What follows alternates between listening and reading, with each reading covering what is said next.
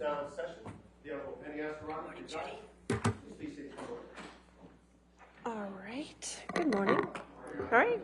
Are we ready for the jury today, or do we have any preliminary matters? A few exhibits. Okay. If you want to approach with the exhibits. Which ones do you have for me? Okay. What number are they? 936.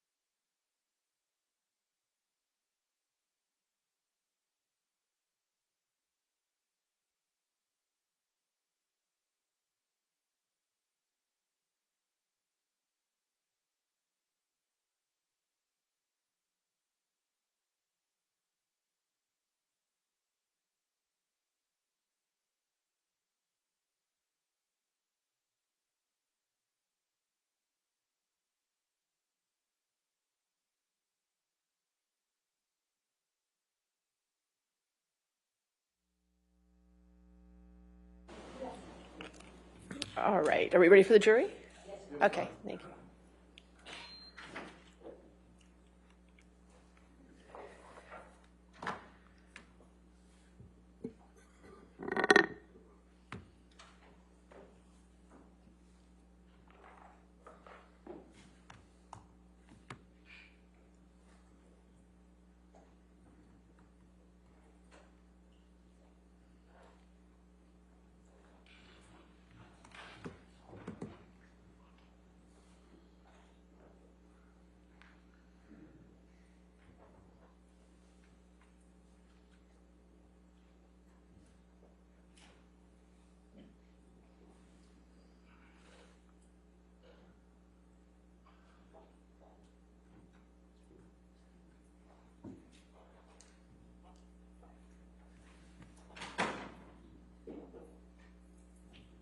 Good morning, ladies and gentlemen. All right, are we ready to continue with the witness on deposition? Yes, Your Honor. The remaining portion of the deposition video of Aaron Filati will include the questioning by counsel for Mr. Depp. All right, thank you.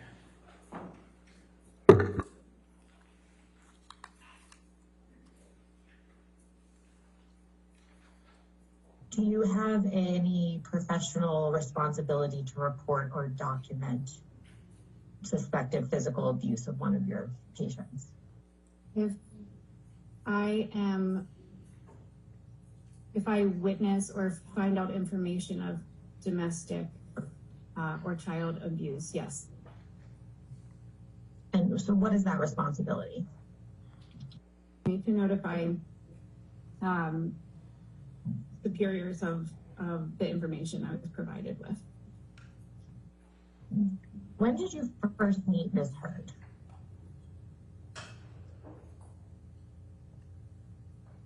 I believe it was the end of, excuse me, hang on one sec. Oh, I have it here. I'm just looking at my nursing notes. It looks like August 27th, 2014. Okay, so can we please pull up the nursing notes, which I believe are Exhibit 2? Okay, I'd like to, while we have this document up, I'd like to go through this section that's called client history. Do you see what I'm referring to? Yes. Was the information in this paragraph self-reported to you by Ms. Heard? I just have a quick moment to review that, and then I can answer that question. Certainly. Thank you.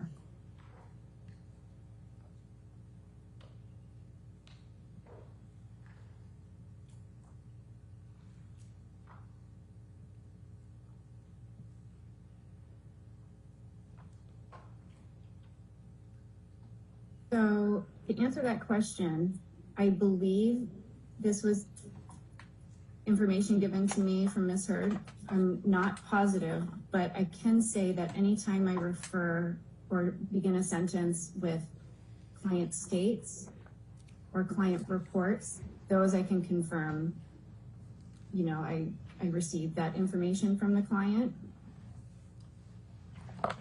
as far as in totality, I would assume most information came from Ms. Heard, but I can't rule out that I didn't get any information from the treating physician in preparation either. And I think you, would this information have been relayed to you at that first meeting with Ms. Heard?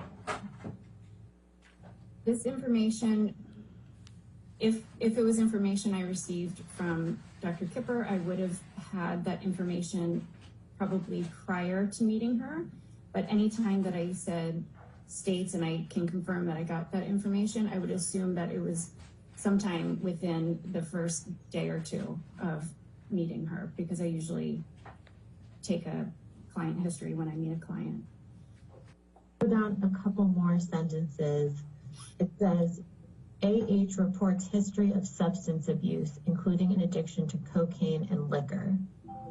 CT client reports abstaining from cocaine for a couple years, but was unable to report exact dates. Do you see where I'm referring to? Yes, I see that. And that's something that you would have written? Yes. Okay. And this is also information that you believe Ms. Heard would have reported directly to you? Again, I don't have specific recollection of this, but I would have to refer to my notes that says the client reports it. So the assumption would be made that she provided me with that information. So it goes on to say, CT does not smoke cigarettes. She reports consuming 1 to 3 glasses of red wine each day. Do you see that? Yes. And again, this is based off of your notes, something that Ms. Heard reported to you, correct?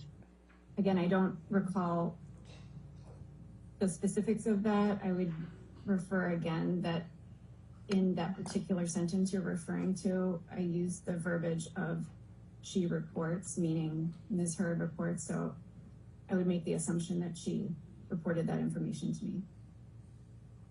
In the time that Ms. Heard was your patient, do you recall seeing her consume wine? Yes. Is this self-report of 1 to 3 glasses of red wine each day consistent with your recollection? I don't recall her drinking red wine every time I saw her, so I can't confirm that each time I saw her she would drink 1 to 3 glasses. I don't recall her drinking every time I saw her. Did you ever see Ms. Heard appear intoxicated from drinking alcohol? I don't recall her being intoxicated.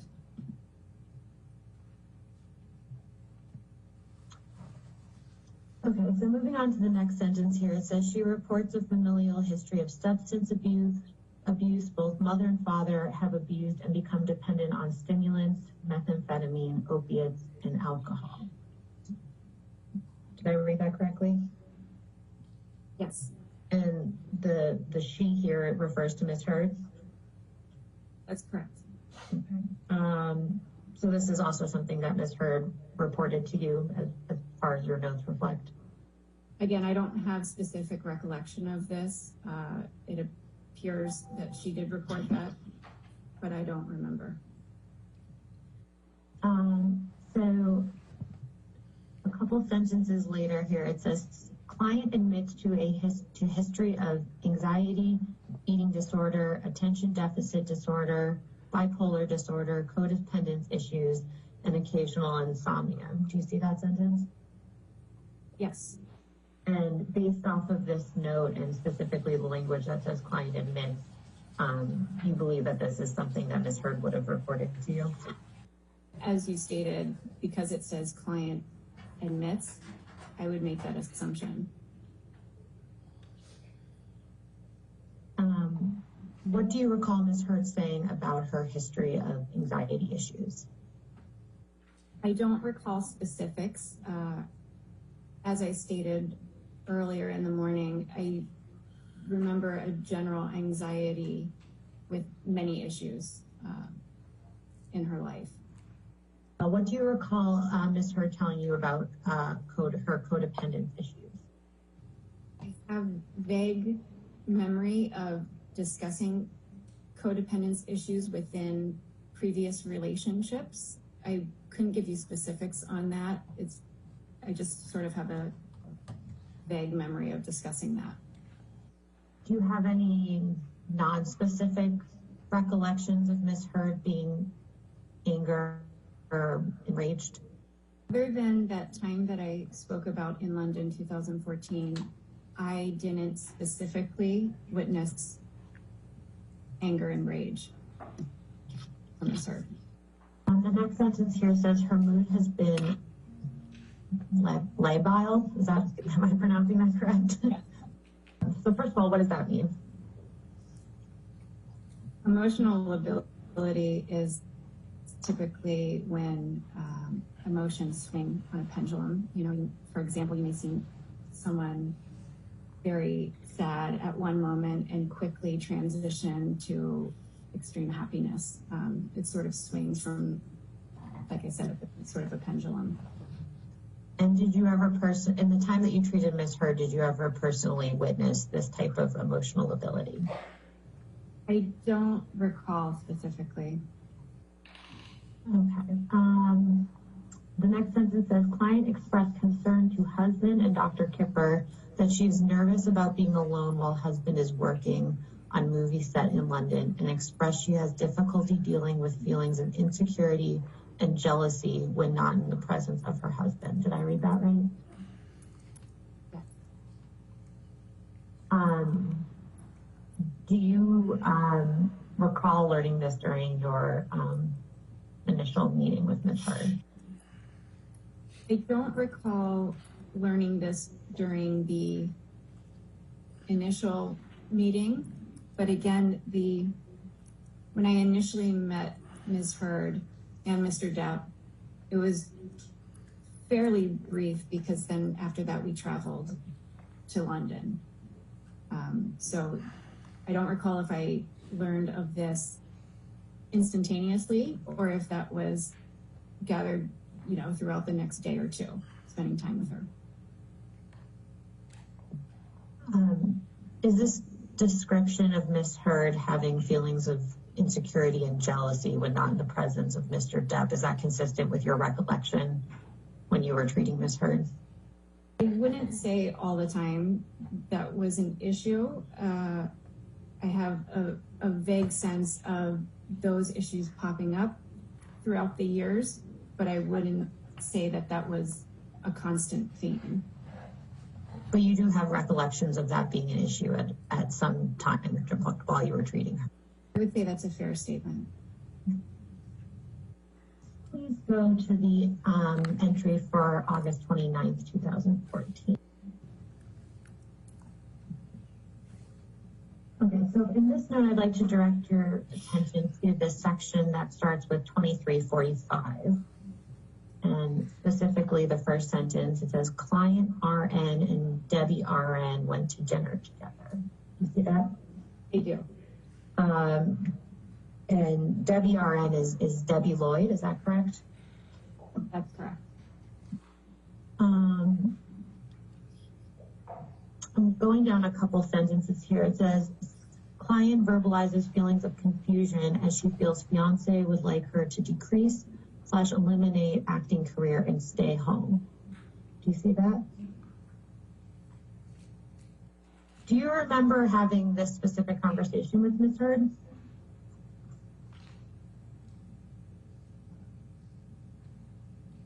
I don't remember specifically, but I do have a general recollection. No, I don't recall specifics. Did you ever have any discussions with Mr. Depp concerning Ms. Heard's acting career?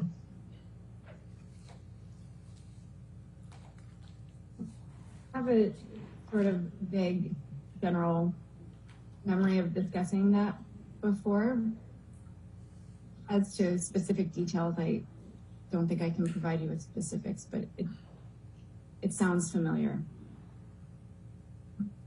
Did you ever have the impression that Mr. Depp wanted Ms. Heard to stop her or end her acting career? I don't recall that being a sentiment.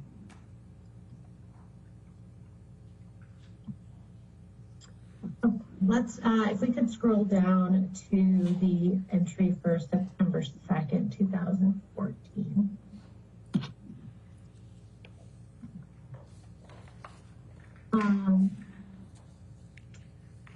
Now, I'd like to direct your attention to a sentence in the middle of this entry. It says, RN and CT discuss CT's history and current relationship. CT reports difficulty with jealousy, issues, and anxiety around fiance's fame and ability to interact with females often. Did I read that correctly? And that's a note that you wrote, correct?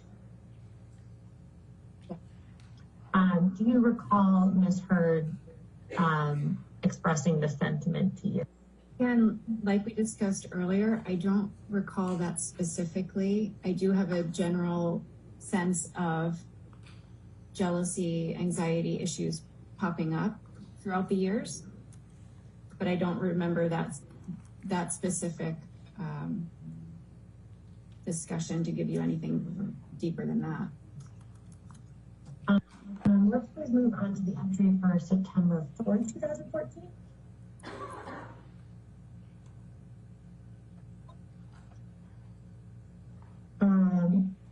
Now, I'd like to direct your attention to, this is also in the middle. It says CT ate dinner with RN at 2100 at restaurant. Go ahead, I'm sorry. Okay. CT became frustrated with wait staff over miscommunication. CT calmly repeated herself to staff to resolve issue. CT expressed frustration over conflict to RN. RN reflected change in coping mechanisms as CT's previous coping skills involved impulsive anger and yelling. Did I read that correctly? Yes. Do you recall this incident at all?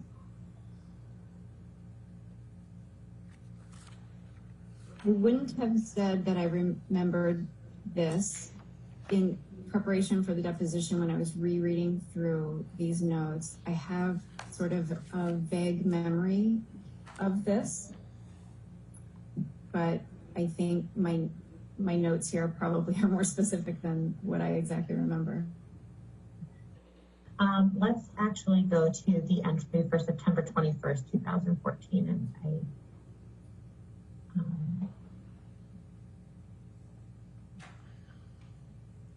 yes, okay. Please take a moment and review this, and once you're done, the question is does this note reflect that incident in London that you just referred to? To answer your question, yes, that is what I'm referring to.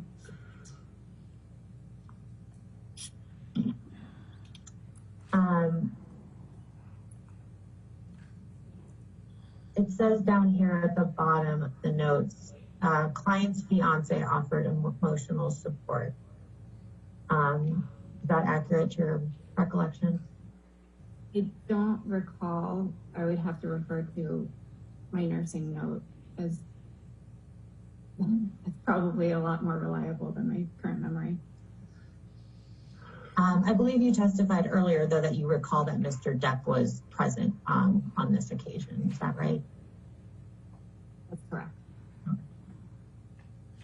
Now we can move on to the entry for September 22nd.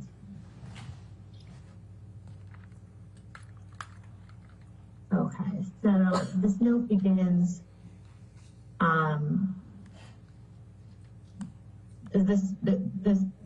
strike that.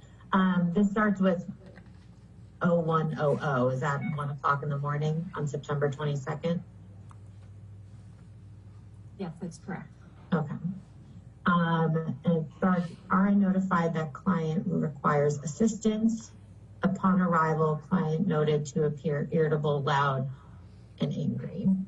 Client screaming at times and appears agitated. Client crying and states she got into a verbal argument with fiance after RN departure. Does this refresh your recollection at all about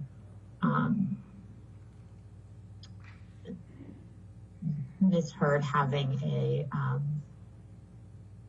outburst? I don't know that it refreshes my memory. I would say it reflects my memory. This is the same outburst in London that you had been previously referring to? Yes, that's correct.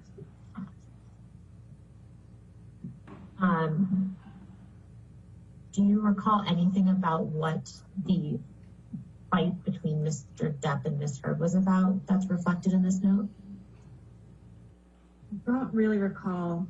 I remember a general sense of Ms. Heard being very upset that her phone was hacked because there was very sensitive information that was leaked from it. And I feel like she was having a difficult time calming after that. So what there was any verbal disagreements, I would assume it's in relation to that, but I just don't remember the specifics of what that disagreement was about. It says here, the client states she feels fiance did not provide support to client. Did I read that right? Yes. Okay. Is that consistent with your recollection? I didn't recall that, but again, I would state that my notes are much more reliable than my current memory, and I think that probably speaks to your previous question. Let's please go to the entries which from March 7th, 2015, which are on page with the base number 16952. Now, I think we looked at these entries earlier. Do you recall that? Yes. Now, with respect to the entry for March 7th, 2015, it says client notifies RN via text of increasing anxiety, reports emotional lability.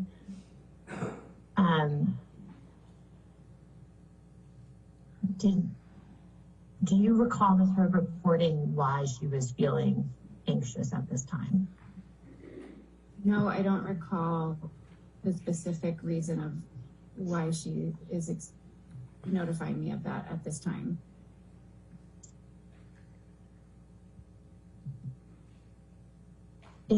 So it says here that she notified you via text, right? Right. Directing your attention to the next note from March 8th, 2015. And I know you discussed this with Adam earlier, so I won't belabor this too much.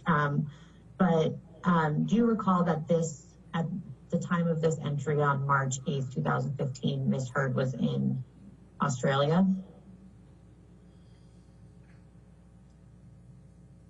I would make that assumption based upon my note for March 8th.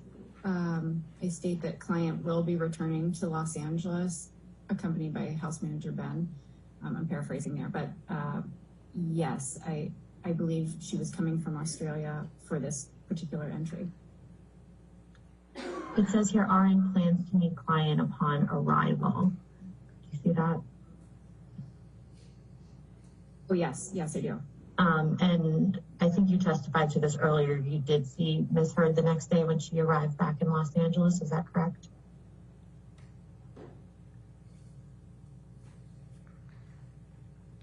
That's correct. If you look at the entry for March 9th, I refer to meeting her and her friends. So yes, I would have met her in person that day. Do you recall how long you spent with Ms. Heard that following day? I don't recall. My note states that I met her for dinner at 2200, which military time would be 10 p.m. I don't recall how long I was with her So I would assume a couple hours, but again, I'm just making an assumption. Do you recall observing any injuries to Miss Hurd when you saw her on March 9th, 2015? No, I don't recall. I don't make note of it, but I don't recall either. If Miss Hurd had visible injuries, is that something that you would have documented in your nursing notes? I would assume so. Do you recall Ms. Hurd seeking any medical treatment from you when you saw her on March 9th, 2015? I don't recall.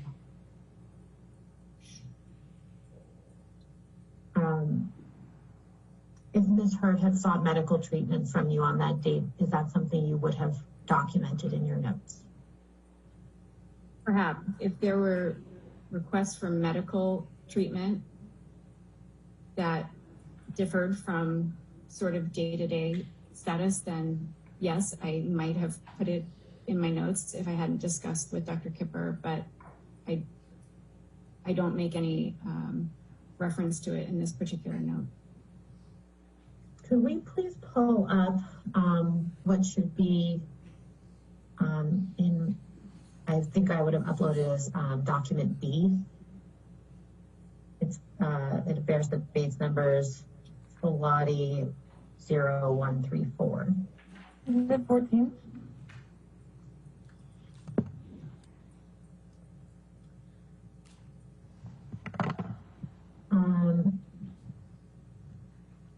I think we covered this before, but just to confirm, is this your email up at the top that says erinbourne@hotmail.com?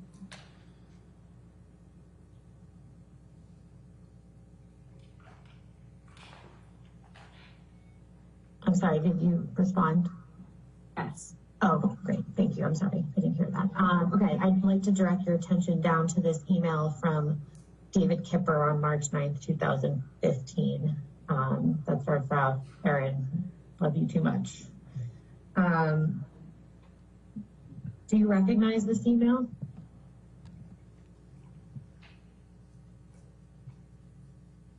I believe I produced this in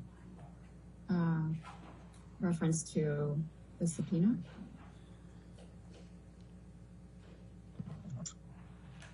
Do you recall receiving this email? I don't recall, but I do remember reviewing this. I don't think I reviewed it in preparation for today, but probably at the time of the document request. I think I probably reviewed this.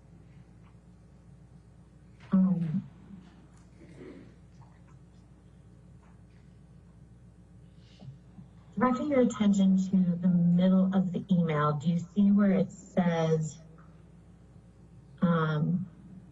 I'm sure JD will let her know we are coming home. I want her to please not see him for a few days until we can get him organized with the hand surgeon and get his meds balanced. Do you see that? Yeah. Okay. And JD refers to Mr. Depp in this instance? Yes. And the her is Ms. Hurd? Yes. Did you have an understanding at the time as to why Dr. Kipper didn't want Ms. Hurd to see Mr. Depp for a few days? I don't recall exactly. This might have been in reference to Australia when they, meaning Mr. Depp and Ms. Hurd, were separated. I would have to check the dates on that.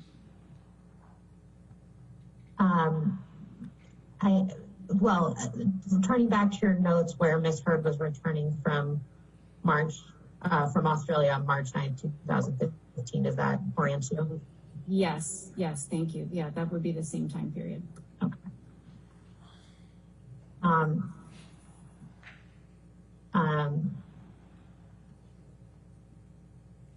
And you alluded to an understanding that Dr. Kipper wanted Mr. Depp and Ms. Hurd separated. Yes. And why didn't you What was your understanding as to why they should be separated? I don't recall specifics. I wasn't present in Australia at that time. I just remember a general sense of a big argument happening and the treatment team deciding that they should not be around each other. So Ms. Heard returned to Los Angeles and Mr. Depp stayed in Australia. For how long, I don't recall. The next bit here says, please use the excuse that Dr. Kipper insists that JD stay quiet without any distraction for the rest of the week while we get his medications organized and balanced. None of this will be accepted by her, but I will be very upset. You can tell her this if there is any stress created by a visit that's premature. Do you see that? Yes. Do you have any understanding as to why Dr. Kipper was directing you to provide this excuse to Ms. Heard? Again, just the general sense that there was a major argument in Australia, which I wasn't present for, and separating because of that. Did you have any understanding as to why Dr. Kipper stated that none of this will be accepted by Ms. Heard? I would be speculating on that, but you know, we use joking terminology. Based on your experience treating Ms. Heard at this time in March of 2015, would you agree, or did you agree with Dr. Kipper that Ms. Heard would not accept not seeing Mr. Depp for a period of time? I don't know specifically. As I think we talked about much earlier this morning, there was generally a sense of arguing, reconciling, and that sort of cycle happening frequently throughout their relationship. If we could please go back to the nursing notes, which are Exhibit 2.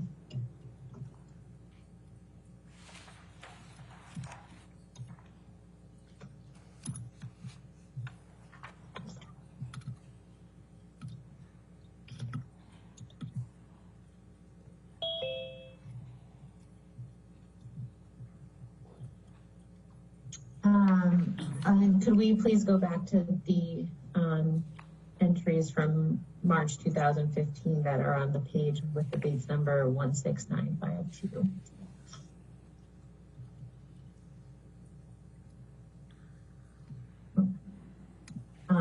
Now, we covered this earlier, but it says in your March 9th, 2015 entry, it says client states she would like to discuss recent events between her and husband with RN in private tomorrow. Do you see that? Oh, yes, I do. Directing your attention to the entry for March 10th, 2015, it says RN met client at home at 1600. Does that refresh your recollection that you did meet with her the next day? No, it doesn't refresh my recollection. However, I would refer to my nursing note. Do you have any reason to doubt that these notes are accurate? No. Do you recall what Ms. Heard showed any injuries to you on that at that time? No, I don't recall any injuries. Okay. Can we go back to Exhibit 2, which is the nursing notes, and specifically the entry for March 25th, 2015.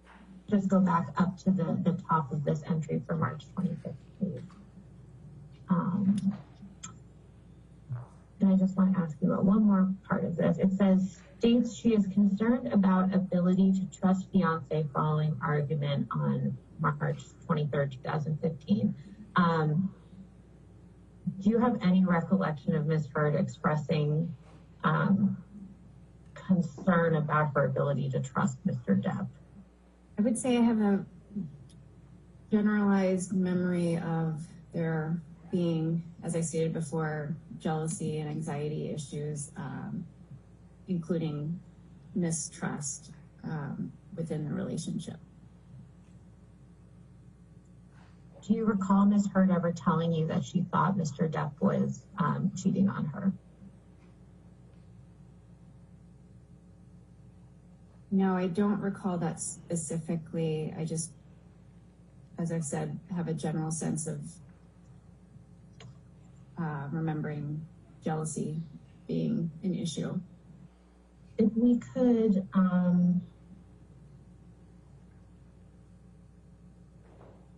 okay, I think, do you recall us talking about visiting Ms. Heard and Mr. Depp for Thanksgiving earlier today?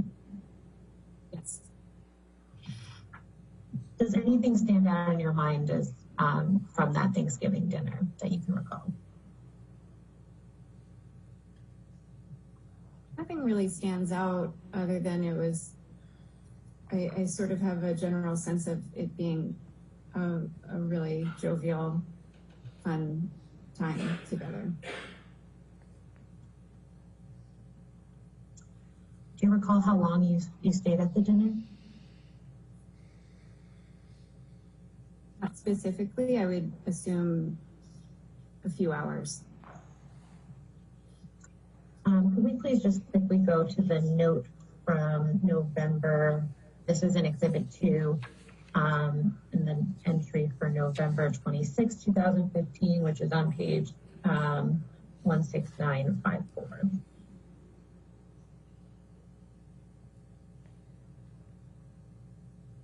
Please stand by.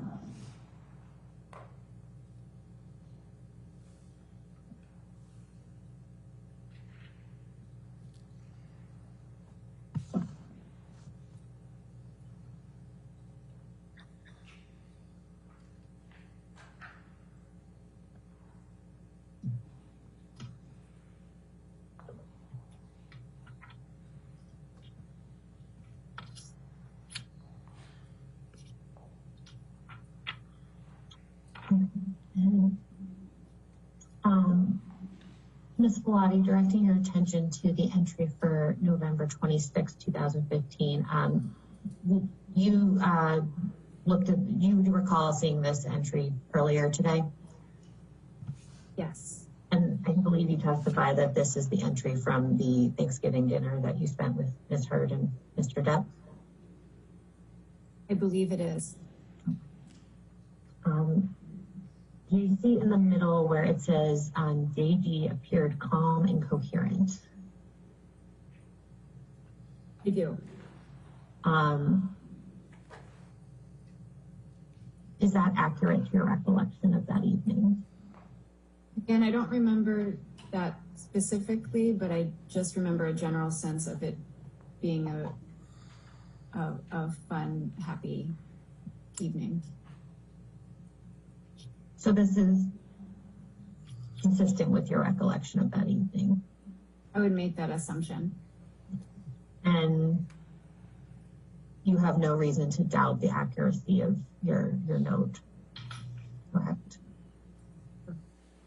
Directing your attention to the December 17th, 2015 entry. Will you just take a minute and read this over and confirm whether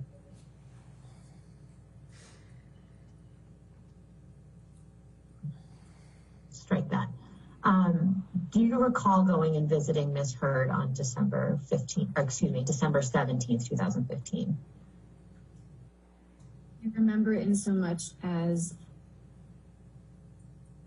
my nursing notes regarding this night. I can't say that I recall much more than I have here, but I do remember visiting her.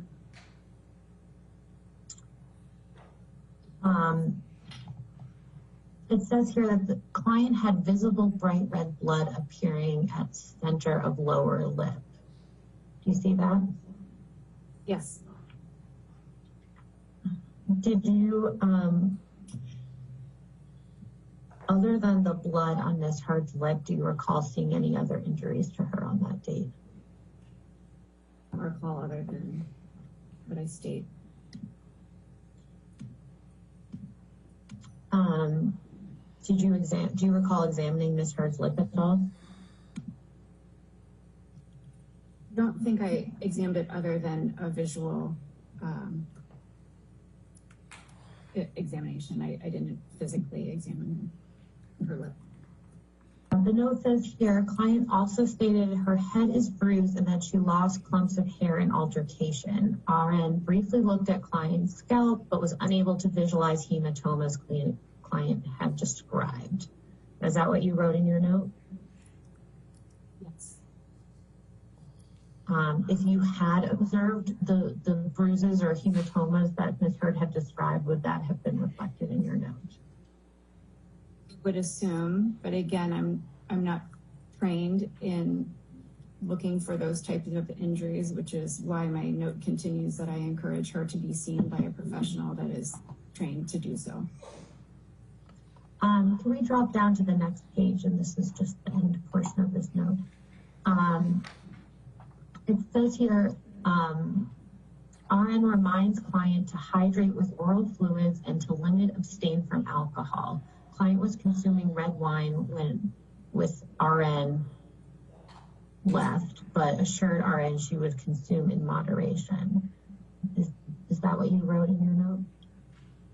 It is, and I believe I miswrote there. Probably it should say client was consuming red wine when RN left, not with, just to clarify.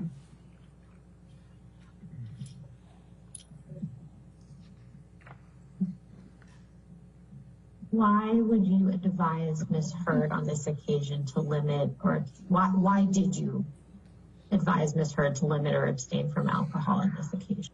I don't recall why I would be speaking to limit or abstain from alcohol on this occasion.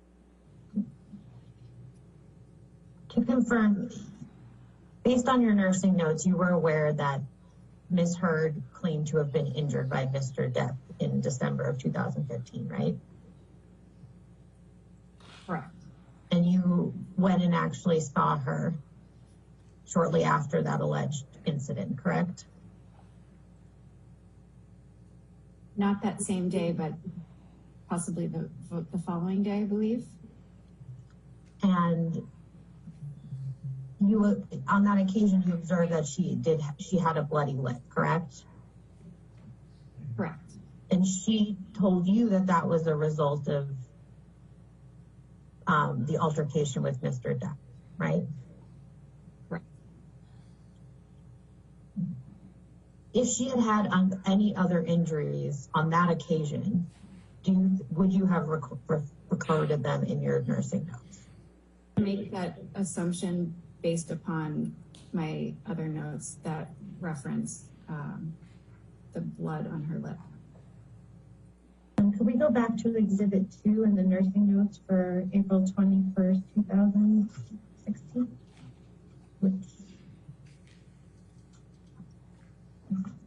was page number?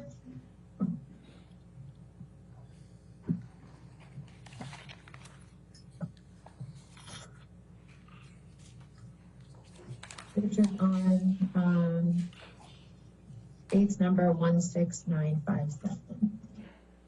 Where it says, RN socialized with JD for 45 minutes. JD appeared coherent, oriented, and sociable.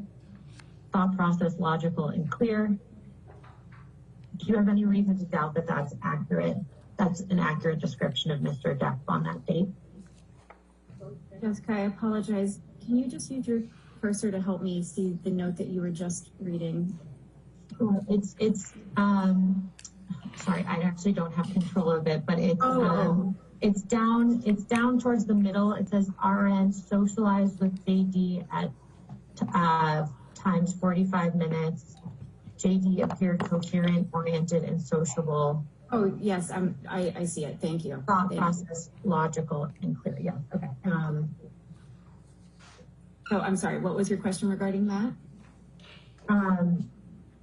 Do you have any reason to doubt that that's an accurate description of how Mr. Depp appeared to you on April 21st, 2016? I have no reason to doubt it. I would stand by my notes. You knew that Mr. Depp was being treated for substance abuse issues by Dr. Kipper and Nurse Debbie Lloyd, correct? Yes. If Mr. Depp had appeared intoxicated on this occasion, is that something that you would have documented?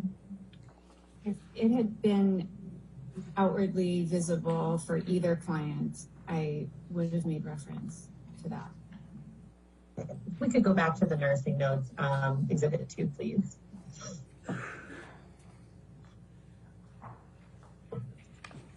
And if we could go down to the entry for May 11th. Thank you. Now, Ms. Lottie, we looked at this. You looked at this entry earlier today, correct? Correct.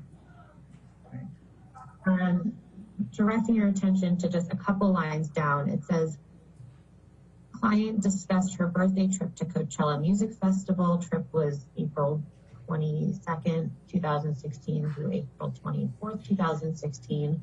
Client admits to illicit drug use during the trip and states she ingested mushrooms and MDMA simultaneously while also consuming alcohol, and states she vomited and was, quote, high for at least 24 hours straight, end quote. Do you see that? Yes, I do see that. Did I read that correctly? Yes, you did. Do you recall, well, first of all, do you recall Ms. Heard relaying this to you? I don't recall these specifics that I state here in the note, but I remember sort of a conversation talking about the trip after they had returned. And this starts out, client admits to illicit drug use. So am I correct that this is, based on these notes, this is something Ms. Heard reported to you directly? Again, I don't remember these specifics. However, my usage of client admits refers to the client reporting something to me.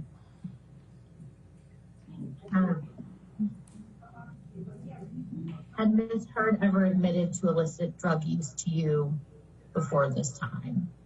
I believe in reference to my nursing notes from when I first met her, she alluded to previous substance use.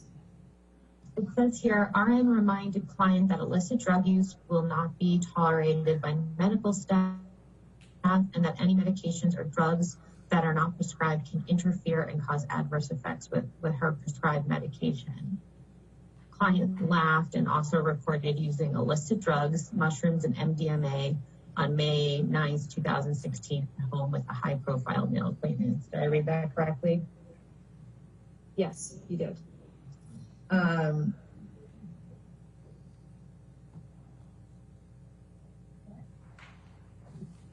Do you recall Ms. Heard laughing in response to your reminder about illicit drug use? No, I don't recall that. In your time caring for Ms. Heard, did you ever see Mr. Depp physically abuse her?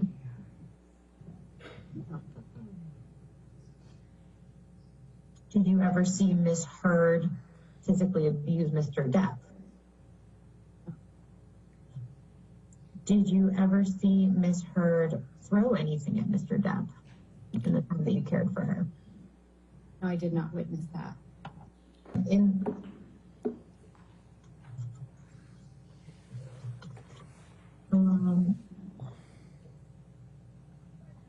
the time that you treated her, did you ever see Ms. Heard lose her temper? As we talked about previously, the one incident that I can remember is in London, 2014. Yes, 2014.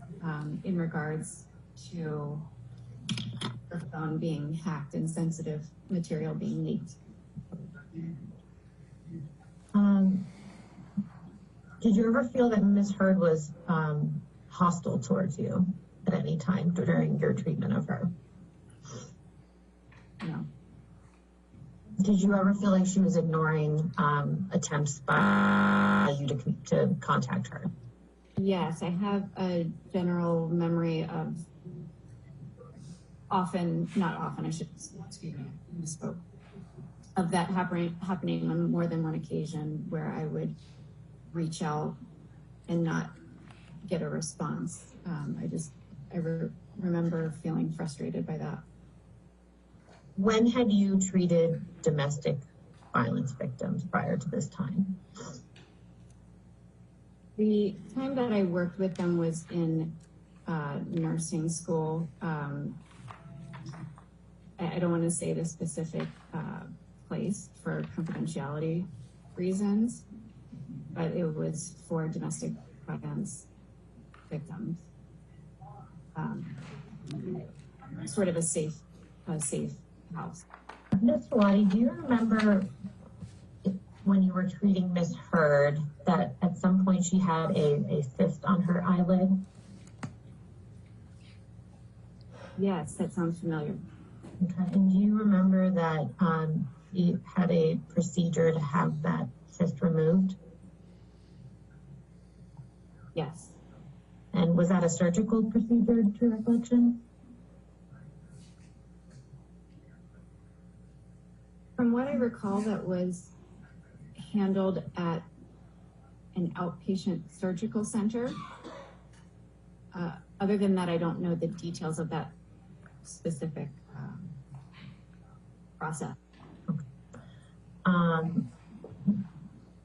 Do you recall whether Ms. Heard had any marks around her eye after having that procedure? I don't recall. I remember a topical ointment being applied, but I don't recall if there were marks on her eye or not. At this point, the questioning switches back to counsel for Ms. Heard. All right, thank you. Do you say Yeah. Filati 93? Yes. Okay. And this is another picture of Amber from May 21st, 2016. Correct. This is a picture of Ms. Heard. And Amber sent you this text on May 21st, 2016. I believe so, based on the timestamp.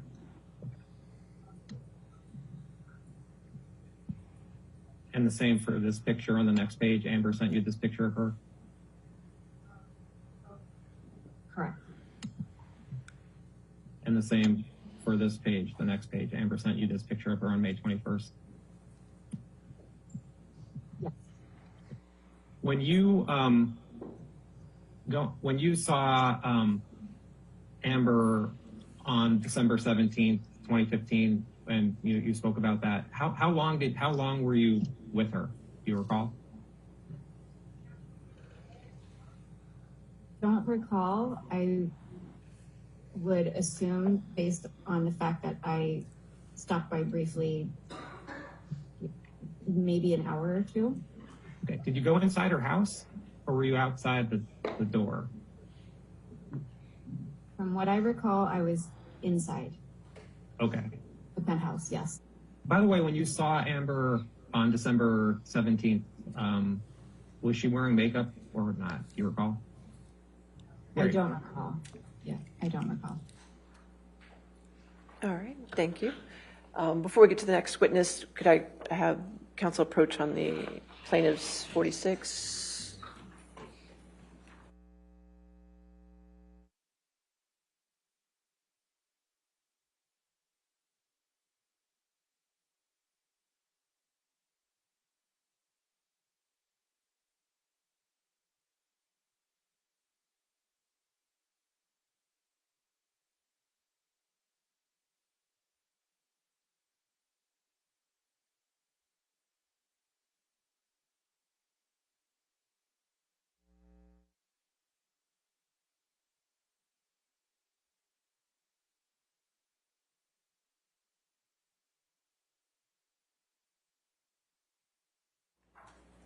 All right, so plaintiff's 46 is in evidence. Your next witness? Yes, Yes, Mr. Your Honor. Dixon? Plaintiff calls Michael Spindler. All right, Mr. Spindler? Yes.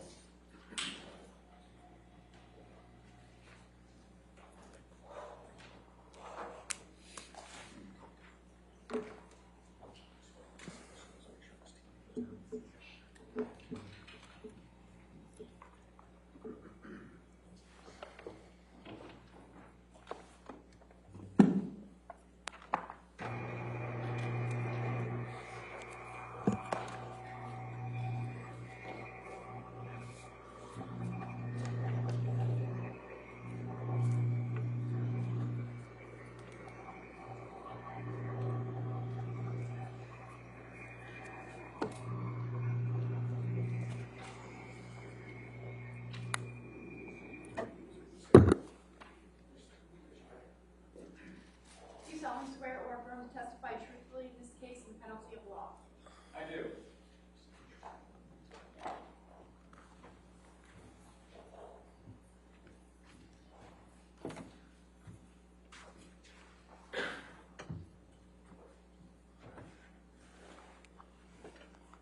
Good morning, sir. Good morning. Would you state your name for the record? Michael Spindler. Where do you live? I live in the Los Angeles, California area. What's your occupation? I'm a forensic accountant. What do you mean by forensic accountant? Well, a forensic accountant does accounting work that is a bit more investigative in nature. So it's essentially taking a look at business records and accounting records in connection with some form of business issue. How long have you worked in that field? I've been a forensic accountant full-time since 1990. What did you do before that? Before that, I spent about 10 years doing auditing of financial statements. Can you describe your educational background? Yes, I graduated in 1981 from the State University of New York at Albany with a Bachelor of Science degree in accounting and a minor in economics. Are you currently employed? I am. Who's your employer? B. Riley Advisory Services. What's B. Riley Advisory Services? It's a national forensic accounting boutique firm that does forensic accounting, business valuations and appraisals, and bankruptcy and restructuring work. How long have you been employed at B. Riley? Since January of 2015. What did you do for work prior to B. Riley? Well, it's a long career, so I'll give you the highlights. I spent about 30 years with national accounting firms as partner at 2 different firms, and also was involved with a couple of forensic accounting boutique firms. Okay. Do you hold any certifications? I do. What are they? I'm a certified public accountant with licenses from 6 states: New York, California, Arizona, Nevada, Utah, and Hawaii. I'm also certified in financial forensics. I'm a certified fraud examiner. I'm accredited in business valuation and a certified anti-money laundering specialist. Do you participate in any professional organizations? I do. What are those? Well, I've had leadership positions in a couple of them. I'll mention the Association of Certified Fraud Examiners. I was the president of the Los Angeles chapter, and I'm currently on their board. I've been actively involved with the California Society of CPAs. I was the president of the Los Angeles chapter. It had 11,000 members at the time. Was also on Cal CPA Council, which is kind of their board of directors, and also member of the board of trustees of the Cal CPA Education Foundation. Have you testified as an expert before? I have. Approximately how many times?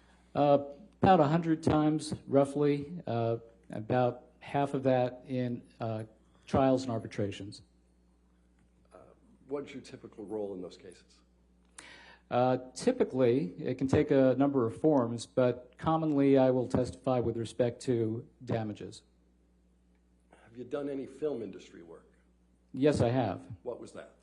I've done work involving all the major film studios, and I've also done work on behalf of writers, directors, producers, actors, studio executives. Your Honor, I'd like to proffer Mr. Spindler as an expert in forensic accounting. All right, any objection? No objection. All right, so moved. Thank you. What work did you do in this case? Well, in this case, I was asked to take a look at issues with respect to lost earnings for Mr. Depp. What in particular did you do? I looked at accounting records that were produced by Mr. Depp's accounting firm, Ed White and Company. I looked at trial exhibits. I looked at deposition testimony. I looked at some trial testimony. And I've looked at various other documents and exhibits in connection with the case. What specific period did you analyze with respect to lost earnings? I looked at the period following the publication of the op-ed. So I looked at the period from December 18th, 2018 through October 31st, 2020.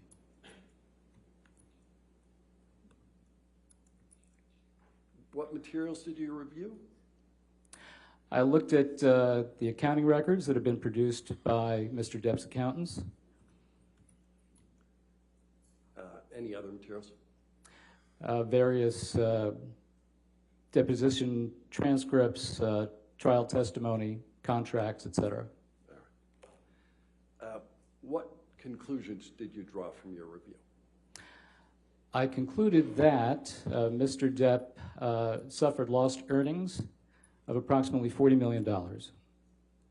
How did you reach that conclusion? Well, there are really two main components to that. The first relates to the loss of the role of Captain Jack Sparrow in the Pirates 6 film. So the loss related to the loss of that role in that franchise picture was $22.5 million based on testimony provided by Mr. Jack Wiggum. In addition, we looked at, yes? Did you do anything else with respect to Pirates 6? Well, we also calculated the net earnings that Mr. Depp would have received from that. Okay. And what did you base your analysis of Pirates 6 on? Based on the testimony of Mr. Jack Wiggum. Okay. What else did you do with respect to the lost earning analysis that you did? Well, the other main component to this is taking a look at all the other roles, the non-franchise films. So those films, studio films, independent films, and endorsements that Mr. Depp realizes and enjoys. So in connection with that, we looked at his bookings for the year 2017. And by bookings, I mean instances where Mr. Depp is hired for a project. And he receives that first money related to that project in 2017. So, in other words, you've got a deal, and cash has showed up, so it's real.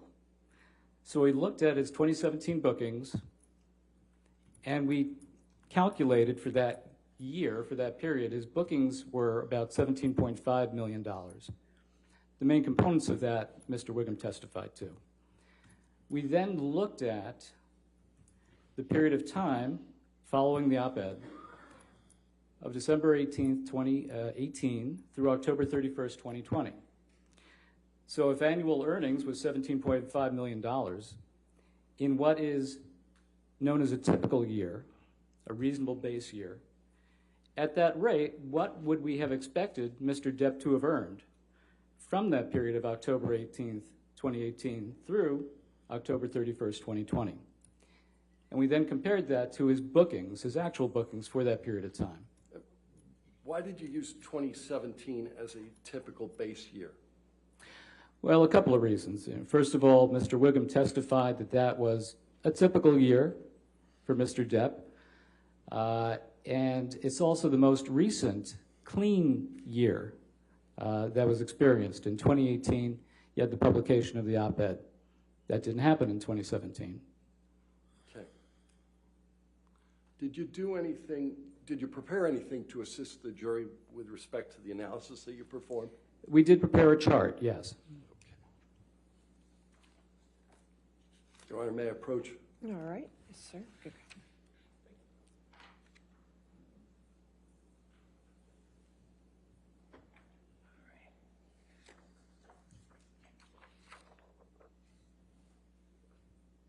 Thank you.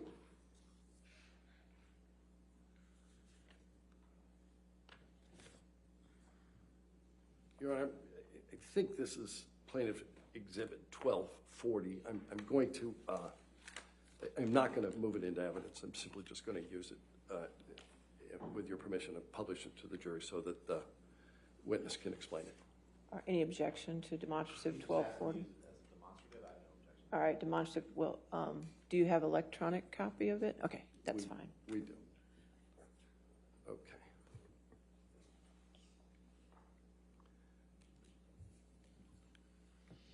Who did this chart?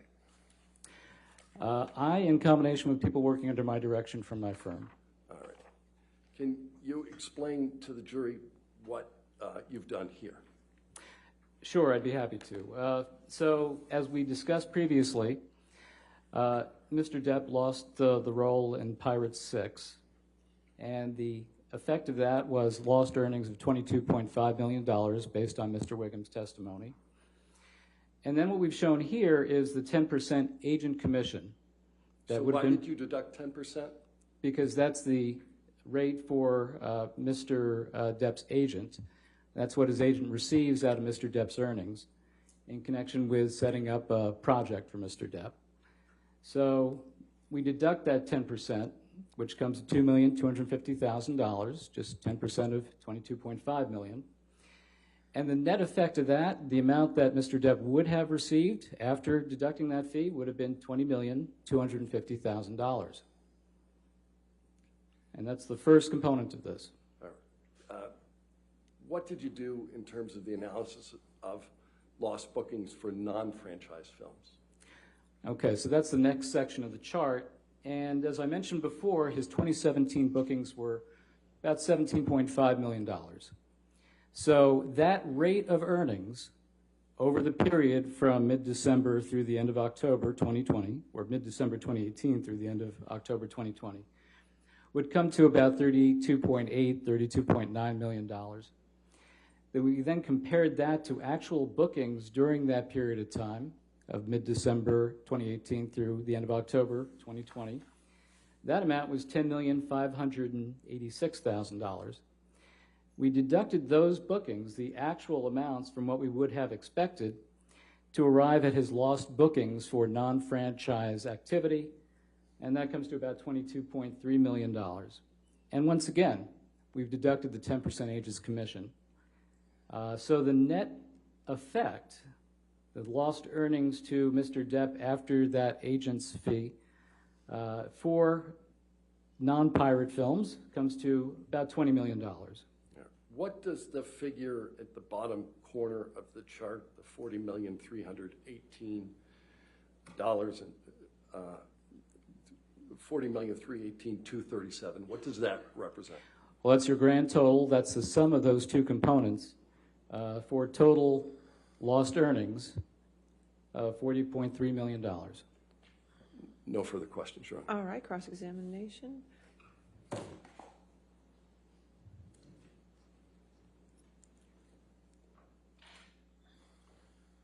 Thank you, Your Honor. Good morning, Mr. Spindler. Good morning. So this lawsuit isn't the first time you've worked with Johnny Depp, is it? It is not. You've worked with him in a lawsuit that he had in the past with his old law firm, correct? Yes, just a little bit of work, yes. Okay. And so in this second go-round as a paid expert for Mr. Depp, you're making $550 an hour is what he's paying you? Is that right? That's the amount that my firm bills. I do not receive that. Now, the subject matter of your opinion testimony in this case is the economic damages that Mr. Depp has allegedly suffered as a result of Ms. Heard's December 8, 2018 op-ed, correct? Correct, yes. And this is the first case in which you've testified as an expert relating to economic damages claimed by an actor, correct? First time I've testified to, but I've done that work before. And you understand that this case is about only whether Ms. Heard's December 18, 2018 op-ed constitutes defamation of Mr. Depp, correct? That's my understanding. And you understand that this case isn't about anything else Ms. Heard has ever said or done, correct? I believe that's correct.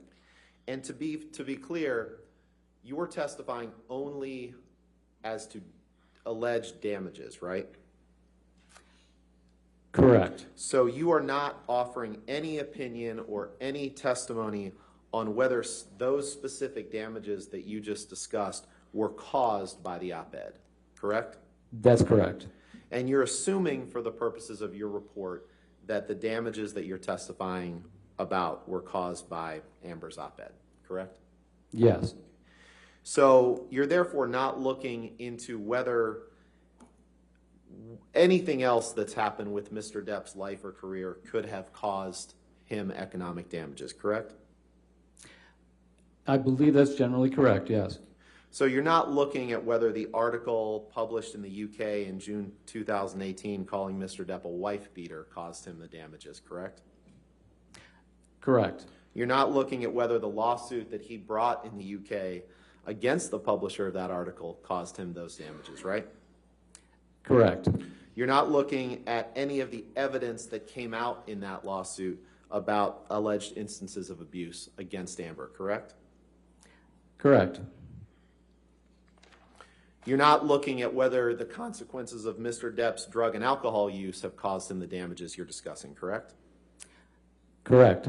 You're not looking at whether the worsening performance at the box office of Mr. Depp's movies over time has caused him the damages that you're testifying about, correct? Correct. And I'm not acknowledging any of this being accurate. I'm just saying that that wasn't part of my calculations. Sure, I understand. I just want to make clear what you didn't look at, what you're not opining on. And so to round that out, you're not considering even the impact of Amber obtaining a restraining order in May 2016 and whether that may have caused him damages. That's not part of your opinion, correct?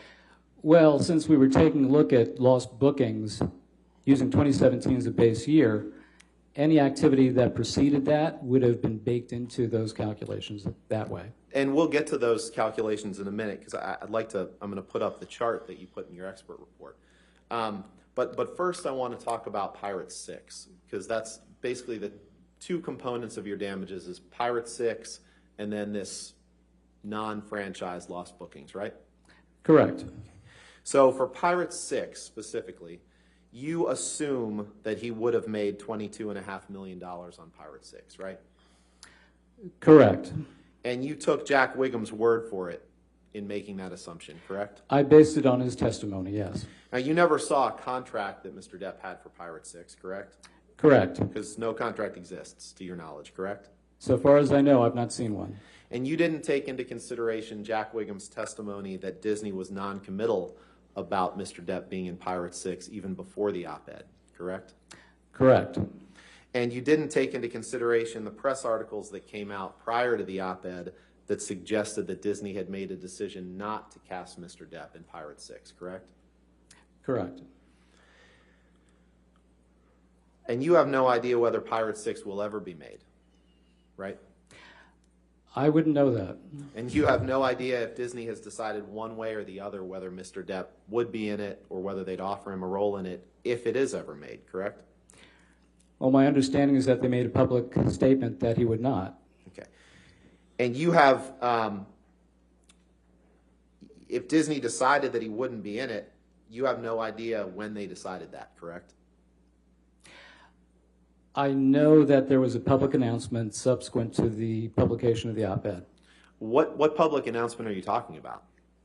I believe there was an interview of Mr. Bailey that was published several days after. Oh, okay. Well, that interview of Mr. Bailey didn't say that he wasn't going to be in it. In fact, have you looked at the article that the jury saw the headline for yesterday, dated November 5th, 2020, about Mr. Depp potentially not being in Pirate 6? Have you looked at that article? I assume not.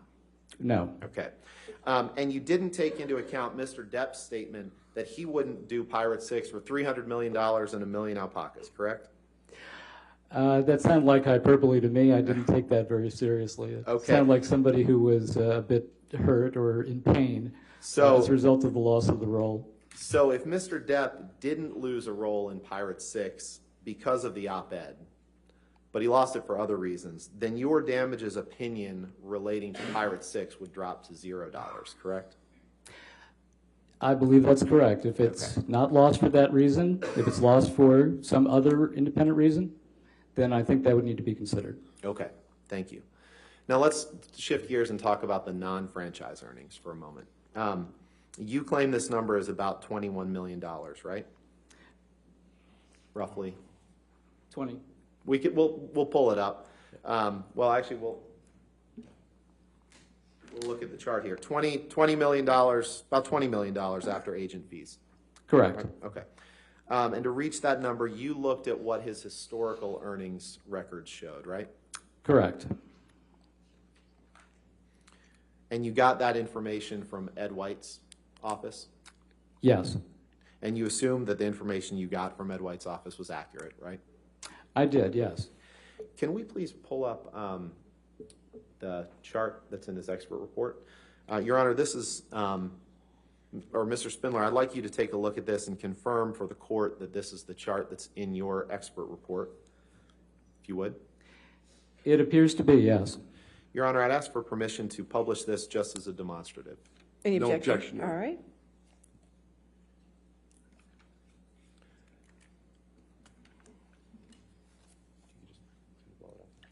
So, Mr.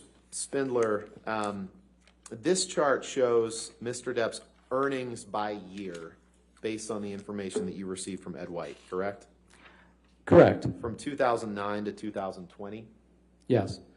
And it shows that from about 2009 to 2019, and I didn't add these up visually, but from your report, you say that Mr. Depp made about $459 million.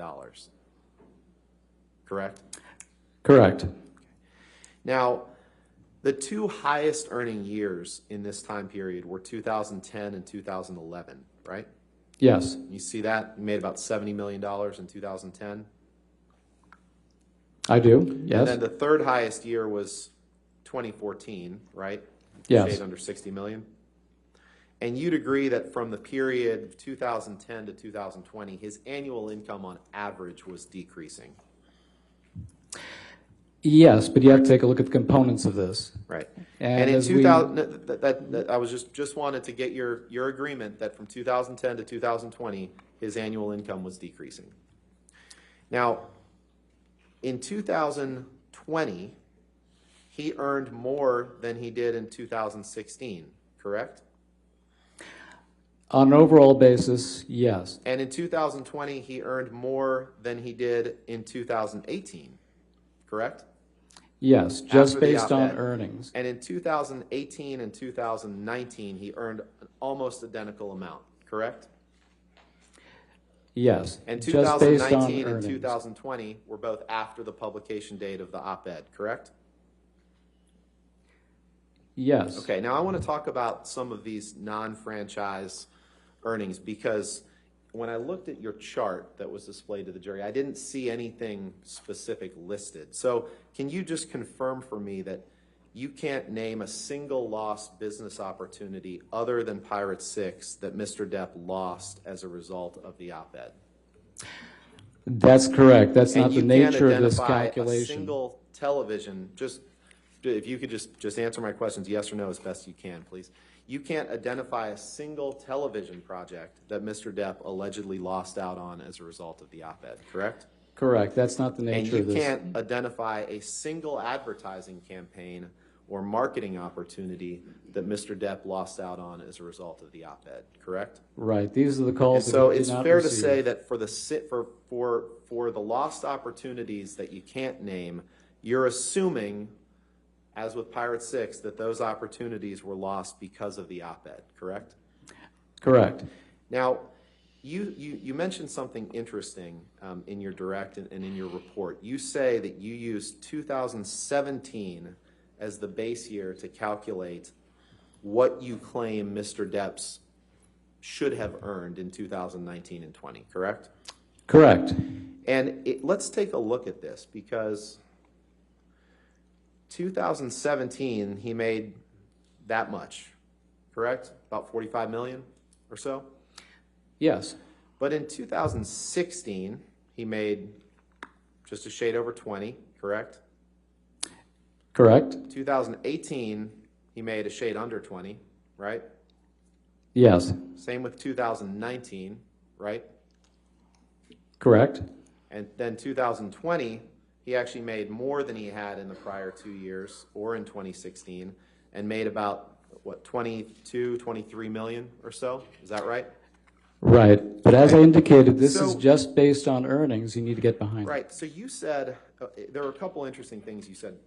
You said that the most recent, that 2017, I want to explore why you relied on that. Now, first of all, you said that you relied on Jack Wiggum's testimony that 2017 was a reasonable year to use, correct?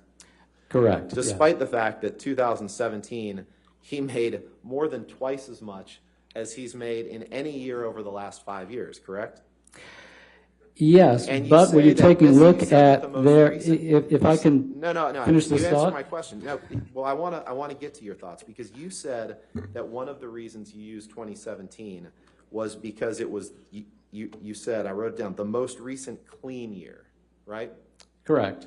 And then I think you explained, you said because the op-ed was written in 2018, right? Correct. But the op-ed wasn't written until December 18th, 2018, correct? Yes. So the first, if 2017 was clean, then the first 352 days of 2018 were also clean, weren't they, sir? If I may explain, Mr. Wiggum testified that for the first half of 2018, Mr. Depp chose to take some vacation time. Also, he chose to go touring in the summer with his band, and then he did a film towards the end of 2018. With the publication of the op-ed in December of 2018, that would have impacted the prospects for that film that was done in 2018. So he chose to do just the one film in 2018. And then the impact of the op-ed on that film would have meant that it was not a clean period.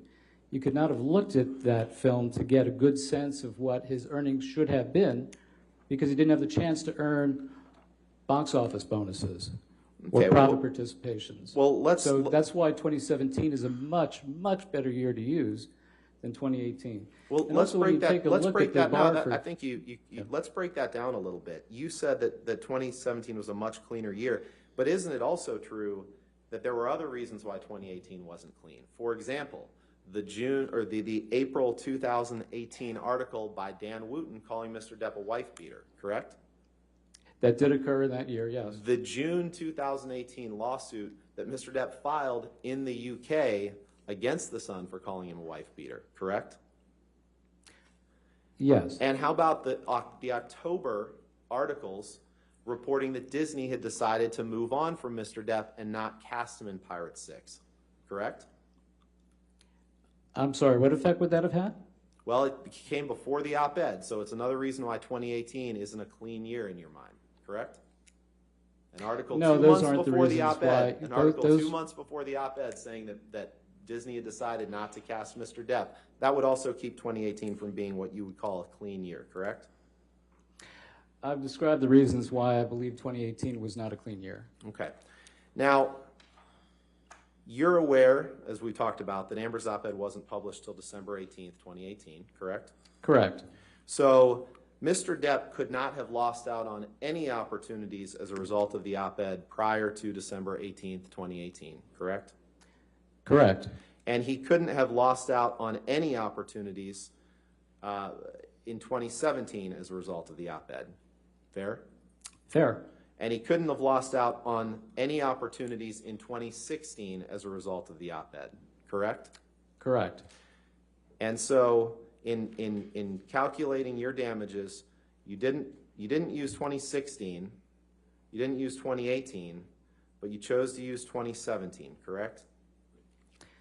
Yes, And for very Mr. good Depp reasons. still made more in 2020 than he did in both 2016 and 2018 before the op-ed was published, correct? Correct, and that's Nothing just further. based Thank on you, sir. earnings. All right, redirect. Yeah, thanks, Ron.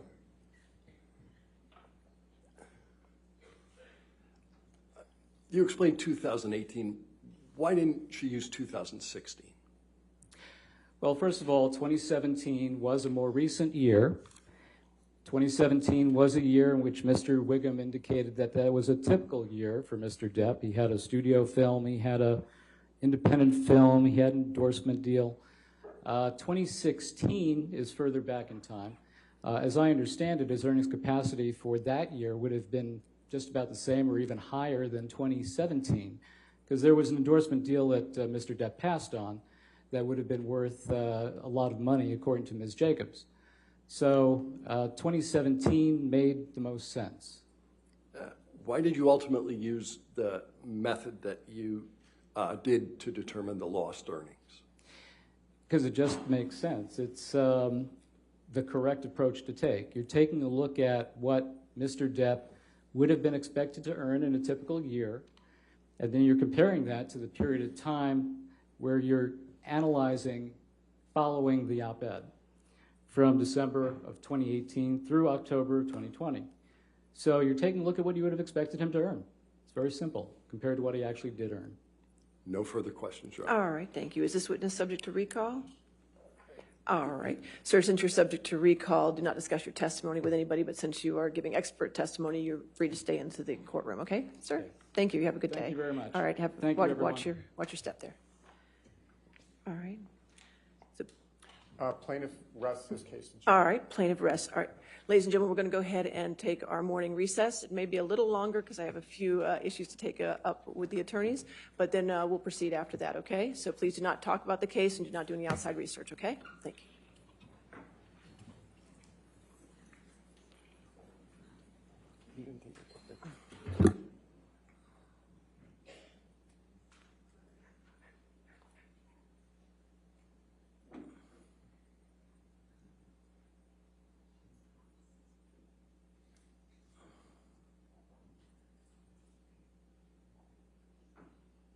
All right. Why don't we go ahead and take our recess till 11:45, and then I'll come back and entertain any motions at that time, okay? All right, thank you.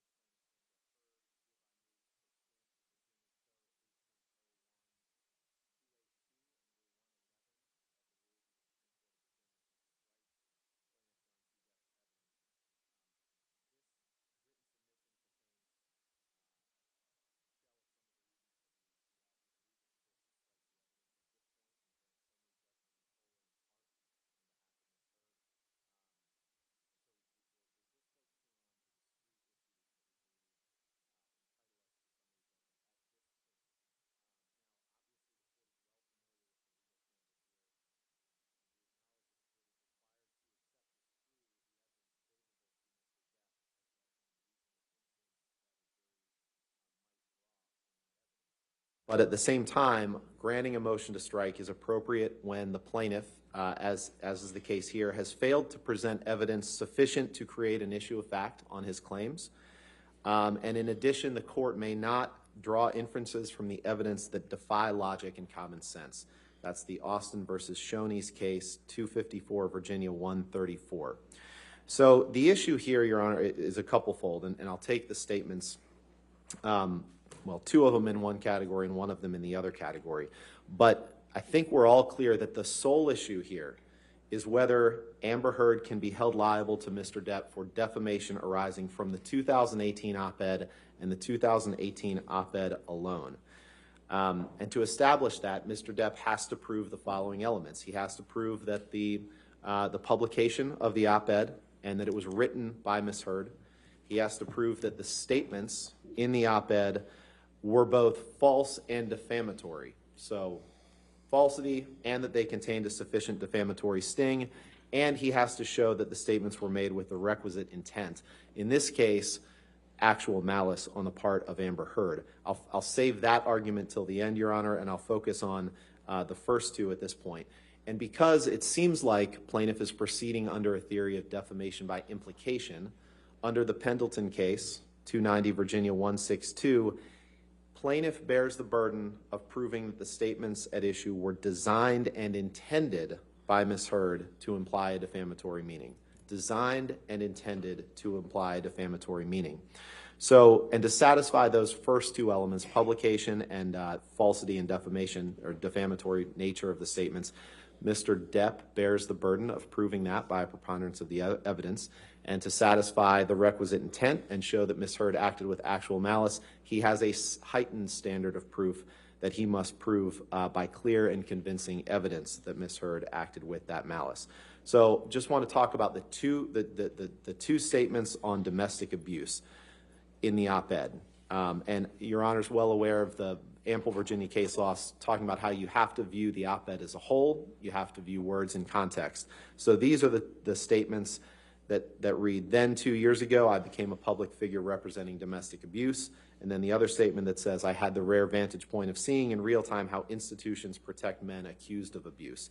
Now, those statements are entirely opinion, except for, according to Mr. Depp, the discussion of domestic abuse. So the statement, I became a public figure representing domestic abuse, and the statement in the second sentence that Mr. Depp was a man accused of abuse. The rest of those are inactionable opinion statements.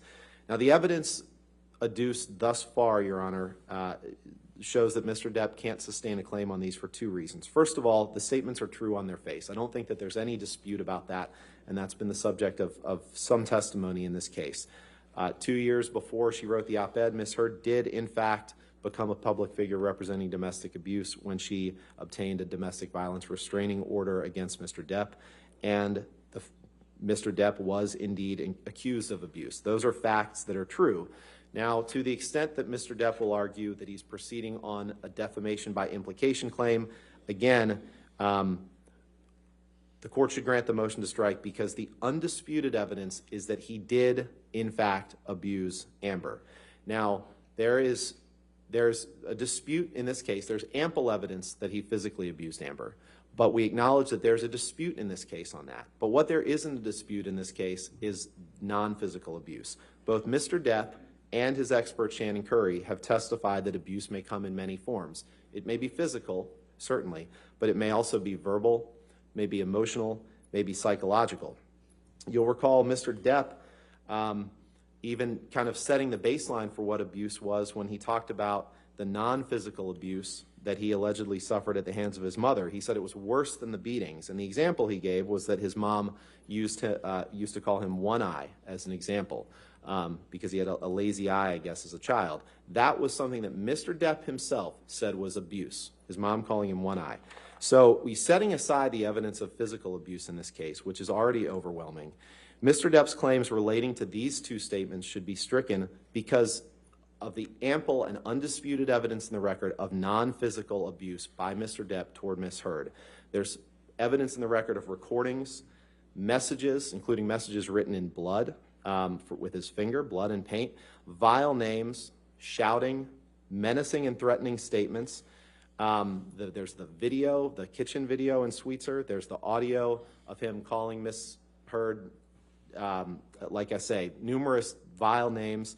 There's the audio of him asking her to cut him, and whether she wanted to be cut. So there's plenty of evidence out of the words or out of the mouth of the plaintiff in this case that constitutes non-physical abuse of Miss Heard. Again, under the standards set forth by his expert and the plaintiff himself. Those are far worse than his mother calling him one eye when he was a child.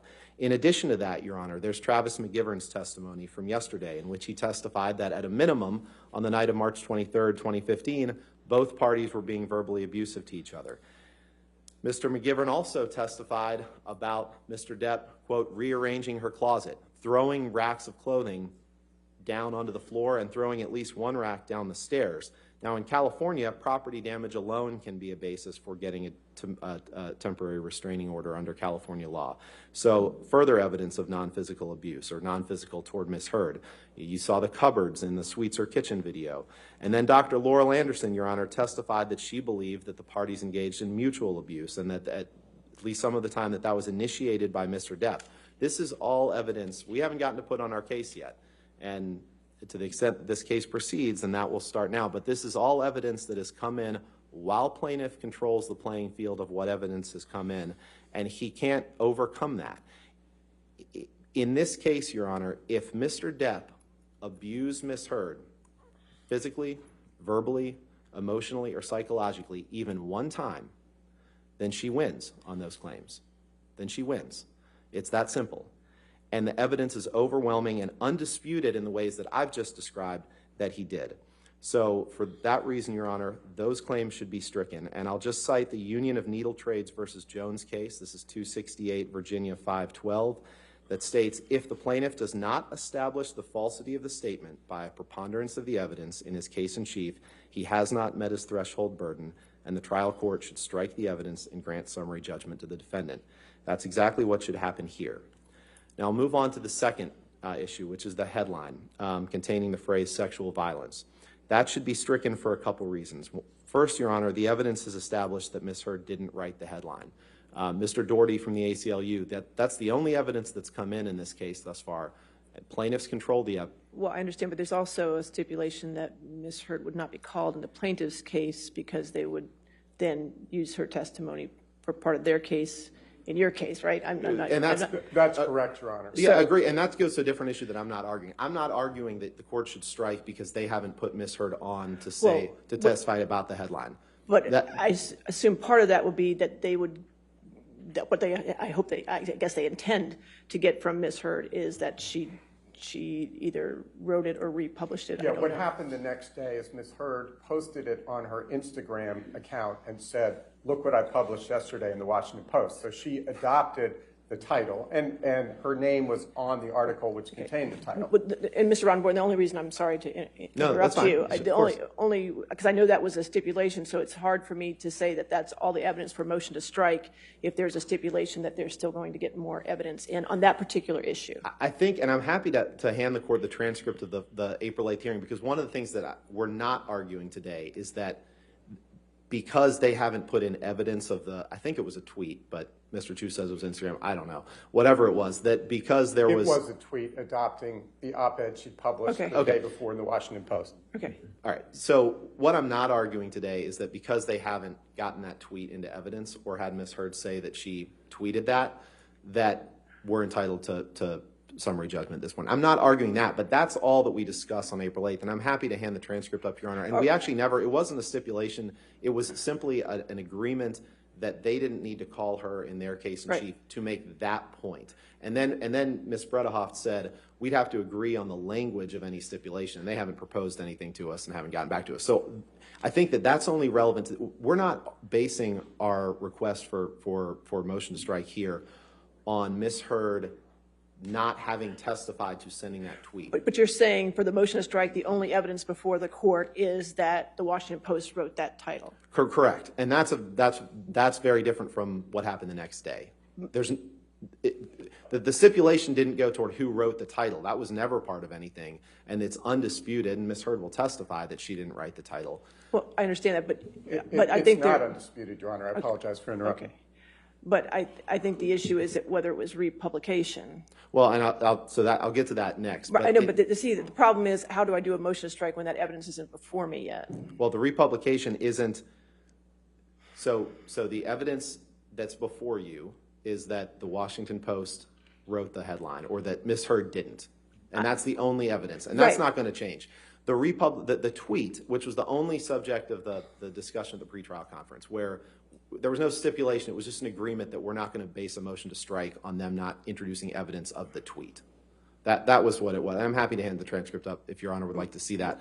But that isn't actionable because under the Lakova versus Halper case, 995 F3rd 134, retweeting a link doesn't constitute republication. Now, that case dealt with it does if you add something to it, but I just don't know the evidence. Your Honor, very quickly, it's a judicial admission. They admitted in Ms. Heard's answer, she admitted to the tweet. So that establishes that she adopted the op-ed in its entirety, and it was discussed. We talked about judicial admissions. One was the op-ed itself. The second, and this is reflected Your in the Honor, if I could transcript. finish my argument, I mean, I would appreciate. I can't wait to oppose this. Anyway, That's fine. Go ahead. Go ahead. Go ahead, So, sir. and again, we can look at the transcript. You understand my concern. I do understand your concern, and I guess what I'm saying is that there's two levels. One is there's no dispute, and there's not going to be a dispute that she did not write the headline. So then you look at is the tweet actionable? And the argument here is that as a matter of law, retweeting something isn't actionable. And so, as under the Lakova case, 995 F3rd 134, and that case dealt with hyperlinks and how those aren't actionable. But to be very clear, nothing that was discussed on April 8th, nothing that was discussed at that pretrial conference was in any way relating to any stipulation about who wrote the headline. It was simply that they need not call Ms. Heard in their case in chief to get her to say that she sent a certain tweet. And that tweet's not in evidence yet, but I assume that they'll try to put it in evidence at some point. But the tweet doesn't need to be in evidence for you to strike this claim on that basis. So even assuming that the headline implied certain conduct by Mr. Depp, again, Mr. Depp can't meet his burden of proof on this. Third, Your Honor, he can't prove that Ms. Heard acted with actual malice. Mr. Depp hasn't introduced evidence sufficient to permit him to meet this. Now, again, this is a heightened burden of proof. He has to show actual malice by clear and convincing evidence. And as the Bose Corporation case from the U.S. Supreme Court, it talks about the role of judges as gatekeepers of the Constitution, of the First Amendment, and the role of barring entry of a judgment that's not supported by clear and convincing proof. Now, that case was about appellate review of First Amendment issues, but the same holds true for Your Honor here. Here, Mr. Depp hasn't introduced any evidence, and there can't be a reasonable inference drawn that would permit a jury to find that he's proven by clear and convincing evidence that Ms. Heard wrote the words with actual malice. And again, we go back to the testimony of Mr. Doherty, which was their witness. They put him in. And Mr. Doherty, the only evidence relating to intent or anything relating to this op-ed, which was, again, maybe Mr. Chu will try to say that we stipulated to Ms. Heard's intent on April 8th, which of course we didn't. But the only evidence that has been presented in this case, Your Honor, by Mr. Doherty was that the op-ed wasn't Ms. Heard's idea, that the ACLU asked her to write the op-ed, and indeed that they even wrote the first draft, and then that Ms. Heard vetted the finished article with her lawyers and with lawyers from the ACLU to make sure that it wasn't problematic. That is the only evidence in the record. And on that evidence, there cannot be a conclusion that Ms. Heard acted with the actual malice that's necessary, particularly when you consider the heightened burden of proof. So reviewing the op-ed as a whole, with the court acting in its appropriate function as a gatekeeper of the First Amendment, we ask that the court strike plaintiff's evidence and award summary judgment to Ms. Heard, either in whole or in part. Thank you. All right, thank you. Yes, sir. Good morning, Your Honor. May it please the court, Ben Chu for Plaintiff Johnny Depp. It's just still morning. Your Honor, if I may approach. All right.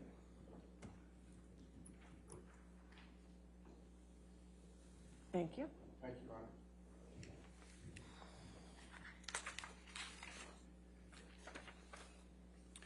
I've just handed to Mr. Rottenborn and Your Honor an opposition that we prepared before we had the benefit of seeing Ms. Hurd's affirmative motion to strike, but I think we've anticipated the arguments made, such as they are. The court should deny defendant Amber Heard's motion to strike because Mr. Depp has come forward in his case in chief with multiple credible witnesses, documents, and authentic tape recordings of Ms. Heard herself, not only satisfying all of the requisite elements of his claim for defamation, including actual malice, but also going the extra mile of showing that Ms. Heard physically abused him. She's the abuser in this courtroom. Your Honor, going back to the standard, as Your Honor is well aware, in considering a motion to strike, the trial court must view the evidence and all reasonable inferences drawn from the evidence in the light most favorable to the plaintiff. Any reasonable doubt as to whether the plaintiff has produced sufficient evidence of the wrong alleged must be resolved in the plaintiff's favor and the motion to strike denied, unquote. And that's the Boeing case, I believe Mr. Rottenborn referred to, 243 Virginia 81 at 81, 1992. Quote, the weight and credibility of the testimony of witnesses are solely matters for the jury. The jury may accept that part of the testimony it believes and reject that which it does not. It is also within the exclusive province of the jury to draw any reasonable inferences from the evidence before it, citing Rate versus Minix, 275 Virginia 579 at 585. In deference and respect to the court's time, Mr. Depp incorporates by reference the legal analysis set forth in the court's opinion letter dated March 27, 2020, overruling Ms. Heard's demurrer to the 3 defamatory statements at issue. And that letter opinion is attached as Exhibit 1 to Mr. Depp's opposition. That's where the court fulfilled its proper gatekeeping role that Mr. Rottenborn referred to. As a threshold matter, the elements of a defamation claim are the following: publication of an actionable statement with the requisite intent, citing the Shaker versus Bonfault case, 290 Virginia 81 at 91. As to damages, they are presumed here because Ms. Heard's false allegations of domestic abuse, sexual assault, and rape constitute defamation per se, citing the Tronfield case, 272 Virginia 709 713, a 2006 case. As the court noted at page 3 of its opinion letter, typically an editorial or op-ed column is ordinarily not actionable because it appears in a place devoted to or in a manner usually thought of as representing personal viewpoints. However, Virginia recognizes that, quote, a defamatory charge may be made by inference, implication, or insinuation, citing the Carwell case. And a statement expressing a defamatory meaning may not be apparent on its face, citing Pendleton, with which the court is quite familiar, 290 Virginia at 172. Accordingly, in order to render words defamatory and actionable, it is not necessary that the defamatory charge be in direct terms, but may be made indirectly, and it matters not how artful or disguised the modes in which the meaning is concealed, if it is in fact defamatory. Carwell, 196 Virginia at 7. And based on the authority and reasoning set forth in pages 4 through 8 of the opinion letter, the 3 statements at issue are actionable under a theory of defamation by implication. Mr. Depp established in his case in chief that Ms. Heard in fact made all 3 of the defamatory statements at issue. As the court admitted into evidence as Plaintiff's Exhibit 1, the op-ed Ms. Heard published in her own name in the Washington Post on December 18, 2018. And let's take the 3 statements and the proof that has been adduced. Statement number 1, Amber Heard, quote, I spoke up against sexual violence and faced our culture's wrath. That has to change. Per page 6 of the opinion letter, the first statement could reasonably convey the alleged defamatory meaning, i.e. that Mr. Depp abused Ms. Heard. to its readers without extending the words beyond their ordinary and common acceptation. See Pendleton 290, Virginia at 172, also citing the Carwell case. Resolving every fair inference in Mr. Depp's favor, this statement could reasonably imply that the sexual violence Ms. Heard spoke up against was in fact perpetrated by Mr. Depp. Mr. Depp produced several credible witnesses and documents proving that Ms. Heard was implying that he committed sexual violence against her. Mr. Depp himself testified to that, as did his sister, Christy Dombrowski. Mr. Depp's former agent, Christian Carino, testified that, as did his current agent, Jack Wiggum. But perhaps most convincing of all, and most disgusting of all, was the testimony of the ACLU's Terrence Doherty, a lawyer nonetheless. Mr. Doherty testified, among other things, that when they were pitching the op-ed to the Washington Post, they stated, "Hey, Michael, wondering if we might interest you in a piece by Amber Heard, who, as you may recall, was beaten up during her brief marriage to Johnny Depp, on what the incoming Congress can do to help protect women in similar situations." Mr. Doherty also testified that everybody understood, as Ms. Heard and the ACLU clearly intended, that this statement and the other two statements referred directly to Mr. Depp. Quote, "This is an article that was in USA Today and specifically ties Amber's statement in her op-ed piece to Johnny Depp." And when Jessica Weitz, who actually wrote the op-ed that Ms. Heard later adopted, she says, quote, to Mr. Doherty, "So much for not mentioning JD," when the USA Today made clear that they, like everybody else who read the op-ed, understood that, as Ms. Heard clearly intended, it referred to Mr. Depp, which makes her Instagram post 2 days before the trial began, that she didn't mention Mr. Depp, all the more outrageous. Your Honor, there is Ms. Schulman, also of the ACLU, acknowledged that Ms. Heard's op-ed referred to Mr. Depp. So it's very clear that the ACLU and Ms. Heard intended, that was the whole purpose of this, so that they could get interest in this and it would coincide with the premiere of Aquaman, because otherwise no one would have been interested in anything written by Ms. Heard. Mr. Doherty also testified that Ms. Heard only paid 1.3, actually she didn't even pay all that, out of the $3.5 million that she had pledged to the ACLU, and then they helped her lie about it. And it's one thing, Your Honor, for her to stiff the ACLU, which frankly played a reprehensible role in this case. It's quite another for her to fail to honor her obligation to the Children's Hospital of Los Angeles with sick and dying children, and that she failed to do as well. And as Your Honor has mentioned, the fact that she put her name on that article means that she is responsible for all of those statements, which she specifically adopted later. And I'll go through the other two statements quickly, Your Honor. Well, can we stay on this one for one moment, though? Yes, Your Honor. Because do you agree that the only evidence before that we've heard in this trial, as far as the title of the op-ed, is that even Mr. Doherty, I believe, testified to it, that it was something that Washington Post wrote? Well, for the one online. He's not our witness, Your Honor. That's a witness from the ACLU. Well, I understand, but it's the only evidence I have. I respectfully disagree, Your Honor. All right. What the only real evidence Your Honor has is Plaintiff's Exhibit 1, which is Amber Heard putting her name on the entire article, including the title. That is the only evidence before you. The ACLU was a co-conspirator with Ms. Heard, and whether they say, oh, maybe the Washington Post wrote it, that's not the end of the story. All she has done is create an issue of fact as to whether she wrote the title or not. So you're saying just having that exhibit in evidence is enough? Absolutely, Your Honor. Her name is on the article.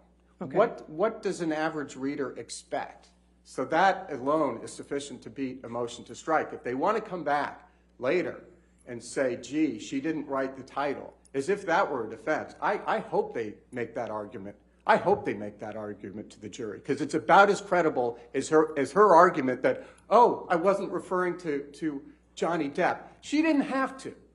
And the testimony of Terrence Doherty was very clear that when they took out the references to Johnny Depp, no one was interested in this article anymore. So she said, put it back in, make it more spicy so people would read. Otherwise, she couldn't get it in the Washington Post. It would be back in Teenage Vogue, which is the other publication that was considering publishing it, because no one was interested in what she had to say unless she was defaming Mr. Depp. But if I could go to the second statement, and I'll try to be quick, Your Honor.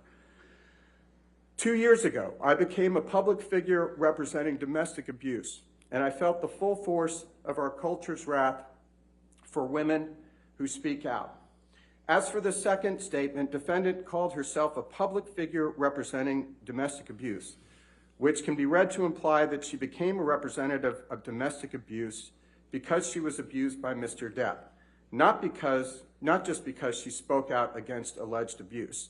This inference can be drawn without extending the language beyond its ordinary common acceptation, citing Carlisle, 196, Virginia, at 8. Your Honor, quote, to constitute a publication, it is not necessary that the contents of the writings should be made known to the public generally. It is enough, it is said, if they are made known to a single person, unquote, citing Snyder versus Fatherly, 158, Virginia, 335 at 350. Everybody and his grandmother testified that Ms. Heard was referring to her bogus ex parte TRO that she obtained on May 27, 2016. And it was interesting that Mr. Depp's own lawyer said that she wasn't even provided notice. So Ms. Heard made very sure that Mr. Depp wouldn't have notice of the ex parte TRO. And Ms. Heard herself, the evidence shows, knew that Mr. Depp, having just suffered the loss of his mother, was already on the other side of the country, was already in New York at the time of this TRO, and was heading to Europe for several weeks. So she knew she didn't need any protection from him. This was just a scam for her to get the $7 million in the divorce settlement that she said she gave to the ACLU. She swore she gave to the ACLU and the Children's Hospital of Los Angeles, and she pocketed instead. Mr. Depp, Ms. Dombrowski, Mr. Carino, Mr. Wiggum, and the inimitable Mr. Doherty of the ACLU, which lent its once respected name to Ms. Heard's defamation. So while Ms. Heard may have avoided any direct mention of Mr. Depp's name, there is extensive testimony and evidence in the record showing that the implication of her op-ed could not be more clear, i.e., that Mr. Depp abused Ms. Heard during the course of their marriage. Under Virginia law, quote, it is not necessary that the defamatory charge be in direct terms, but it may be made indirectly, and it matters not how artful or disguised the modes in which the meaning is concealed if it is in fact defamatory. Citing Carlisle, well, we can argue as to how artful it was, but the implication was very clear, as the court has previously ruled, or not law of the case, but as the court has persuasively written in its opinion letter. Let's move to the falsity of Ms. Heard's ever-evolving and ever-escalating change of IPV and sexual assault. Mr. Depp's sworn denial is all he needs to survive a motion to strike, but there's a lot more than that, Your Honor, and I'll try to be brief. 3 police officers, actually 4, but the 3 who testified already, Officers Sines, Haddon, and Gatlin, testified unequivocally that Ms. Heard did not have a mark on her on the evening of May 21, 2016. And I could go through, I'll just go through very quickly. Officer Haddon, strike that, Officer Melissa Sines on jury trial day 10. Question, did you provide a copy of this pamphlet to Amber Heard? Answer, I did not. I didn't identify her as a victim of domestic abuse. The next day, Officer Melissa Sines.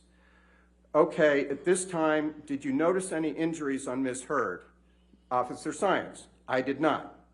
Question, okay, were you looking to see if she had any injuries on her at the time? Officer Sines, yes, I was.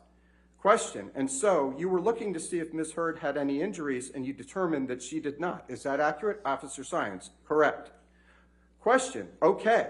And was the lighting good enough in the hallway for you to make that determination? Answer, yes, the hallway was well lit. Officer Gatlin's testimony was the same, and he had the body cam. Officer Haddon's testimony was the same.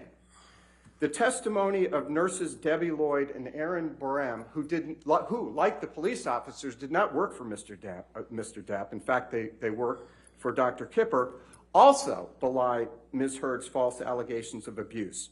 Isaac Baruch and Alejandro Romero both testified that they saw Ms. Heard repeatedly and in the clear light between May 21, 2021, which was the last time Mr. Depp saw her before leaving on the Hollywood Vampires tour. The next time he was to see her was when Ms. Heard begged him to come see her in San Francisco, which is hardly the act of a domestic abuse victim. So we have Isaac Baruch and Mr. Romero saying that they saw Ms. Heard repeatedly in the interval of time between May 21 and May 27th, when she obtained the farce ex parte TRO, and they saw no marks on her face and no swelling. Two witnesses, Mr. Baruch and Brandon Patterson, saw the video of Ms. Heard and her sister Whitney pantomiming the fake punch after this alleged incident of abuse. Ms. Heard's former personal assistant, Kate James, and several other witnesses, including Dr. David Kipper, saw no violence by Mr. Depp and no injuries to Ms. Heard.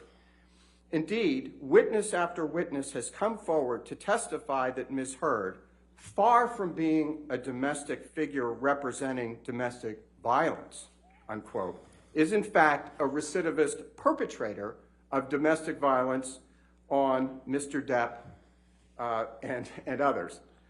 We have the testimony, the harrowing testimony of Mr. Depp himself, who described several witnesses.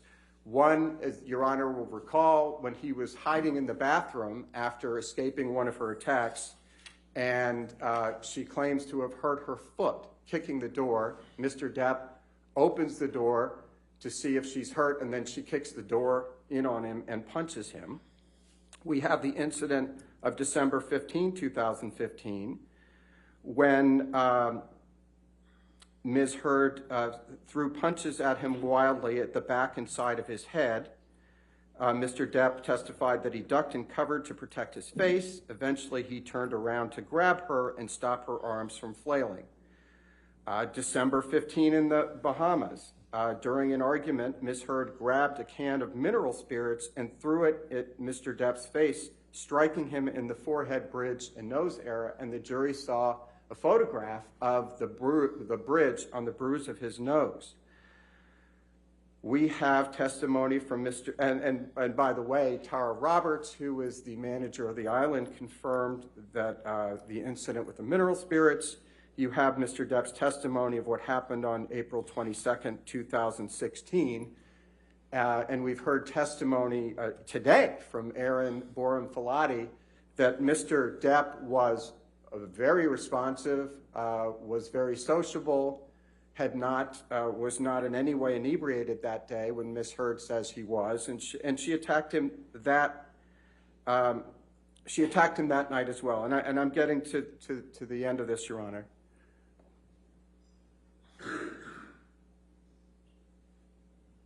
We have Ms. Heard's own admissions. We have her admitting to hitting Mr. Depp, and her only contention was that she wasn't punching him, she was just hitting him. We have testimony from Travis McGivern that on February 23rd, 2015, Ms. Heard threw and hit Mr. Depp with a can of Red Bull and then sucker punched him with a closed fist. Finally, we have the rather stunning testimony of Ben King, quite a credible witness who accompanied Ms. Heard on the flight back from Australia, where Ms. Heard admits to him in a rhetorical question, quote, "Did you ever totally lose it on someone you love?" Which was, we would respectfully submit, an admission of her severing the top or the tip of Mr. Depp's finger. Finally, Your Honor, statement number 3, quote, "I had the rare vantage point of seeing in real time how institutions protect men accused of abuse." Again, quoting very briefly from page 7 of the court's opinion letter, quote, "Drawing every fair inference in plaintiff's favor, the court can fairly conclude that defendant's statement that she saw how institutions protect men accused of abuse could reasonably convey to its recipients that she saw how Mr. Depp was protected by institutions, that he abused her and spoke up against it." Your Honor, again, we have multiple testimony from multiple people, including Jack Wiggum and all the others mentioned, that this was a reference to that. Your Honor, again, the lies that have already been exposed that Ms. Heard has told about the charitable contributions, the incidents in this case, and again, I'll just cite a couple of more. The testimony of Isaac Baruch, when Mr. Baruch saw Ms. Heard on June 3, after she'd gone through with the sham ex-party TRO, and Mr. Baruch was asked, did she say anything in response? And Mr. Baruch testified, yeah.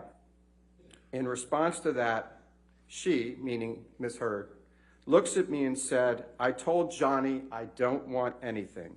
The lawyers are making me do all of this." And that's what she said. Well, the lawyers are making her do all of that. And apparently she wanted the $7 million for herself. She even lied about the final insult left on the marital bed after her 30th birthday party. And it was quite telling that she admitted to Starling Jenkins, a former United States Marine, that this was a terrible prank gone awry. Well, she lied about that too. In fact, she said Mr. Depp was crazy to even allege that she could have done such a thing. Well, she admitted it to Mr. Jenkins. Per Tronfield, as cited earlier, Mr. Depp does not have to prove damages because this is defamation per se. In fact, these involve some of the most heinous crimes any man or woman can be accused of. However, he has done so. Jack Wiggum tested yesterday that the impact of the op-ed was catastrophic on Mr. Depp's personal and professional life, that it was a $22.5 million loss on Pirate 6 and another $20 million on others. We've had the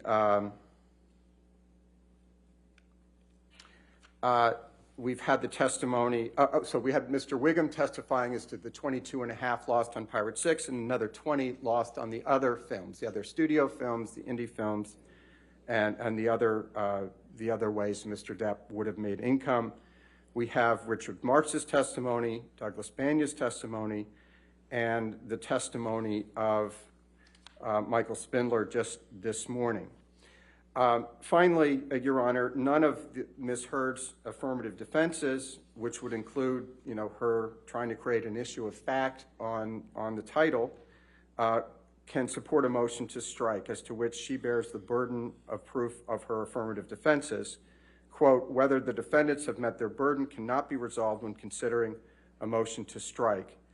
See 243 Virginia at 83. And just to respond to Mr. Rottenborn's citation to the Lakova case, which we hadn't seen until he mentioned it today, I would only note, Your Honor, that defendant admits that she tweeted a link to the online version of the op-ed at paragraph 97 of her answer, though again, the admission of Exhibit 1 is more than enough to survive the motion to strike.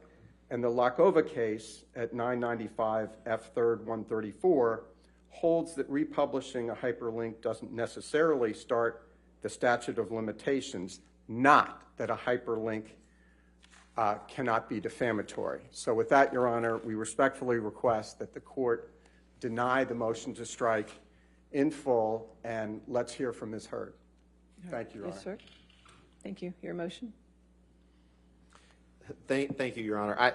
I can only assume that Mr. Chu wrote that speech for an audience outside the court because it didn't really address my arguments. I'm going to focus on what our specific arguments are for the motion to strike, Your Honor.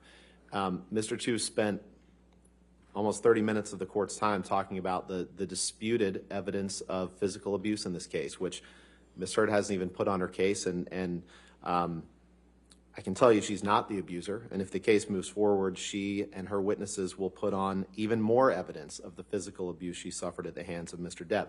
But that's not the basis for our motion right now, Your Honor. He talks about how Mr. Depp had a sworn denial, and that should count. We read his testimony. He claims he didn't strike her.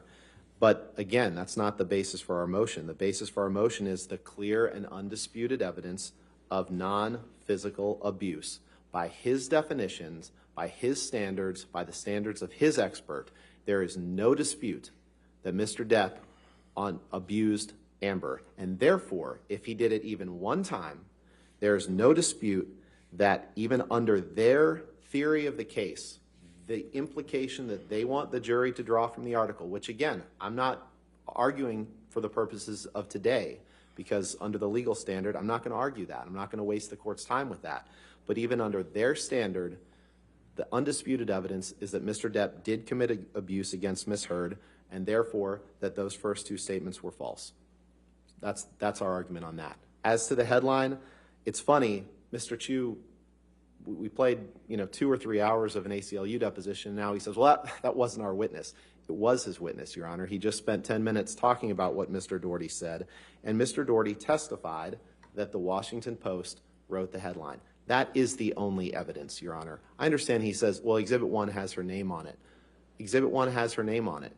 But the only evidence in this case about who wrote that headline is Mr. Doherty's testimony. It is undisputed. They could have put anyone else on. They could have called Ms. Hurd for that because that was not part of the stipulation at the pretrial conference. It was only the tweet that we talked about, Your Honor, and they chose not to do that. Now, Ms. Hurd will testify she didn't write that headline, so it wouldn't have helped them.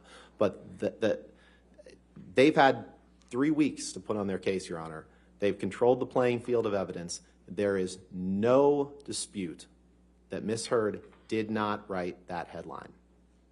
No dispute. Simply saying, well, her name is attached to it, that can't overcome the testimony of the ACLU. They call them a co-conspirator. Of course, Mr. Depp chose not to sue them.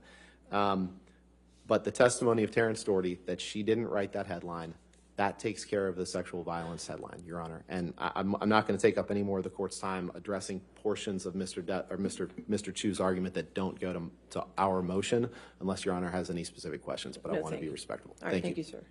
All right. For this motion, I've taken the arguments of counsel, and last night I reviewed all of the evidence that has been submitted in this matter. So as to the second and third alleged defamatory statements, the motion to strike at this juncture, I view the evidence in the light most favorable to the plaintiff and reasonable inferences from the evidence to the plaintiff. And if there is a scintilla of evidence that a reasonable juror could weigh, then the matter survives a motion to strike. In this matter, there is evidence in the case that a jury could weigh that the statements were made by the defendant, that the statements were about the plaintiff, that the statement was published, that the statement is false, and the defendant made the statement knowing it to be false, or the defendant made it so recklessly as to amount to a willful disregard for the truth. The weight of that evidence is up to the fact finder. So the motion to strike is denied as to statement 2 and 3. The motion to strike as to statement 1, I'm going to take under advisement because if it's not a stipulation, I'm not sure what it is, but there seems to be an agreement that the tweet of Ms. Hurd is part of the plaintiff's evidence, which is not in evidence at this point. So I can't rule on that statement whether or not it is just a tweet or if it's some sort of republication or something. I don't know because I haven't seen it yet. So as to the motion to strike on statement 1, I'm going to take an advisement because ruling on it now, it would be premature because I just don't have that evidence in the case, okay? Thank you very much, Your Honor. All right. Since it's 12:30, you want to just take lunch? Go ahead and let the jurors go to lunch and come back at 1:30. Does that sound okay? Yes. Okay. All right. Do you want to do it now? Okay, sure. All right.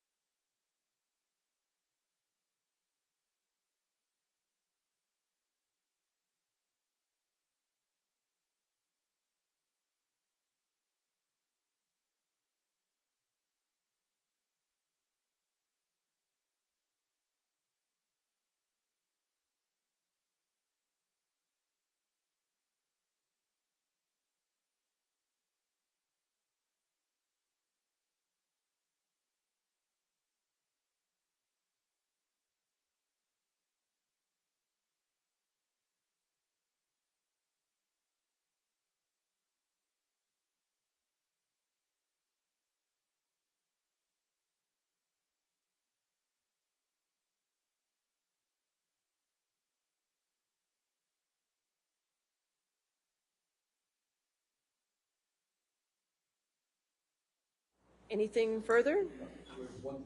1:30. Okay, course of recess, and 1:30. All right.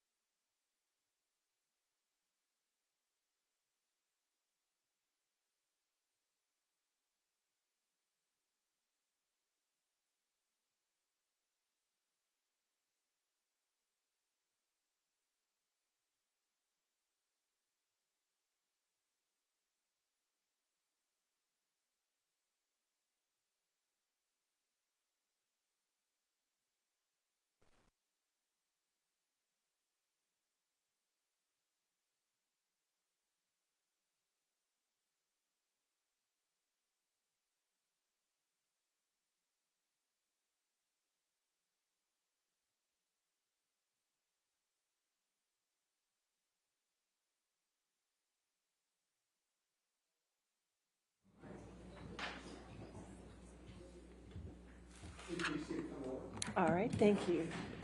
Yes, oh, you have another, oh, perfect, thank you. All right, that's 1804. All right, thank you. And you want to approach on the other issue?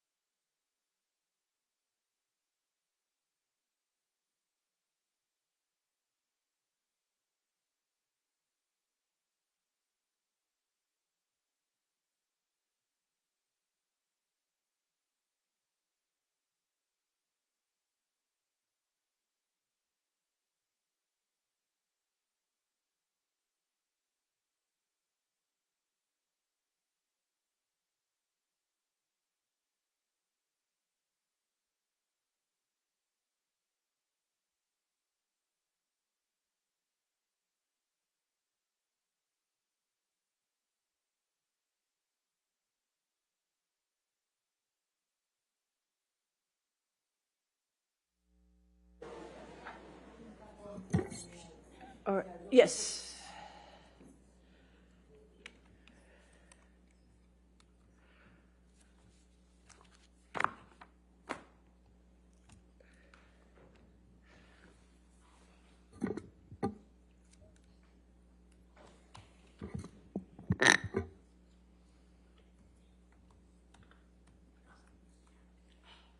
All right, we ready for the jury? Okay.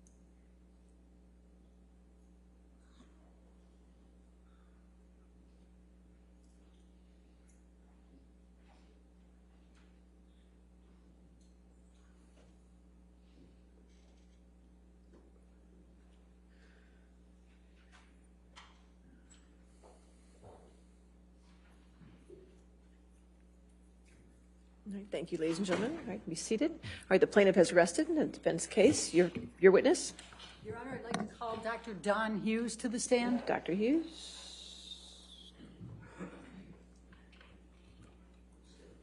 Do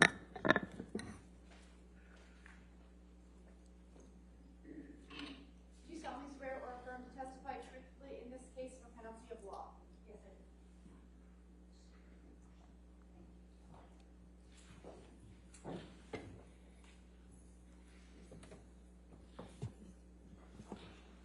Good afternoon, Your Honor. Good afternoon. Good afternoon.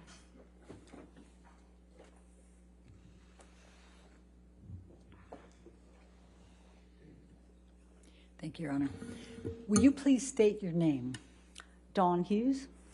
And what is your profession?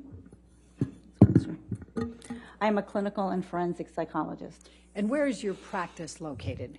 I practice in New York City. What is a clinical psychologist?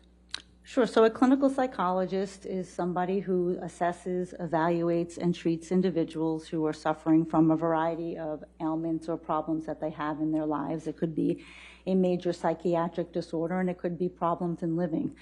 Clinical psychologists also participate in training, in education, and in research ventures. And what is a forensic psychologist? So a forensic psychologist is someone who applies the science and principles of clinical psychologists to a particular legal question at hand. And please describe your background in terms of your education, please, for us. So I received my bachelor degree in psychology from Hamilton College, which is in upstate New York. I then received my master's degree and my PhD from Nova Southeastern University, which is in Florida. I then had to complete my year-long internship, and that was at Yale University in the School of Medicine in the Department of Psychiatry. And there I did 2 full-year rotations. I did a year rotation in the Substance Abuse Treatment Unit and another year rotation in the West Haven Mental Health Clinic, where we saw individuals suffering from a wide array of difficulties and psychiatric illnesses. After that, I had to complete my postdoctoral fellowship, which is another year that's required in order to get licensed. And that was back in New York at Cornell Medical College in the Anxiety and Traumatic Stress program there. Please describe your training and experience in psychology and trauma. So my experience in trauma has been predominantly throughout graduate school. I started at a domestic violence program that was housed within our community mental health center of the university. And that program, we saw both men and women who were coming through the program. The majority of the men were court-ordered for batterers intervention programs to participate in mostly group therapy because of their behavior in intimate partner violence, domestic violence. We also treated the female victims who were victims of intimate partner violence mostly in individual therapy, but we did run some groups there as well. After that practicum experience, I went to work at the Veterans Administration in their outpatient psychiatry clinic. And in that clinic, I treated mostly, this was Florida, so they're much older adults. So we saw a lot of Vietnam-era veterans and actually World War II veterans in that program, and a few of veterans who served combat in the first Iraq War. Sort of overlapping in that time, I also was the research coordinator for the Child Sex Abuse Survivors Program, and that was also a treatment program that was housed within that same community mental health center. And we saw individuals, both men and women, who were coming for treatment to deal with the consequences, the psychological after effects of having been sexually abused as a child. After that, I completed my internship when I was at Yale at the substance abuse program because we know there's a high concordance, a high rate of trauma-based disorders with substance abuse. I put together a group, a women's group of female heroin addicts, recovering heroin addicts who also had either domestic violence or childhood abuse histories. So we did a dual substance abuse harm reduction model with the healing from the traumatic effects of the violence that they experienced. On my postdoctoral fellowship, I was in the Anxiety and Traumatic Stress program. As the name sounds, we saw individuals who were suffering from trauma-based disorders and anxiety, mostly late adolescents and adults, men and women, from rape, sexual assault, violence. Some were simple assaults on the streets, being mugged, and things of that nature. I also did teaching and training for Victim Services, which is New York City's largest victim-based organization who runs a lot of services for victims of domestic violence and shelter-based programs. And I did some education and training for them and teaching for a number of years. Thank you. Let's talk about your current occupation. What positions do you currently hold? So I currently have a private practice in Manhattan, and I also have a faculty position at Weill Cornell Medical College. I'm a clinical assistant professor of psychology in the Department of Psychiatry there. This is what we call on the voluntary faculty, which means you don't get paid, but you participate in bringing in the interns, selecting the interns for that year. In that program, I teach, I think for the past 7-8 years, the ethics seminar to the interns, and also participate in other didactics that they have. I'm also called upon to sort of troubleshoot difficult scenarios that clinicians, either trainees or full-blood clinicians, might have. If there's an issue of intimate partner violence or child sex abuse and they don't really know sort of what to do in that situation, I get consulted to do that. And then most recently, I was part of our program's COVID response team, where in pretty much March, April, May, June, July 2020, where New York City was the epicenter, we sort of mobilized and were really doing psychological first aid and helping our hospital-based workers deal with the stress and the trauma from seeing so much death and destruction because of COVID in those first months of New York City's COVID wave. What does your independent practice entail? So my independent practice is predominantly, I say 3 things. The bulk is I see individuals in therapy, 2.5 days. I see people who come to my office who are mostly dealing from the traumatic effects of victimization, childhood abuse, rape, sexual assault, sexual harassment, domestic violence, and I see these individuals in therapy. I do have a percentage of individuals who do not have a trauma history, and that's usually the anxiety disorders that I see. They may have panic disorder or generalized anxiety disorder or other difficulties and just relational difficulties or problems in living. The second big part of what I do is this, forensic psychology, like I am doing here today. I evaluate individuals who were involved in legal matters. I consult with prosecutors and district attorneys and U.S. attorneys on their cases, and just something that has to do with the legal system. And then the other smaller percentage is the engagement in professional activities in the profession. Do you have any areas that you specialize in? Yes, I specialize in interpersonal violence and traumatic stress. And what is interpersonal violence? So interpersonal violence is the umbrella term for when one person does something violent or abusive toward another. And that includes domestic violence, childhood sexual abuse, rape, sexual assault, sexual harassment, physical assault. All of those type of behaviors we understand as interpersonal violence. And then traumatic stress is the consequence of that. What happens to individuals when they experience these sort of life-altering events, these really adverse life events? Traumatic stress is one of the outgrowths and the psychological consequences that people have when they've been exposed to these type of traumas. So intimate partner violence, rape, and sexual assault are major areas of your focus of practice? That's correct. Fair to say? Objection leading.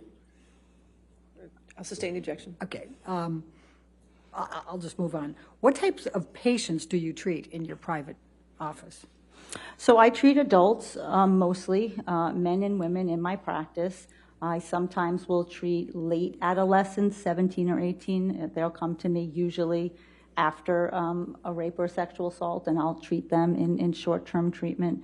But mostly adults who are, have sustained some kind of traumatic event in their lives. Approximately how many victims of interpersonal violence have you examined or personally interviewed over the course of your career? Hundreds upon hundreds. And how many years have you been practicing? Well, I started practicing in graduate school in 1992, and I was licensed in 1996, so 25, 30 years. Okay. Are you board certified? Yes, I am. Please describe to the jury what board certification means and what you are certified in. Board certification is the highest degree of postdoctoral certification that a psychologist can obtain. And I am board certified in forensic psychology, and that means that I have just amassed a competency in the area of forensic psychology. And are you licensed to practice psychology? Yes, I am. And in how many states are you licensed? I'm licensed in 3 states, in New York, North Carolina, and Connecticut, and then I have some temporary licenses in other states as well. Okay. Have you published in the area of your specialization? I have. I am not predominantly a researcher or somebody who writes. I'm a clinician. I'm doing direct clinical service, but over the course of my graduate school and postdoctoral time, I have published some things, yes.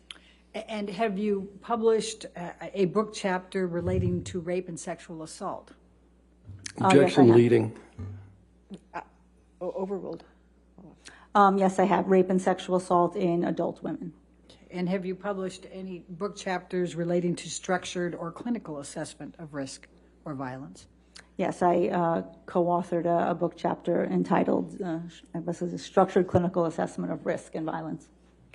Have you given any other trainings or presentations to mental health professionals in the area of trauma and abuse? Yes, I've given many trainings at national conferences, at legal conferences for attorneys, for mental health professionals, on understanding trauma and how trauma may show up in the courtroom, on understanding what a victim of intimate partner violence might look like, of understanding the difficulties that a rape victim might have to come into court to testify, and training just regular sort of mental health professionals on how to understand trauma, how to look for trauma, what does it look like when it comes into your office, how do you treat it, how do you assess it. All of those factors I've done a number of trainings on. Have you been invited on any occasions to train attorneys and judges on trauma and violence? Yes, I have. I was invited by the Judicial Conference to be part of the training curriculum to train our New York State Supreme Court justices on issues of intimate partner violence and traumatic stress. Some of the things that I've just been talking to you here about how to understand what happens in those situations, how to understand the myths and misconceptions that may abound in these situations, and how you can sort of more accurately understand what a victim is talking to you about and telling you when they come into your courtroom. Have you given any presentations to judicial symposiums on domestic violence? Yes, I've also been contacted by, sometimes judges will have symposiums in their courtroom. They will make a decision to hold a particular symposium on particular topics, and I was asked to come to presentations for judges on numerous occasions.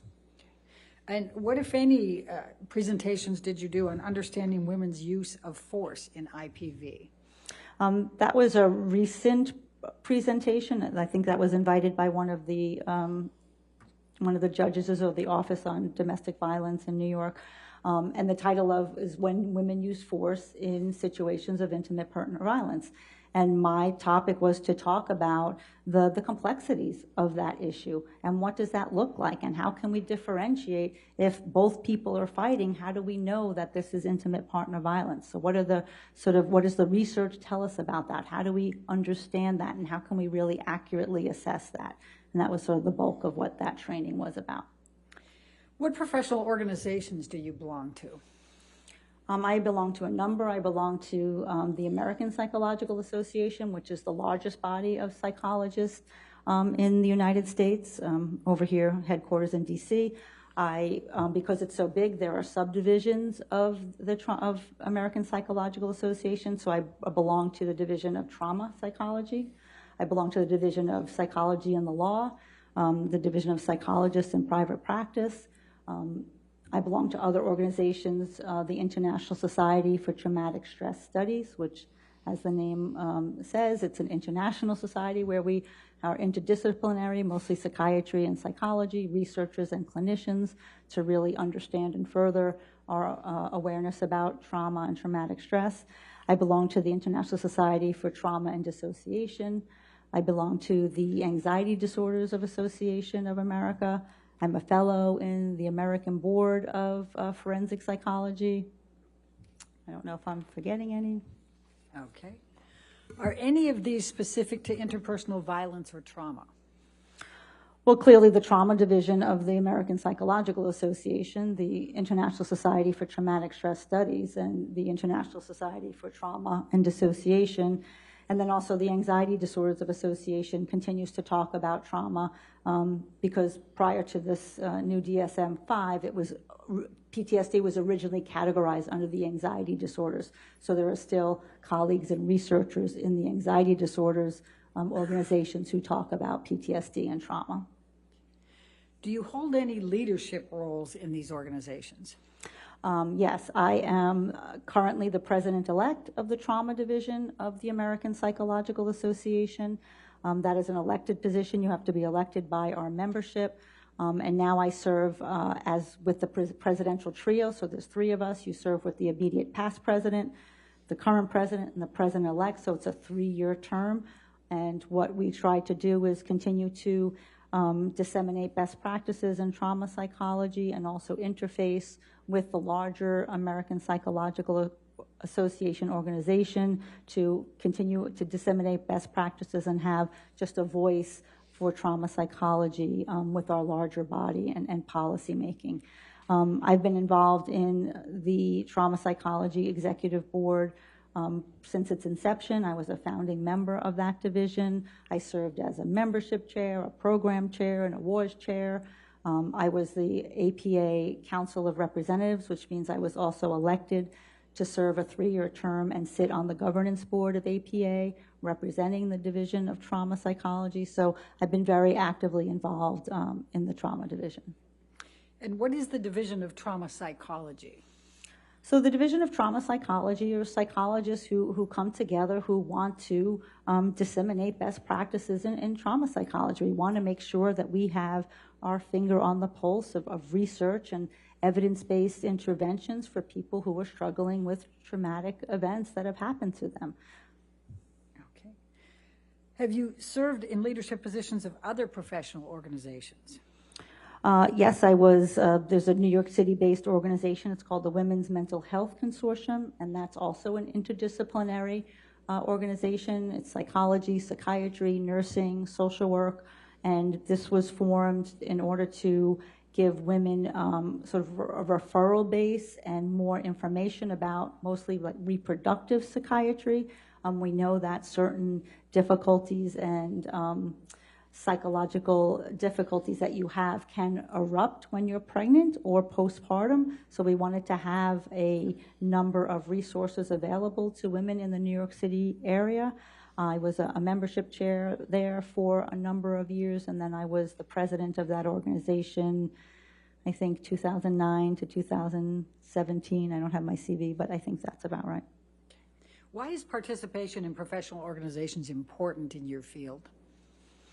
Well, it's important to me because I do believe very much in service. I do believe very much in giving back. I do believe that it's important as a psychologist who believes strongly in trauma psychology and helping people that I can be part of a voice at the table, part of that push to get policy and understanding, especially with the insurance companies, to make sure that people are getting, the appropriate care that they deserve. So it's something that just has always been part of my life in varying degrees. And as a psychologist, I feel like it's a very rewarding part of my job.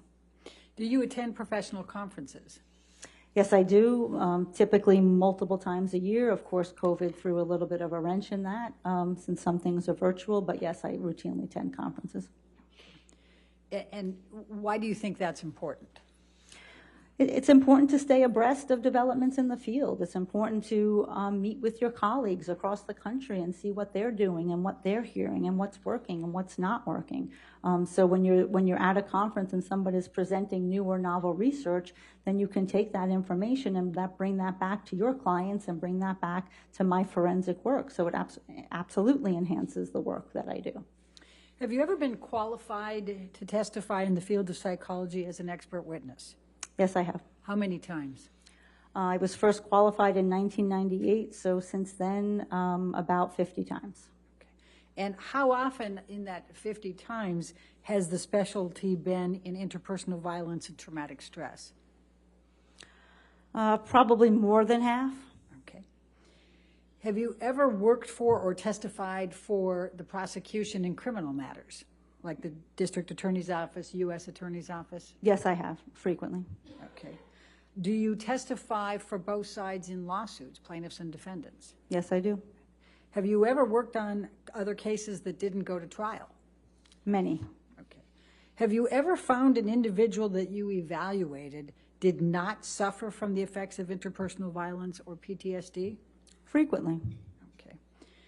Have you ever not been qualified in court where you have been proffered to qualify as an expert in the court? No. Okay. Your Honor, I would at this time move to qualify Dr. Hughes as an expert in forensic psychology with a specialization in interpersonal violence and traumatic stress. All right, any objection? No objection to qualifying her as an expert in forensic psychology. All right. More specifically, forensic psychology with a specialization in interpersonal violence and traumatic stress. Any objection? No. All right, so moved. Thank you, Your Honor. Dr. Hughes, please tell the jury what domestic violence, intimate partner violence means. Sure. So I'm probably going to be interchanging the language domestic violence and interpersonal violence, and for purposes here, these are the same thing. So intimate partner violence is a pattern of manipulation, fear, and coercive control that happens within an intimate relationship. It constitutes using a variety of abusive behaviors, and that can be physical violence, sexual violence, psychological aggression, emotional abuse, stalking or surveillance behaviors, and economic abuse. The abusive behaviors occur over time, not all at once, and they're also interspersed with very normal times, times without violence, times with love and happiness, and it's this interpositioning of the violence with the love and the abuse, with the love and the care, that makes it very difficult for a victim to extricate herself from that situation and from that relationship. And what would you say is the overarching dynamic of these relationships? So the overarching dynamic is the abuse of power and control of one person wanting to have dominance in that relationship, say over most things that the couple or that the victim does or does not do. Please tell the jury what coercive control means. So coercive control is a tactic of victimization. The goal of it is to establish dominance. What coercive control does is that it imposes negative consequences for noncompliance with your partner's expectations or demands. And what that does is it erodes away at the victim's autonomy and her independence. What is physical violence? So physical violence is when one person uses their body against the body of another with the intent to cause injury or harm.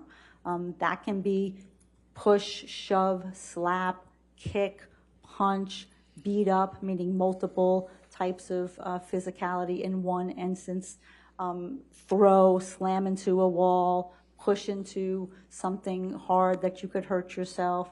Clearly, use of a weapon would be a physically violent act as well. Does size and strength matter between the parties?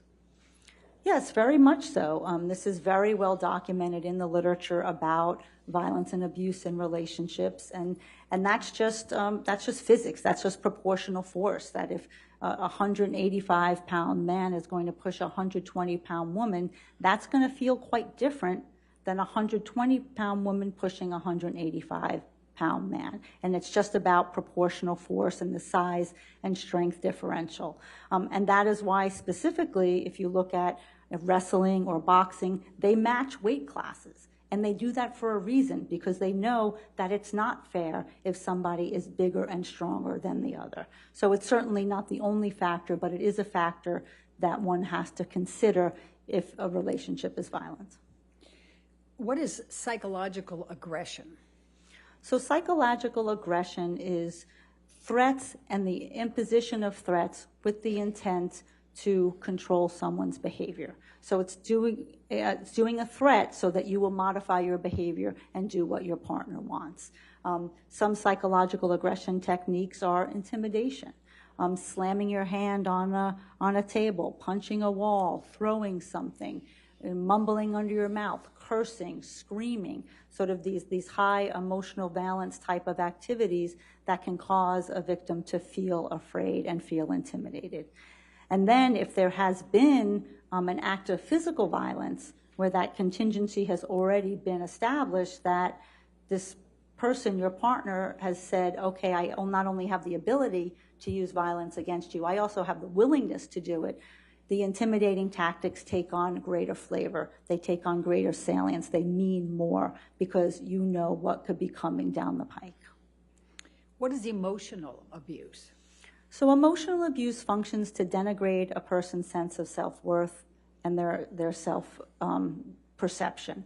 It's about name-calling, being very mean-spirited, putting yourself down, using gender-based language that's offensive, racial slurs, all types of behaviors to really make a person feel less than they actually should.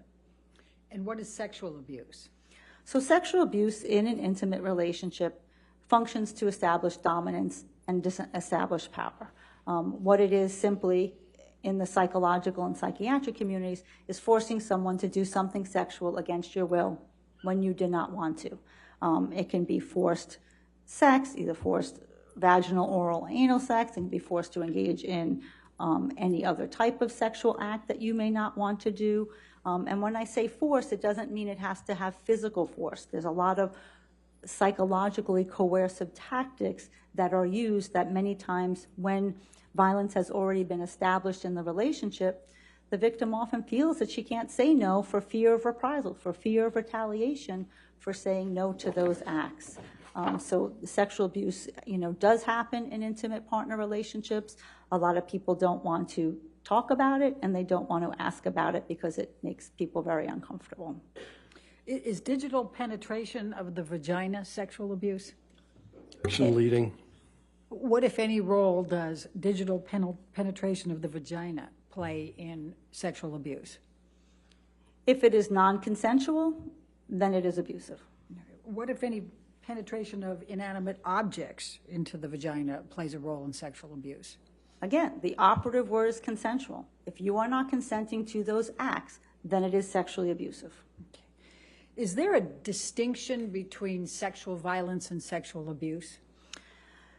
Not really. Sexual violence is a term of art. It is the overarching umbrella that we in the psychological and psychiatric communities talk about. So if we are looking at our diagnostic and statistical manual and say what are the traumas that could cause PTSD, it's listed as sexual violence. So it's an umbrella term that allows us to understand it could be childhood sexual abuse, it could be a rape, a sexual assault, it can be sexual abuse in an intimate relationship. So it's really just an overarching term that we use in the field.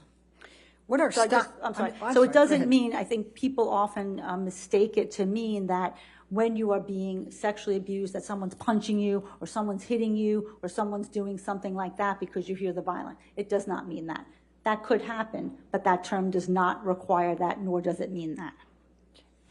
What are stalking or surveillance behaviors?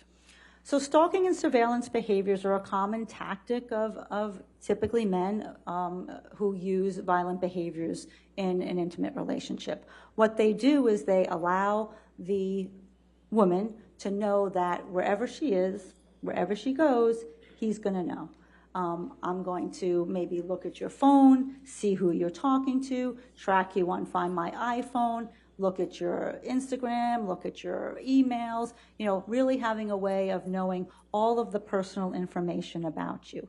And what that does, it again erodes the victim's autonomy and it erodes her sense of privacy. She doesn't feel that wherever she can go, that somewhere he's not going to be part of her life in a very objectionable way. Sometimes there's the pop-ins. They'll show up at places that they're not supposed to be and that we don't want them to be, just as a way of checking. Sometimes they'll have friends or family check up on their partners to make sure where they are. What time did you get home? But you didn't turn off your phone at this time, but you came in the door this time.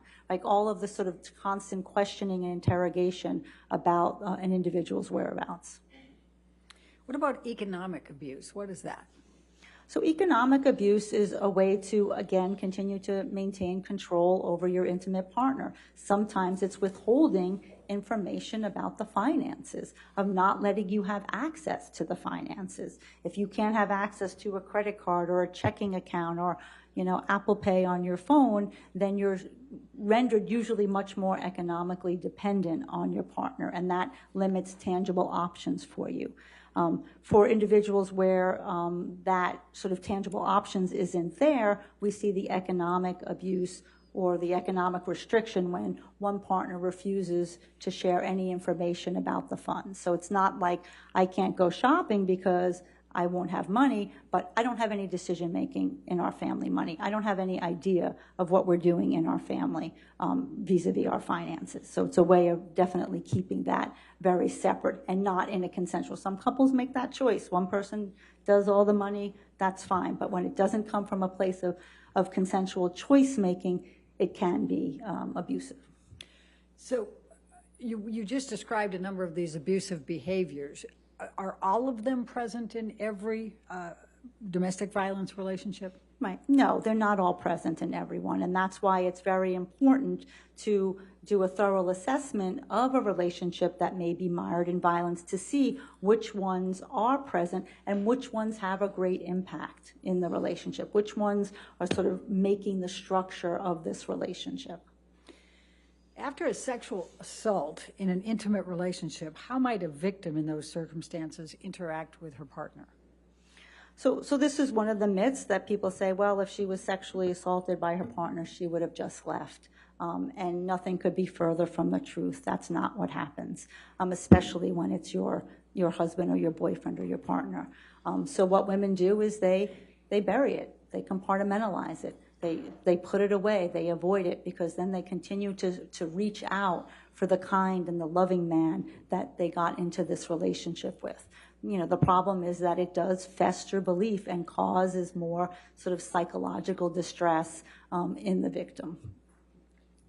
What, if any, role can shame or humiliation play in this coercive dynamic? So that's one of the emotions that the victim is usually trying to suppress and compartmentalize and avoid and put away. One of the most frequently felt feelings after something so incredibly humiliating and violating is shame. And shame is a very sort of difficult emotion for people to have to live with and to have to experience.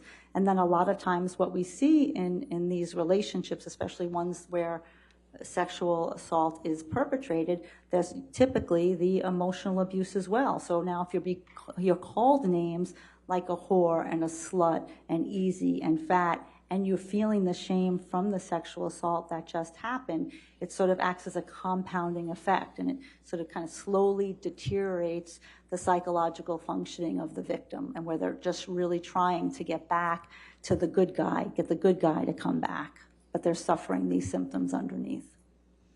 What about intimidation? What role does intimidation play in the coercive control dynamic? Intimidation is one of the huge factors that we see in coercive control. Again, the goal is to get your partner to do what you want them to do. And if you've established that you can use violence and other sexual violence and physical violence, slamming your hand on a table, throwing a glass, breaking a door, throwing anything, causing a fit, yelling and screaming, that can rise the fear level in a victim that she may modify her behavior quicker, and he might not need to use physical violence because he's already established that that fear is there.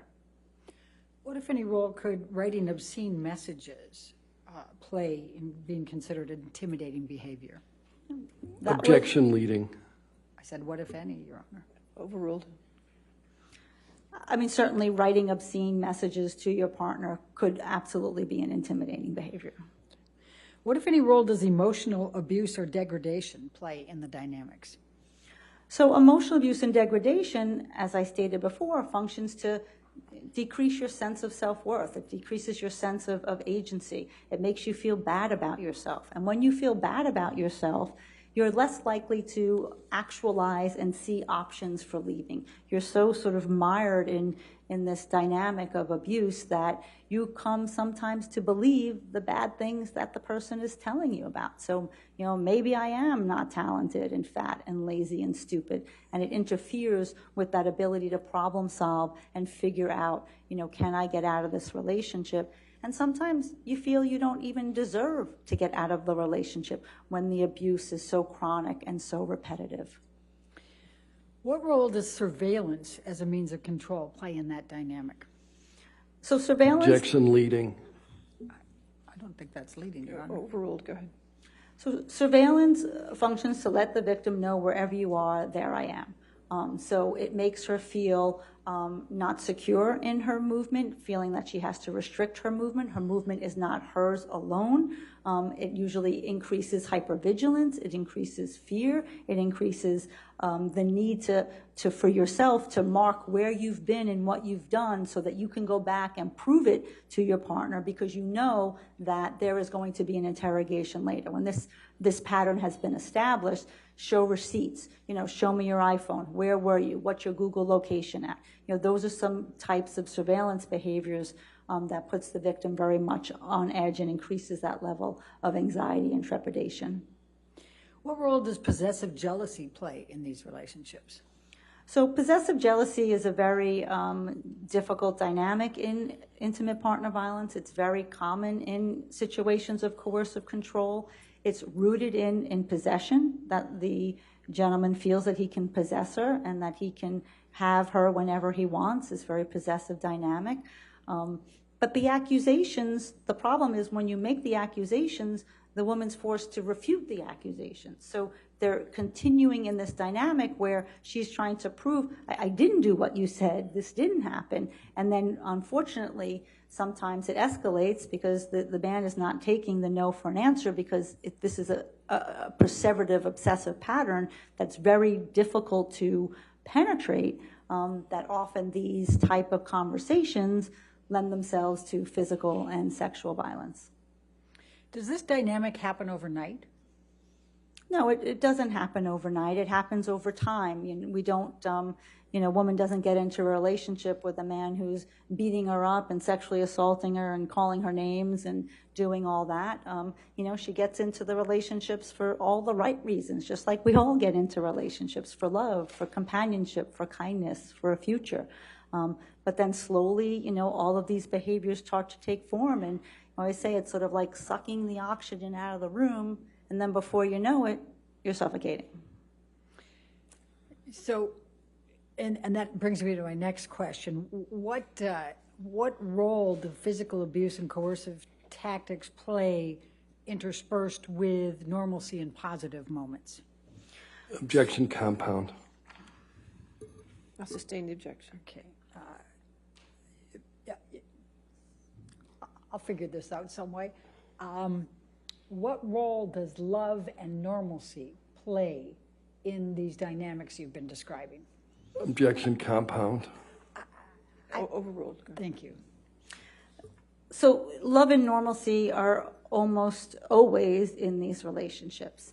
That, when you are in a lull and the violence is not happening, you're back to sort of the loving man that you wanted, the person who you wanted to be with. And when you pair sort of this violent dynamic, physical violence, sexual violence, with love and attachment, it creates a trauma bond. It creates a psychological bond.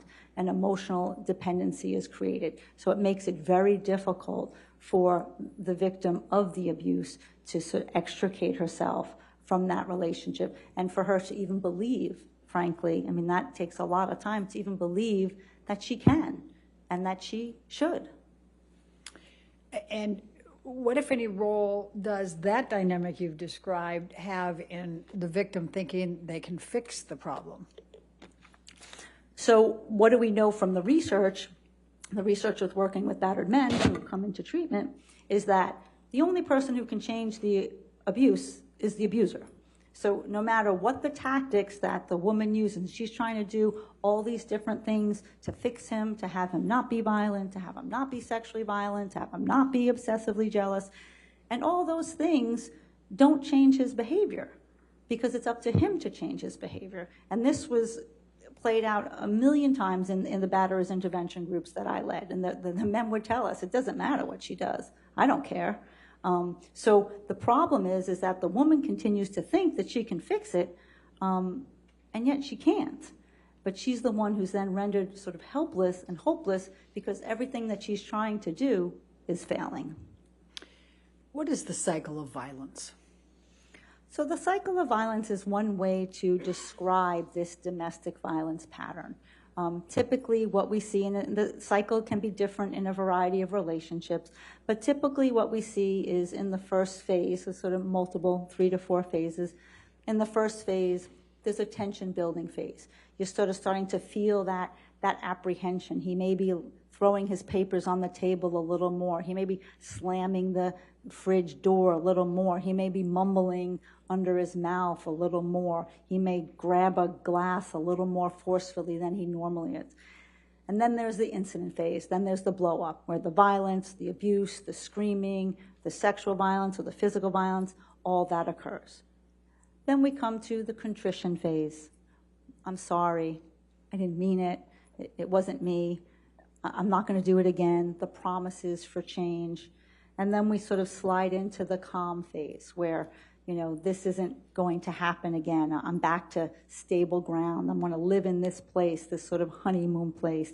You know, the problem in the calm phase is we often see the rationalizations and the justifications for the behavior. It's not like typically the man is taking full responsibility for what he did, but it's calm because there's no, you know, violence and no sort of tension at that moment. And then it recurs. And then it recurs. So you're stuck in this vicious cycle of trying to figure out, how can I be with this man who hurts me, and yet I love him so much. And what, if anything, does the term love bomb mean?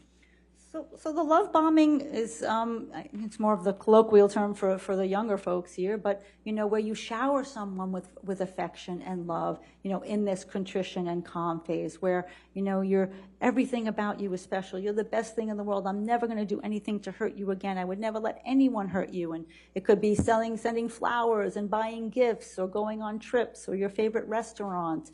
And that is, you know, a way of where the man is trying to make those amends.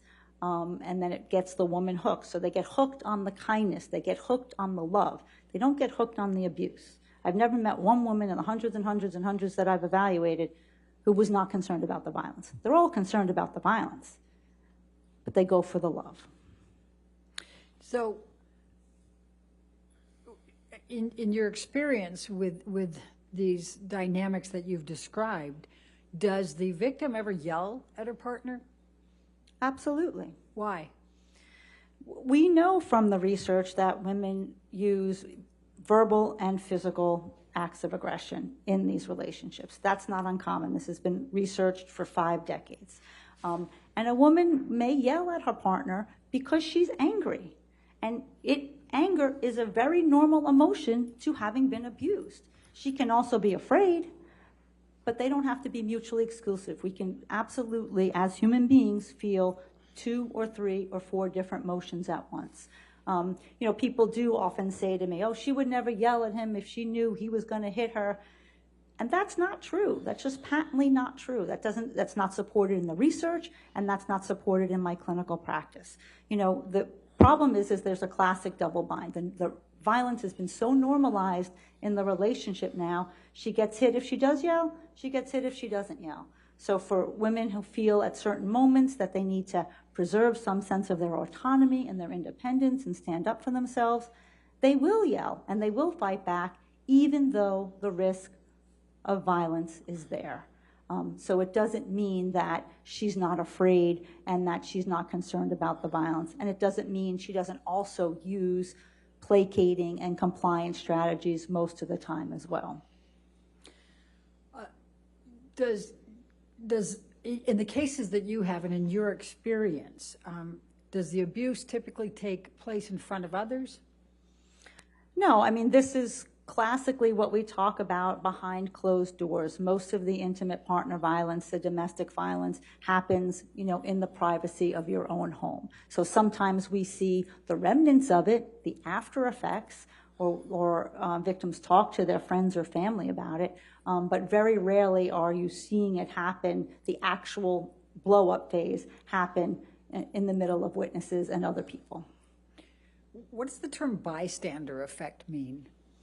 So bystander effect means what happens when people are aware that domestic violence is happening. What happens when they're aware, even if they're not seeing it, that it could be happening.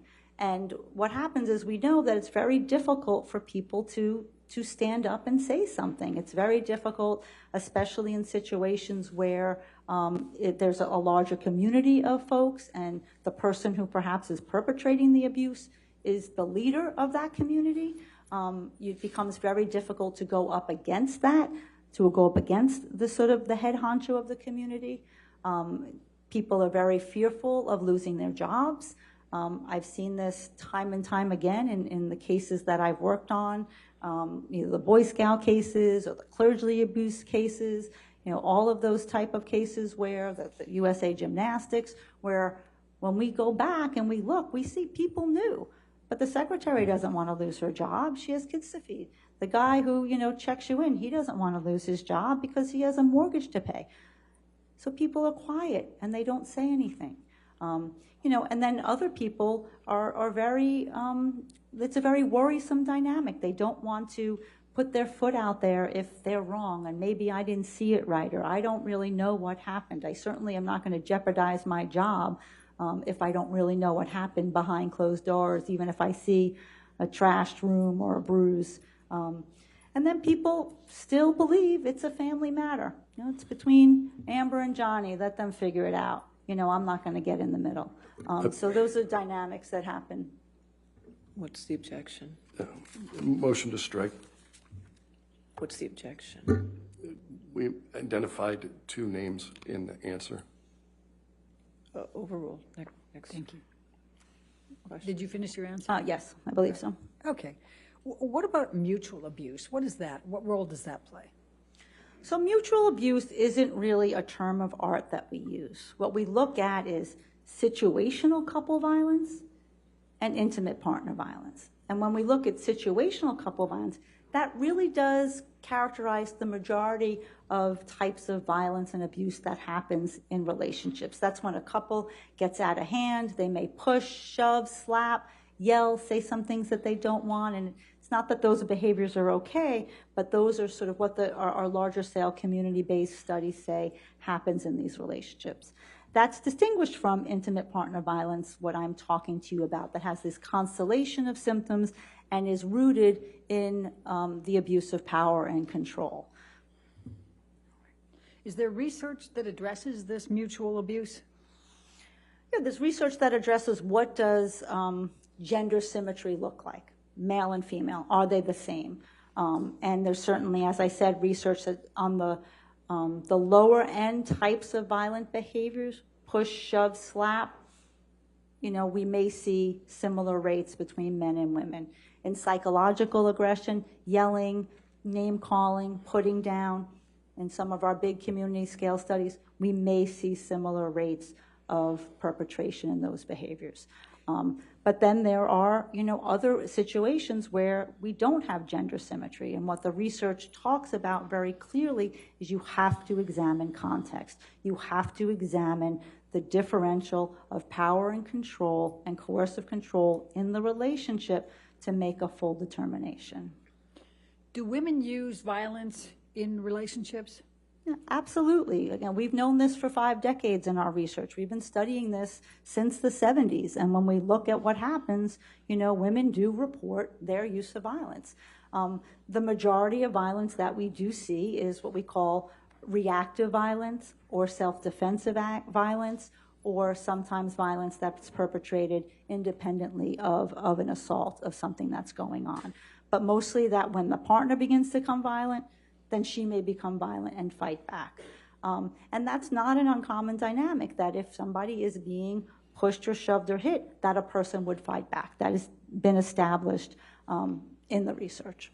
And what, if any, effect does that have on changing the power dynamics or the structure? Well, you have to find out, does it? Does her use of violence change the overarching power structure of coercive control and violence and abuse in this relationship? And you have to examine those variables to see, does it or does it not? Can men be victims of intimate partner violence? Absolutely. Certainly, we know that we have to be careful of gendered stereotypes. We can't go in and think, oh, only the woman is the victim, and only the man is the perpetrator. That just does not comport with the research. We know that the research also shows that we can have domestic violence in same-sex relationships. My very first case was a same-sex domestic violence homicide in Brooklyn. That was in 1998. So I've been examining and treating individuals in a variety types of violent contexts. So we have to be careful that that bias doesn't get in our way when we're evaluating a particular situation in a particular case. That said, we do know that there still are differences. In a heterosexual couple, in a male-female dyad, the research still is clear that there are differences. Men still perpetrate more severe acts of violence. Women are still more likely to be injured. They are much more likely to suffer sexual violence at the hands of their partner. They're more likely to be intimidated, afraid, and they're much more likely to be killed. So we know that those differences exist, but we do examine, in those individual circumstances, knowing that either one could be a perpetrator or a victim. So how are you able to determine whether a relationship is a situational violence or intimate partner violence? So I thoroughly examine all of those other variables. I look for the coercive control, who holds the power in the situation, who's able to say no, who makes the decisions, what are the consequences if you don't follow the decisions of your partner, is there sexual violence, is there intimidation and fear? Are there statistical factors that are associated with severe and lethal domestic violence? So there's a lot of data that we have in the field that we can use to assess a particular relationship and really find out what's going on. Does alcohol and substance use cause people to be violent? No, it certainly doesn't cause people to be violent. We have plenty of people who can be, struggling with substance abuse and addiction, and they're not violent. But when you have a substance abuse and addiction and you perpetrate domestic violence, it does create a much more disastrous effect. It is a co-occurring variable, and we know that also from the research that the majority of the women will report that when their partner is drinking, the physical violence goes up. So a lot of the times when he's physically violent is when he's been consuming drugs or alcohol. When he's not consuming drugs and alcohol and he's not violent, those other behaviors continue to persist. The coercive control, the surveillance, the obsessive jealousy, the possessiveness, the psychological abuse, those usually persist. But the alcohol can just throw lighter fluid on a flame in a situation of domestic violence. Is there research that looks at how women cope with the violence and abuse in their relationships? Yes, there is. Please tell me about it. What does it say? So there's been a lot of research to talk about what do women do. That's the question that everyone wants to know. Why doesn't she just leave? And in asking that question, why doesn't she just leave, we actually are able to say, well, let me tell you what she does do. And what the research shows is women do a lot of things in that relationship. So there's sort of 3 main categories. One are the formal responses, the formal things that she does. Call the police, participate in prosecution of your partner, go see a therapist, go to a shelter, go to a hospital. These are sort of the very formal strategies that women can use. Then there are the informal strategies, and that's talking with your best friend, talking with your mom, talking with your friends, trying to get that emotional support from your social network. But the most common one is these personal strategies. And the personal strategies are really talking with your partner. They're trying to fix the relationship from within the confines of the relationship. You know, trying to get him to go to counseling, try to get him to go to church, try to get him to understand his ways, try to get him to get into AA or sober counseling or harm reduction model to help with his addiction, compliance with his demands, anticipating his demands, all these coping strategies that are sort of, you know, embedded within that intimate relationship. Let's talk about the calling the police. Is that a common response? It's not a common response. Many women do not want to call the police on their partners. You know, using criminal justice interventions in crimes of women and children are the least likely to be called into law enforcement. And most of the time when the police are called, it's because a particular incident has got out of hand and she feels unsafe. And the only way that she feels I can get this incident to end and stop is by calling law enforcement. And if police are called, does the woman typically participate in the prosecution? I mean, this has been a problem and a difficulty for prosecutors across the country since I've been doing this work. I'm actually frequently called by the prosecutor to testify about a fact pattern because the victim won't come in and testify. So dropping restraining orders, not participating in the prosecution is a very common dynamic in situations of intimate partner violence, domestic violence. And what we know and what we know from our law enforcement data and colleagues is that when you get that 911 call, they're very specifically trained to say, that's likely not the first episode. The chances are there have been more severe episodes before you get this call. So you can't go on the scene and think that this is the first episode of violence. And that's why a thorough assessment is supposed to be done when police officers arrive on the scene. So usually that episode that calls the police is just meant to stop that incident in that moment, to get a sense of safety. But most women don't want to participate and go forward with restraining orders. Why do women in violent relationships stay in the relationship when the man's hurting them? I mean, they stay for all the reasons we talked about in the cycle of violence. They stay for the loving man. They stay for the man who's kind. They stay for the man they decided to marry and had hope and promises for their future. So there's a lot of sort of love and attachment is why they're connected to their partner. Some people stay because they have economic reasons and they don't have tangible resources to leave.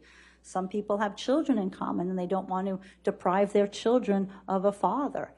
So some people fear retaliation. If I leave, I'm going to get seriously hurt. And frankly, the statistics bear it out. The most dangerous time for a woman is when she's leaving that relationship. Her likelihood of being killed grows substantially at that moment. So leaving sometimes isn't a best strategy. Staying keeps her safe.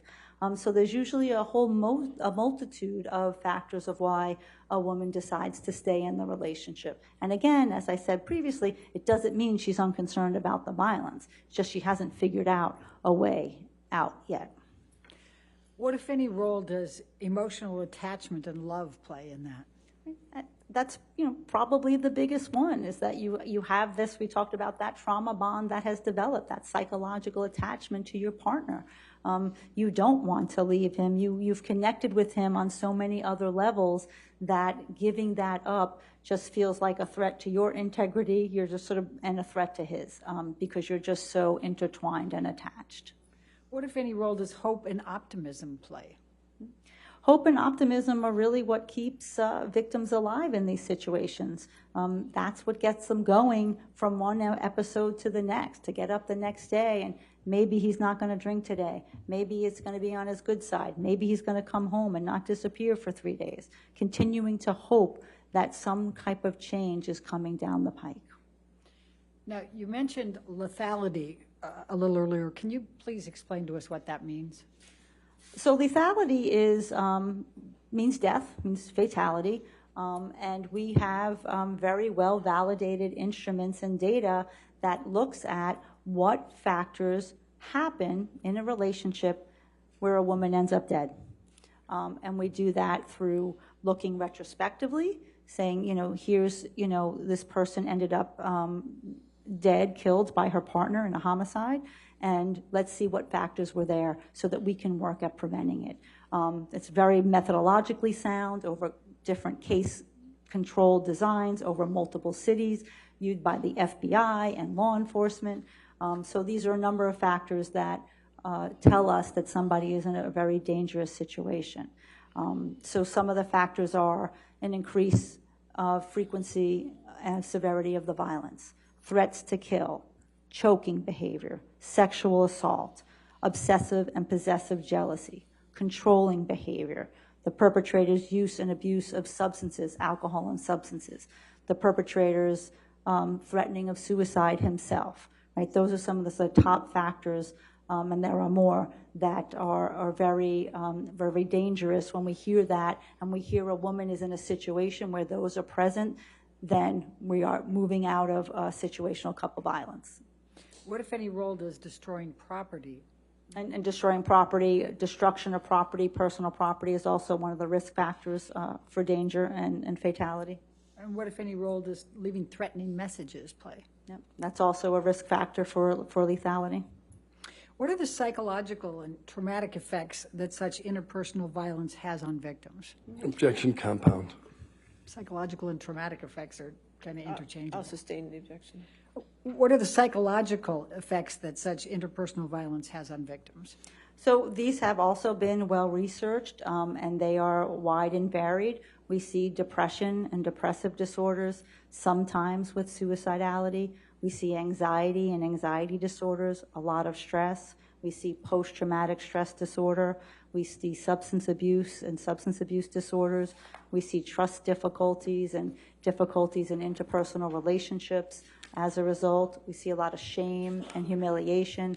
We see anger and rage, a whole sleep disruption, a whole host of difficult psychological consequences having sustained a relationship of intimate partner violence. What, if any, role does low self-esteem play? Well, low self-esteem is a very common after effect, and that, when you're embedded in the relationship, it also makes it just very difficult for you to climb your way out. What is emotional dysregulation? Emotional dysregulation, so it's a DYS, dysregulation, is when you sort of don't feel that you have control of your emotions. You feel like you're fluctuating, from one to the next. It's not the same as a bipolar disorder. It, can happen in short moments that, it's really because your central nervous system is so out of haywire from being exposed to so many traumatic events that you may feel things deeply and with a short trigger in a very quick time.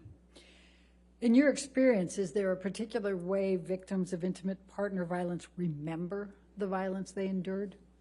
Well, memory for traumatic events is something that has been well researched. Sometimes people have what we call dissociative amnesia, where because of the physical or psychic pain of what they're going through, a portion of the memory either gets blocked or it can't get retrieved. Whether it's stored or retrieval, we're not really sure. But most of the times, the memory is really about when you have multiple repeated events of the same type of thing.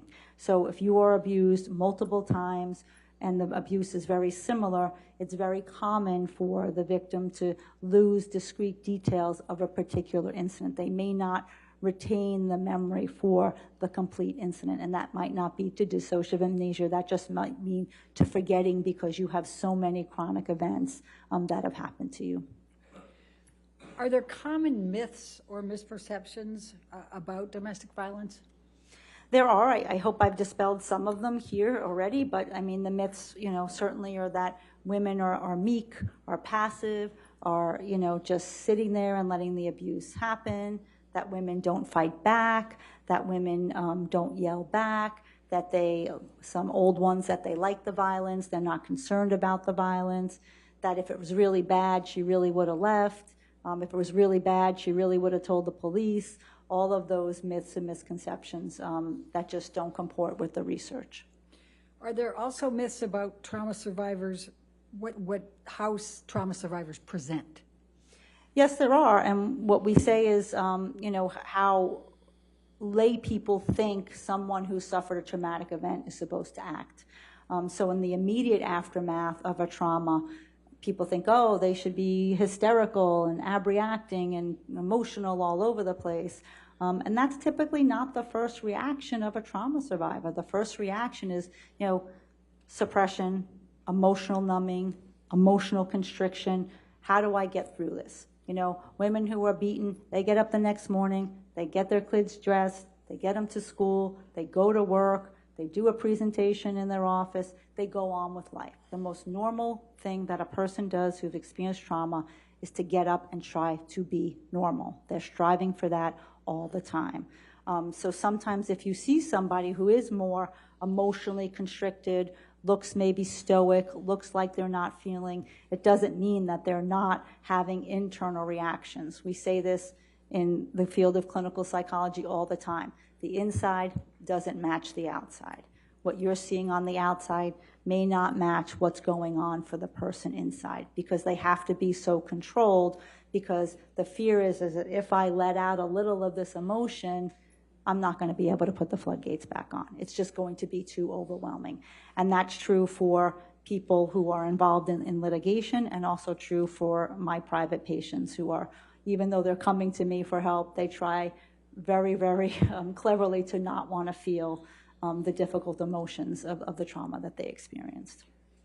And is it also possible that they can look very friendly and smile and laugh and things like that? Yeah, Absolutely. Compound. Sustain. What, if any, please describe some of the ways that a victim can hide that, as you just testified to. We call that the appearance of normalcy, the appearance of competency, right? And it doesn't mean that they're not. It doesn't mean that they're not normal and that they're not competent, but it doesn't give you a bird's eye into their inner experience. And that's what we do in the rooms of therapy, where we really help people deal with that they keep to themselves. But yes, someone can be smiling and happy. It doesn't mean that they're not suffering inside. Is there a single profile that fits all women in domestic violence situations? No. Is there a single profile of a man who perpetrates intimate partner violence? No. Your Honor, I'm at a point of moving to a new topic area. I don't know what Your Honor wants to do, because I know we switched the lunch around. I'm perfectly happy to keep going, but if this was a good stopping point, we could make that for the break. All right, let's go ahead and take our afternoon break for 15 minutes, okay? Just do not discuss the case and do not do any outside research, okay? It's a little early.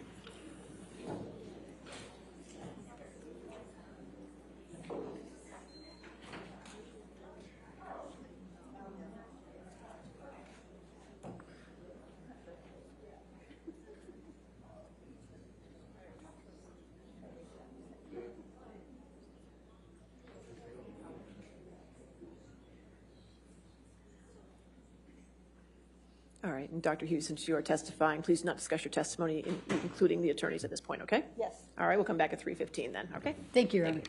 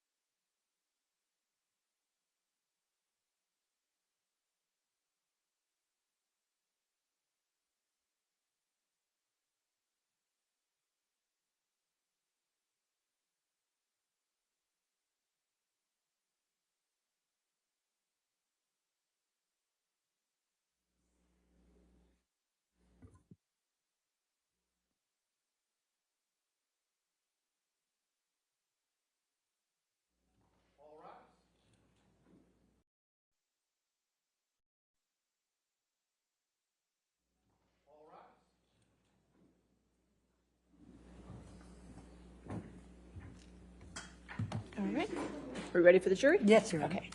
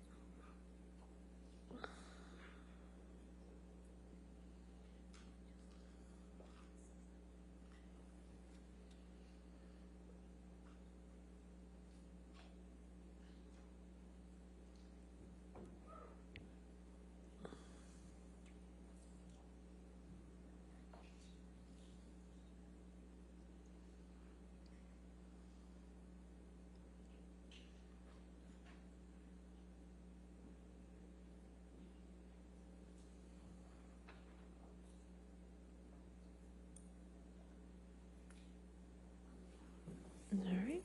Be seated. All right. Your next question. Thank you, Your Honor. Dr. Hughes, did there come a time when you conducted a forensic psychological evaluation of Amber Heard? And please tell the jury what a forensic psychological evaluation is. Could you turn it on at the bottom base? Okay. A forensic psychological evaluation is an evaluation that is conducted for the courts to answer a particular legal question.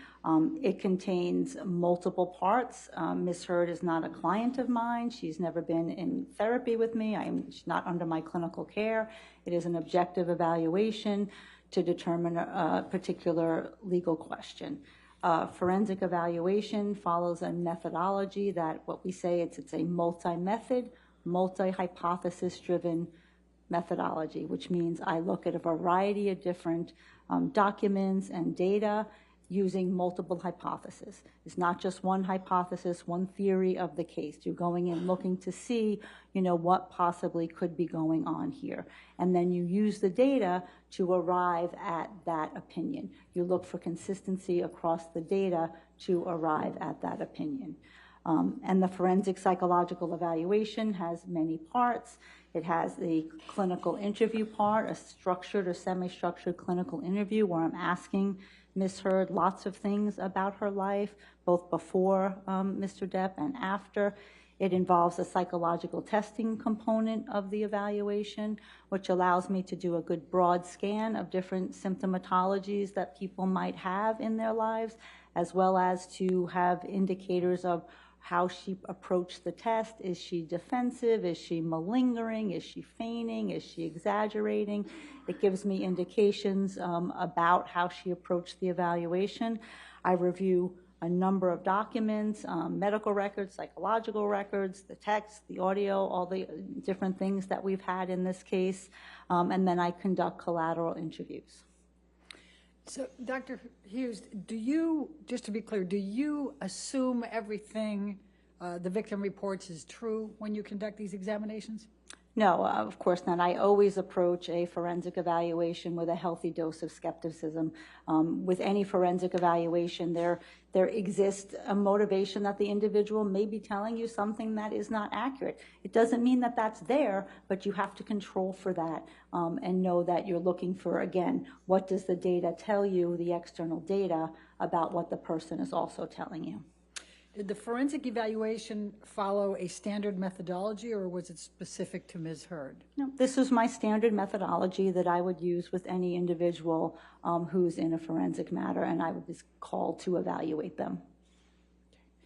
When did you meet with Amber Heard? Okay, so I met with Ms. Heard for a total of about 29 hours. I met with her for the first time in September 2019. I saw her for 4 visits in live in my New York City office. That's about 21, 22 hours. And then I saw her twice over Zoom. One was in January 2021. And New approach? Okay.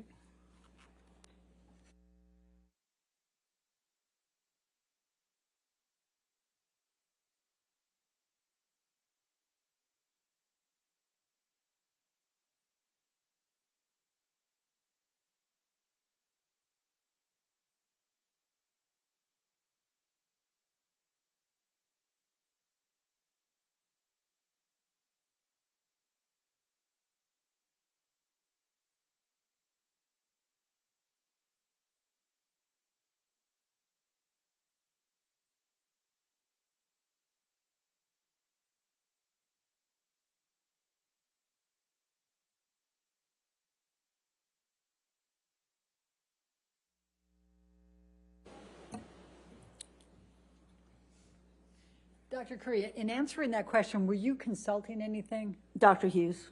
Dr. I'm so sorry. Dr. Hughes, were you consulting anything? Dr. Curry's here, I guess, as well. That's what confused myself right there. I'm consulting my cheat sheet of the dates that I saw Ms. Heard so that I could accurately report to the court.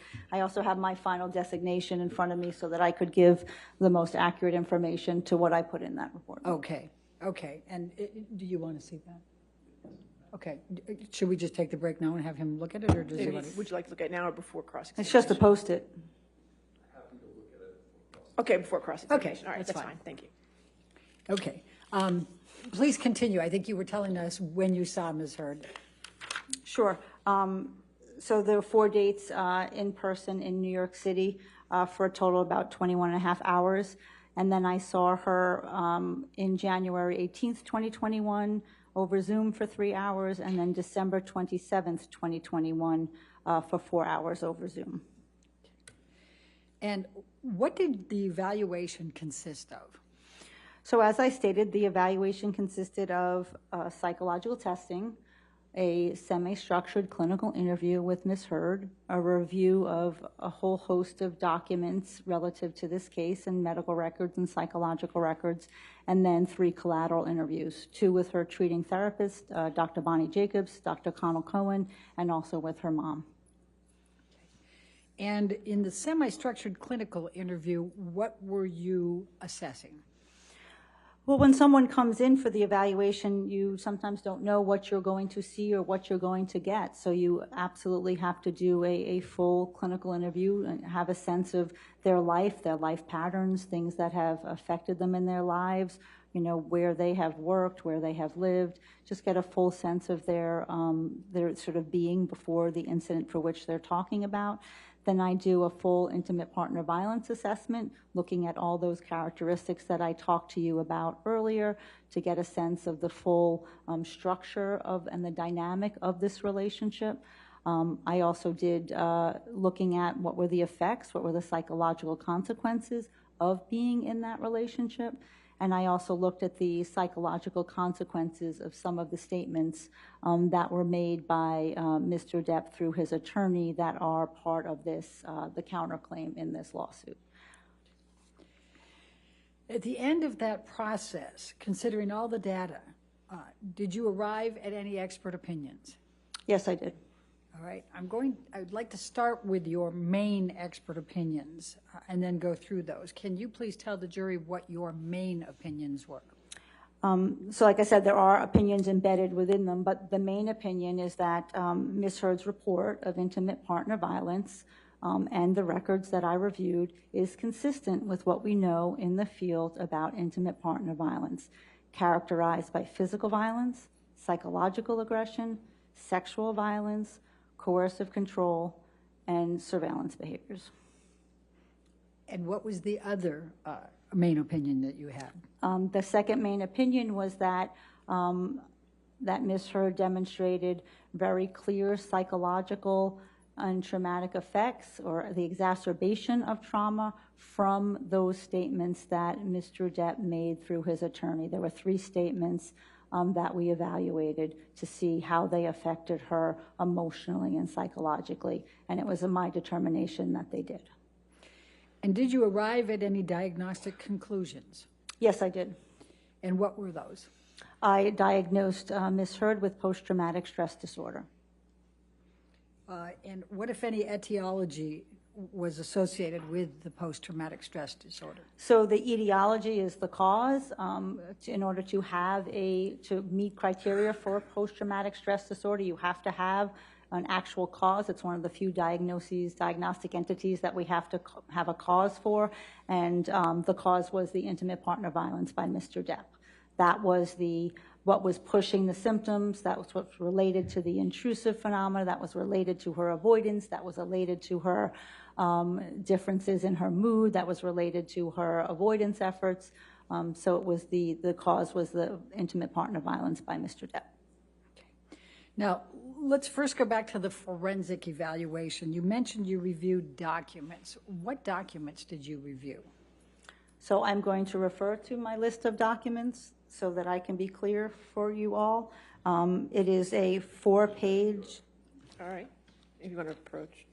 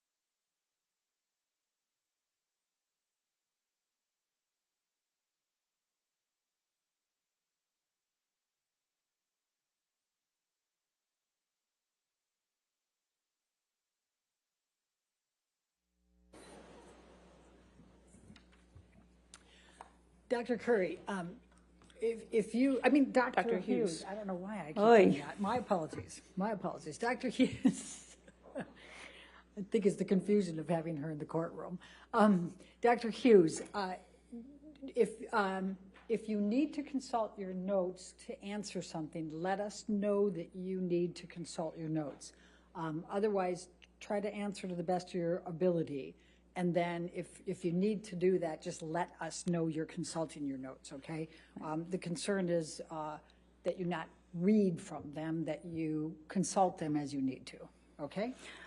Correct. I just don't want this to be a memory test of having conducted many documents, 80 pages of notes, and 12 psychological testings to... You can reference your notes, just don't read from them, okay? Yeah, no problem. Okay, great. So please tell us what documents you reviewed. Please tell the jury. Okay, so I reviewed a number of documents, a plethora of documents, most, and I obviously won't read them all, but I reviewed certainly all of Ms. Heard's testimony that she gave in her deposition testimony in this case, her deposition or her trial testimony in the UK case. I did the same thing from Mr. Depp. I reviewed his deposition testimony as well as his trial testimony in the UK as well. I reviewed a number of the depositions that were put forth in this case. I reviewed the psychological treatment notes for Dr. Bonnie Jacobs, Dr. Connell Cohen, Dr. Laurel Anderson, and Dr. Amy Banks, although she did not have treatment records. So I reviewed not only their records, did collateral interviews with some of them, and also read their deposition testimony, and also read other medical records in this case, nursing notes in this case, in the highlights. And I also listened to the audios that were put forth in this case and read the text messages and emails. And What, if anything, did you do with respect to any videos? And I also saw the video in the kitchen, yes. Okay. Now, the collateral interviews that you conducted, why did you conduct those? Well, collateral interviews is a standard part of a forensic evaluation. It's an opportunity to hear from another treating clinician, the person who's actually treating the individual you're evaluating, and get a better sense from that person of what they saw, what they knew, how they experienced this person. Sometimes our clinical notes don't give the full breadth of what really was going on in that therapy, because the notes are meant to be sort of short and to the point of what happened, who was there, and what was the plan. So it was really helpful to talk to these two clinicians who really were with Ms. Heard throughout the duration of her relationship with Mr. Depp. So they give us sort of a contemporaneous look at what was going on for her emotionally, and then what was she reporting, what was she saying about the relationship to her therapist. And you mentioned the name Dr. Bonnie Jacobs. Please tell the jury who Dr. Bonnie Jacobs is. So Dr. Bonnie Jacobs was Ms. Heard's therapist, and may I refresh my recollection with my notes, Your Honor? She's allowed to For the consult her dates, notes. if you'd like me to tell the dates. If she's asking me a question, I'm not going to answer. You're right, Your Honor. Yes. May I? Yes, you may consult your notes, yes. Objection, Your Honor. Can we be heard?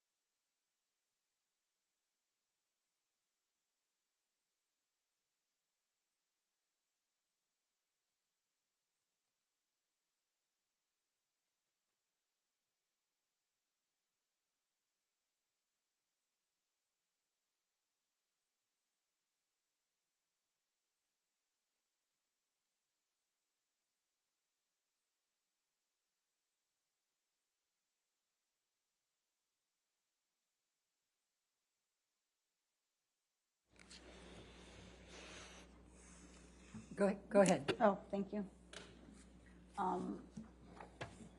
So she treated with Dr. Bonnie Jacobs, who is a psychologist, from October 2011 through August 2014.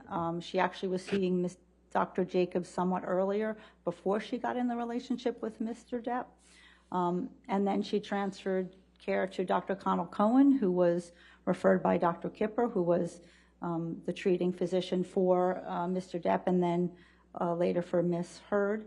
And she treated with Dr. Cohen from after she left Dr. Bonnie Jacobs in September 2014 to June 7th, 2016.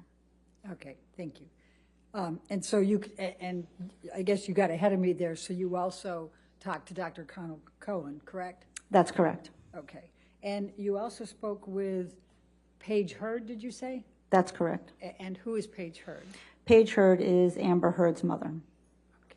And when did you speak with Paige Heard? I spoke with all of these individuals at the end of 2019. Again, I can check my notes and let you know the exact date if you'd like. I think the end of 19. Yeah, they all were in is the fine. end of 19, yes. All right. And you are you aware that Paige Heard has since died? She died 2 years ago? Yes, I am aware, sadly. Okay.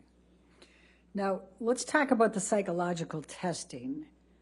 You stated that you conducted psychological testing, is that correct? That is correct. Can you Overruled all of it. Can you please tell the jury how many psychological assessments you administered to Amber Heard? I administered 12. Can you please tell the jury which ones you administered? So I am going to refer to my designation that has the list so that I don't forget anything. Okay.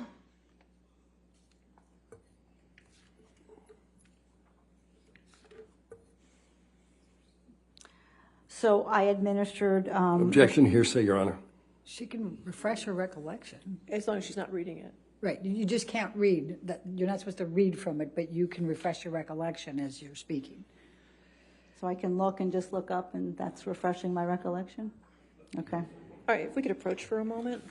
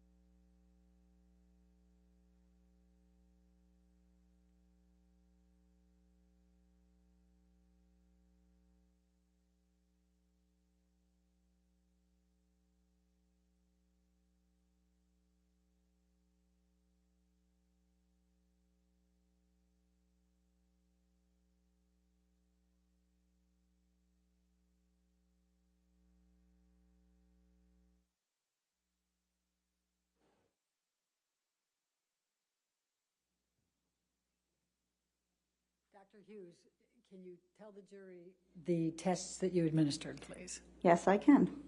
I administered the Personality Assessment Inventory, which is a broadband instrument to scan for psychopathology and psychological symptoms that people have.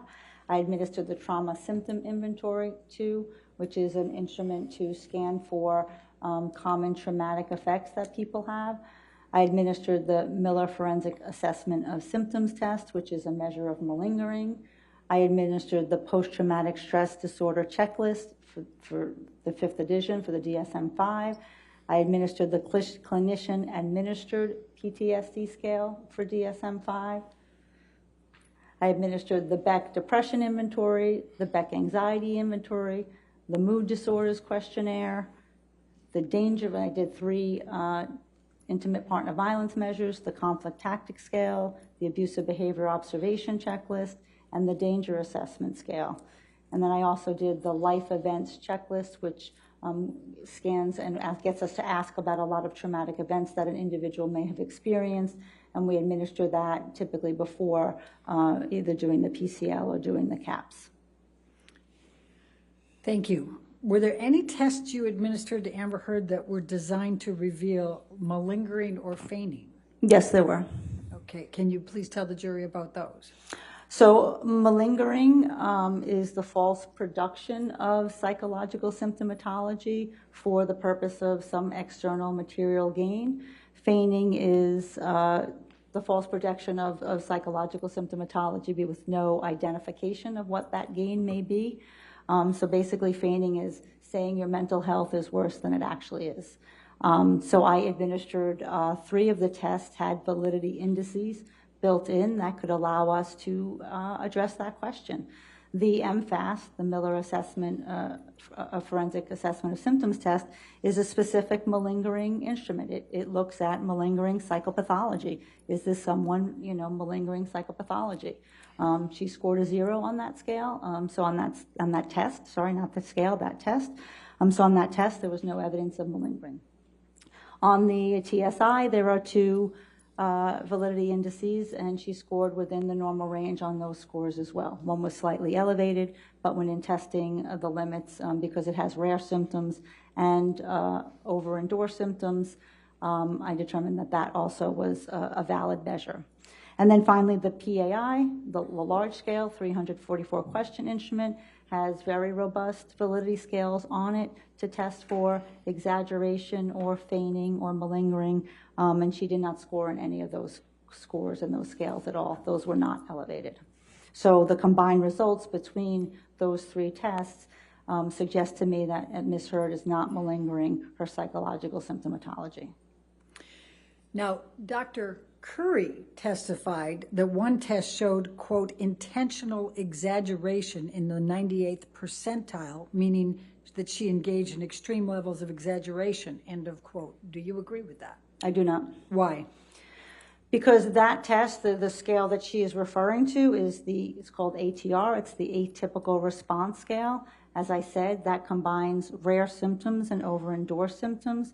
It's very frequently elevated in people who have high levels of distress. And then importantly, on this test specifically, it says, do not use the percentile rank.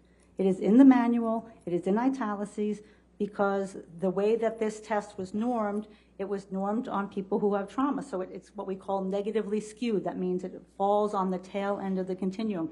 It is not a normal curve where we would normally think of how a percentile would work. So you would not use the percentile rank on this test. You want to approach? Yes, please. Okay.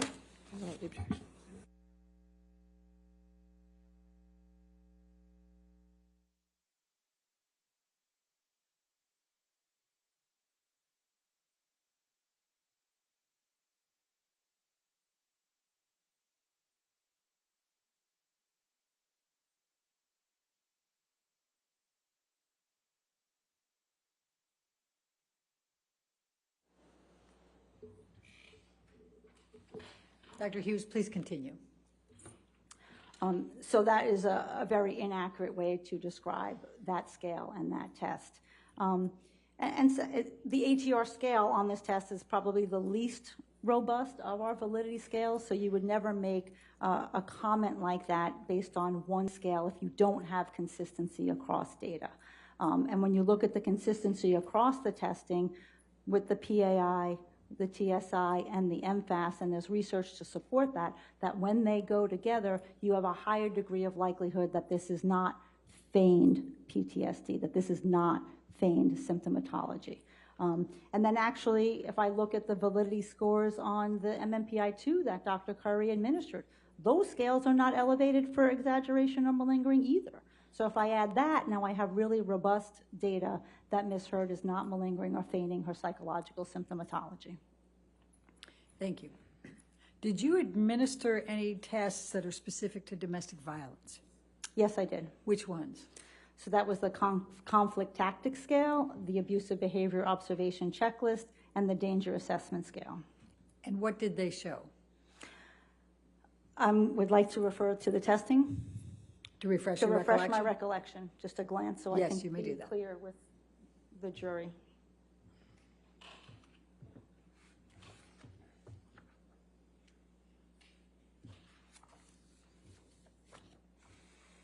So what the overall gist of the testing was that, and the benefit of these tests is that they allow me to ask for what Mr. Depp did to Ms. Hurd and then also what Ms. Hurd did to Mr. Depp. So it was asking about both sets of behavior. And Objection, Your Honor. We're back to reading. She wasn't even looking down. She was looking at the jury. I don't. Go ahead. Go ahead. Please continue. So what these tests show was that there was a high degree of serious violence perpetrated by Mr. Depp toward Ms. Hurd.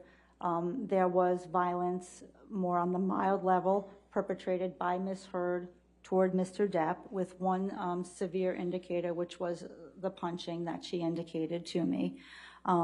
There were scales about negotiation, about how much this couple tries to figure out their problems.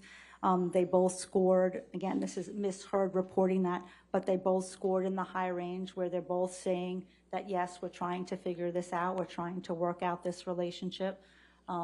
There were scores on the psychological aggression scale where Mr. Depp engaged in more severe acts of psychological aggression, whereas Ms. Hurd did engage in also some mild and severe acts of psychological aggression.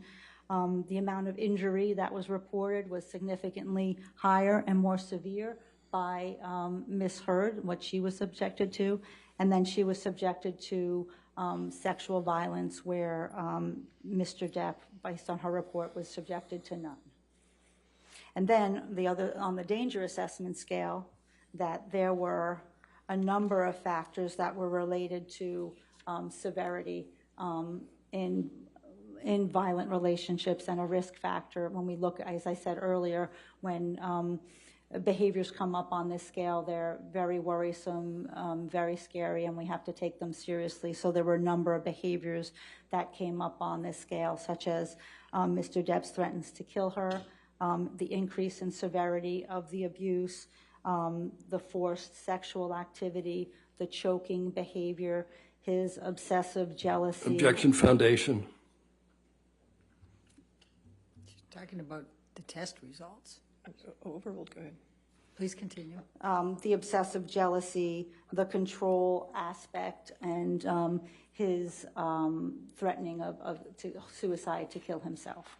So those were risk factors that placed her in the increased danger range. And this is a range that, says that we certainly have to advise women of their risk and consult with law enforcement if they're involved, or judges if they're involved, because this means that a woman is at risk for more serious or lethal domestic violence. So did the results of the psychological tests you administered to Amber Heard support a diagnosis of PTSD? Objection, leading. What, if any, psychological tests did you administer that supported a diagnosis of PTSD for Amber Heard? Sure. So there were 4 tests that supported that diagnosis. One was the PAI, which was that 344-question large-scale personality inventory. On that test, her largest subscale, her highest subscale, was the one that measures traumatic stress. So that was clinically significant. On the TSI, 2 of her scales were the intrusive experiences dimension and the defensive avoidance dimension, 2 of the classic scales of trauma and PTSD. On the PCL, which is the post-traumatic stress disorder checklist 5, that she scored in all 4 domains of PTSD, and that's an instrument that says how much are you bothered by these symptoms, and in all 4 clusters, which would be the intrusive experiencing, when things about the abuse or the trauma enter your mind when you did not want them to. Sometimes they're cued, sometimes they're uncued. She answered in the avoidance category, which is a second category of PTSD, that I do things to try not to think about this, to try not to feel this, to try not to get upset. Sometimes I avoid certain people because they become a trigger for me. She scored in what we call the negative alterations in cognition and mood, changes in her thoughts and feelings as a result of the abuse and trauma, and also in the physiological hyperactivity, the hyperarousal, the hypervigilance, the startle response. So on the PCL, she endorsed symptoms in all 4 of those categories, saying, some of these symptoms are bothering me a lot. And then finally, the clinician-administered PTSD scale for the DSM-5. And what that allows me to do, unlike the PCL, is really look at symptom severity and symptom frequency. How is this really playing out for this individual? And similarly, she scored in all 4 categories of trauma and of having intrusive experiences and nightmares and avoidance efforts and physiological hyperactivity and changes in her mood and her thoughts. And her total score was a 28, which falls in the moderate range. So that means that she has experiencing a moderate degree of post-traumatic stress disorder symptomatology. And those tests allow me to make that definitive diagnosis that she suffers from PTSD. Thank you. What, if any, consideration did you give to Amber Heard's history of childhood abuse in making your diagnosis?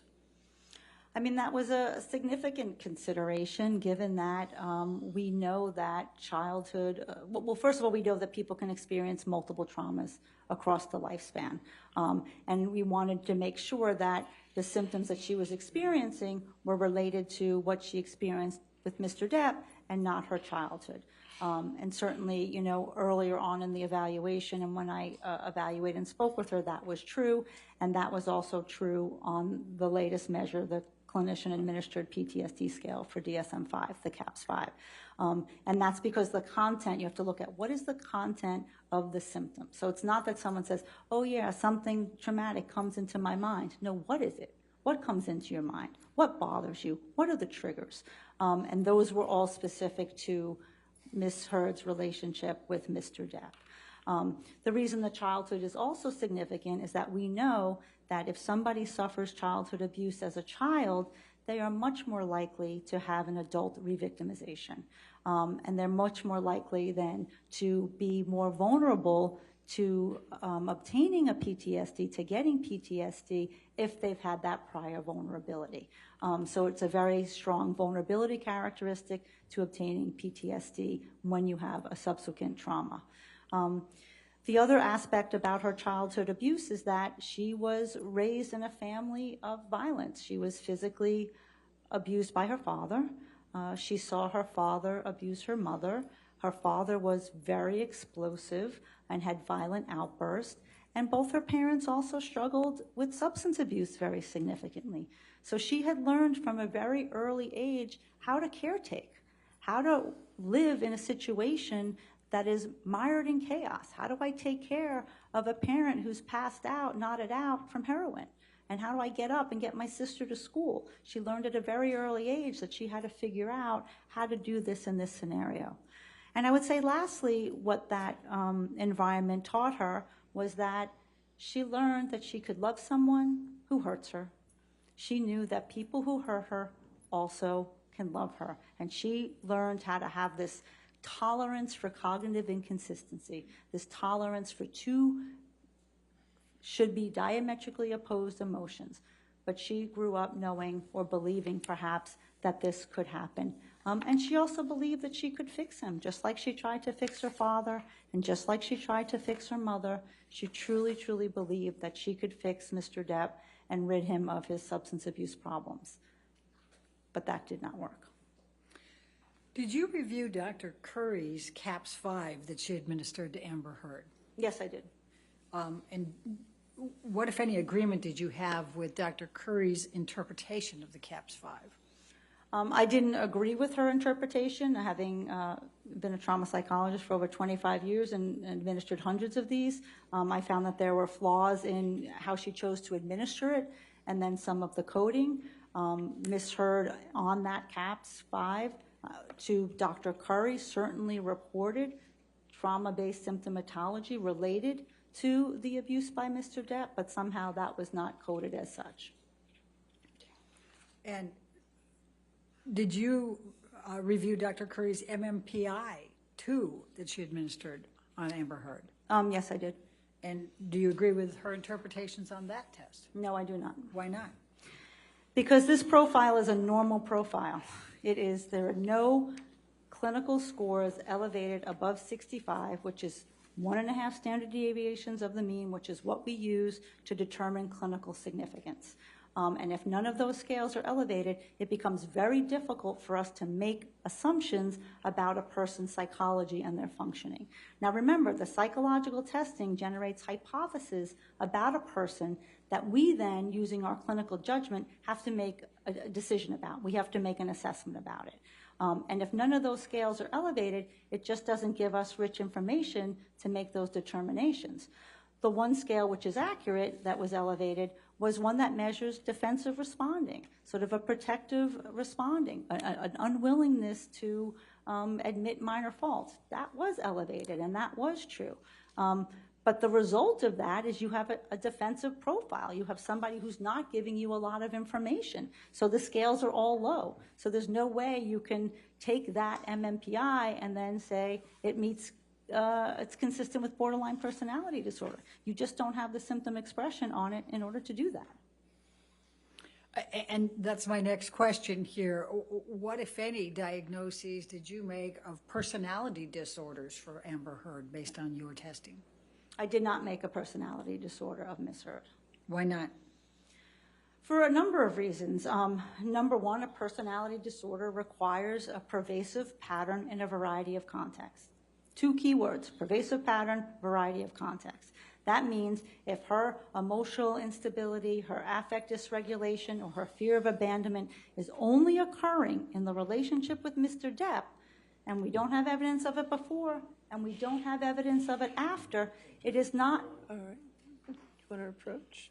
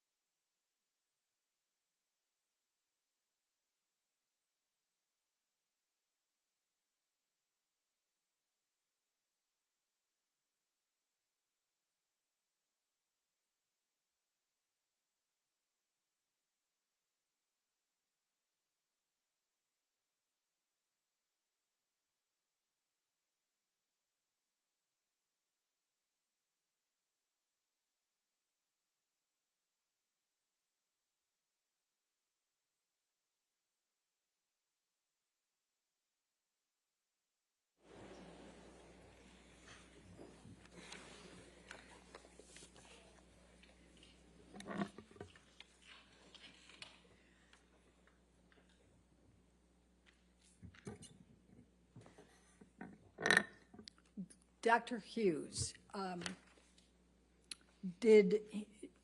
what, if anything, did Dr. Cowan say to you about any type of diagnoses of personality disorders? Dr. Cohen did not diagnose Ms. Heard with any personality disorder. And what, if anything, did Dr. Bonnie Jacobs say about diagnosing Amber Heard with any personality disorders? And Dr. Jacobs similarly did not diagnose Ms. Heard with any personality disorder. Thank you.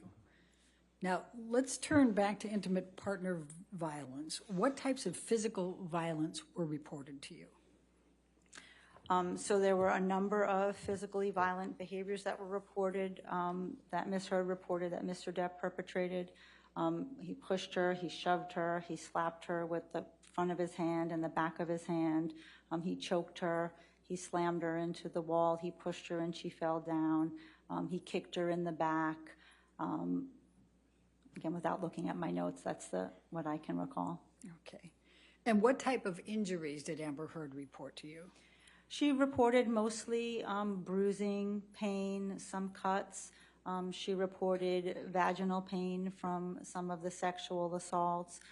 She reported that she did have some scratches and cuts on her from broken glass. She reported that she believed she may have lost consciousness 2 times, once in the Australia incident and once in the December 15th, 2015 incident. What type of coercive control was reported or did you find? Leading. Sustained. What, if any, coercive control was reported to you? So the coercive control that was determined in this relationship I found to be quite significant. There were many, many instances where Mr. Depp tried to control how Ms. Heard went about her career.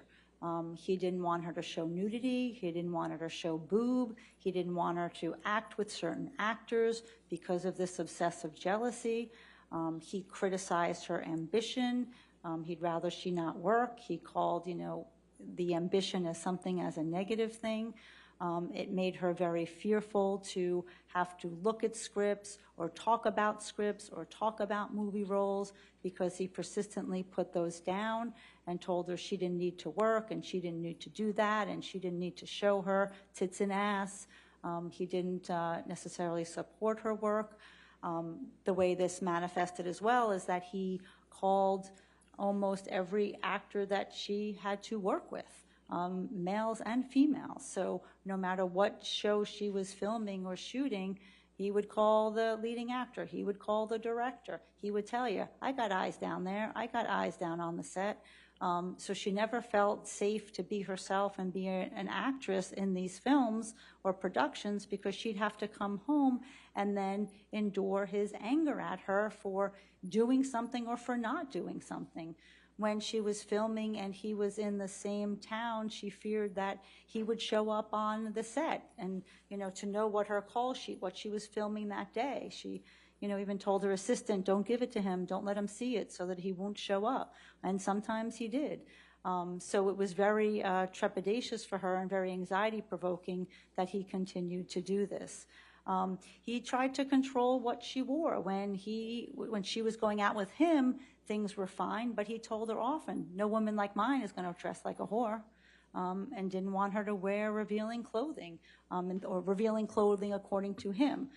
She recalled an incident when she was going on a job audition, and he said, you're going to go out with those tits and ass? And she had to sort of go in and put on what she said, mom jeans, so that she didn't look sexy, so she didn't look revealing, and continued to try to plead with him about what jobs she could take and she could not take. This made her be very sort of restrictive and try to conceal things. She would hide her scripts because she couldn't read them in front of him because he would put them down or want to see where there might be nudity, where there might be something where she's doing a love scene. And then almost every person that she was in a film with, there would be those barrages of the consistent accusations of infidelity. And we saw that on the Australia pictures, the Billy Bob. He was one person that he continued, to berate her about having an affair with. That's what obsessive control looks like, those messages on the mirror. When you look at how he wanted her to there was some interference with the family, with her sister. When some things were leaked, he was obsessed, believing that it was Whitney who did it, and eventually Miss Heard had to succumb and say, okay, yes, it was, and then alienate herself from her sister because she just couldn't take the fights anymore. She just couldn't take the constant barrage of criticism. So there were many instances when, in terms of their interactions, she would have to text him right back, but when she would text him, he could not answer for days. And it's this sort of, when we talk about, the ghosting, but your husband doesn't ghost you, your partner doesn't ghost you. And there were so many times of this sort of withdrawal of affection, which was on his terms and when he wanted to do it. I'm aware that there is, testimony in this case that, Mr. Depp decided to leave because he didn't want to be violent. And I do think that's true sometimes. I think he did leave in times where he didn't want an altercation. He did leave after an altercation. He did leave and then came back and continued the altercation. So leaving wasn't the defining variable. The problem was that, with this obsessiveness and this perseveration that he had, the fight would always come back. So leaving might end the argument for that moment, but Ms. Heard knew he was always going to come back, and he was going to, start the interrogation once again. And what is the effect of the coercive control on Amber Heard? I mean, the effect was drastic. She talked to me that her roles consistently dropped over the time that she was in the relationship with Mr. Depp, just because it was so difficult to go on auditions, to want to be in a different location with him. Whenever she was not on location with him, it was very stressful. It was very anxiety-provoking because of the accusations of infidelity. We heard that through Isaac Baruch's testimony when she called and was saying, babe, there's no one here, there's no one here. That was something that she had to do repeatedly and constantly over the course of the relationship. So it caused a significant amount of anxiety, of distress, of having to try to conceal and maneuver around him to try to have the career that she wanted to have. It made her hypervigilant and definitely contributed to sort of her psychological symptomatology getting worse over time. What about sexual violence? So there was a number of incidents of sexual violence reported in this relationship. Those are documented early on in Dr. Bonnie Jacobs' notes, where when Mr. Depp was drunk or high, he threw her on the bed, ripped off her nightgown, and tried to have sex with her. There were times when he forced her to give him oral sex when he was angry. These weren't in loving moments. These were angry moments, moments of dominance, moments of him trying to get control over her. There was a time when they were in Hicksville in the trailer, I don't want to say trailer park, but I guess it's trailer park. It is a trailer park, where he was accusing her of a woman hitting on Amber, and that was the problem. Amber got accused of women hitting on her, and it got accused of men hitting on her. So there were so many targets that came through in his obsessive jealousy. But when he, on that incident when Kelly Sue was accused of hitting on Miss Heard, and they went back into the trailer, Mr. Depp performed a cavity search and ostensibly was looking for drugs and felt it acceptable to rip off her nightgown and stick his fingers up her vagina to look for cocaine, thought that maybe she was hiding them there. And again, these incidents often happened in a drug-fueled rage. There was another incident in the Bahamas where when he got angry, he took his fingers and he put them in her vagina and moved her around violently in the closet. Again, an act of sexual violence.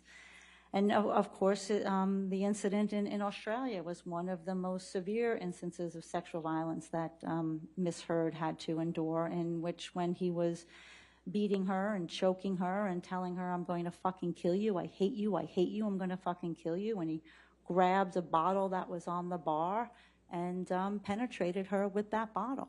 And Miss Heard reported to me of dissociating and going outside of her body, and the only thing she was thinking is, Oh God, I hope it's not the broken one. What, if any, psychological abuse did you find?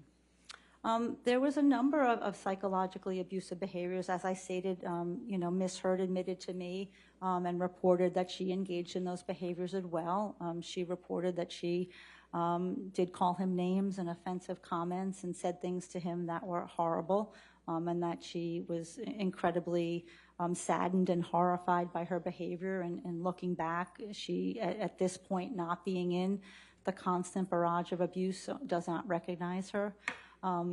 The abuse by Mr. Depp, he called her a number of names, frequently whore, slut, cunt, lesbian camp counselor, easy, ambition. Ambition was a weaponized term in that relationship. So he called her a lot of names and humiliated her. And of course, I think we talked about the intimidation tactics that, Mr. Depp was often banging and throwing and hitting things in the household, which sort of got the tension to rise up very significantly, very quickly. Can you tell me how you conducted your analysis to arrive at these conclusions? Sure. So what I did was look at the incidents that were reported and look at the corroborating data around it. So as we stated, most of these incidents of intimate partner violence happen behind closed doors. Not everyone is going to witness what the parties are reporting behind closed doors. So you look at what is the data that surrounds it. Is there any data before it? Is there any data after it? Is the victim telling somebody in real time about what's happening? Are there therapy notes? Are there pictures? Are there text messages that sort of allow us to fill in the pieces of the picture, even though we don't have exactly what happened at that moment? The more collateral that we have and the consistency across those data points, it gives us greater confidence in our results. Can you give us some examples? Sure. So Vague. Overruled, I'll allow. So, for example, the Boston plane incident, I believe, without looking, I know May 24th, 2014. This is the incident where Ms. Hurd and Mr. Depp were going to fly back to LA and spend the weekend together. They were shooting at different sites. Ms. Hurd is on the plane waiting for Mr. Depp to come on in the tarmac. He's reportedly sitting in the SUV, smoking and drinking, smoking weed and drinking.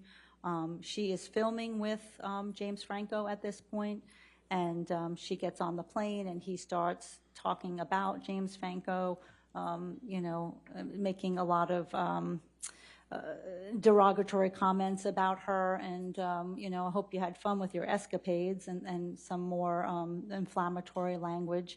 And then in an argument, when she got up to leave, he kicked her in the back and she went forward on the plane. To the front of the plane because he sat in the back of the plane. So if I look at what is the corresponding data to this, there's a therapy note, several notes in Bonnie Jacobs' records that talk about Mr. Depp's increasing use of alcohol and his obsessive jealousy around James Franco before this Boston plane incident. After the incident, Ms. Hurd told her friend Io, she told her friend Savannah, she told her friend Rocky. Ms. Hurd did not go home. She was afraid to go home. So she went to a hotel because when Johnny was in these states, he would often show up because he's still in that drinking and drugging phase. And he talked about that. That was the roxicodone before he detoxed. He was still in that, high substance abuse phase that he would often show up at night, and that did not feel safe. There was a text from Stephen Duders, Mr. Depp's assistant. All right, you want to approach?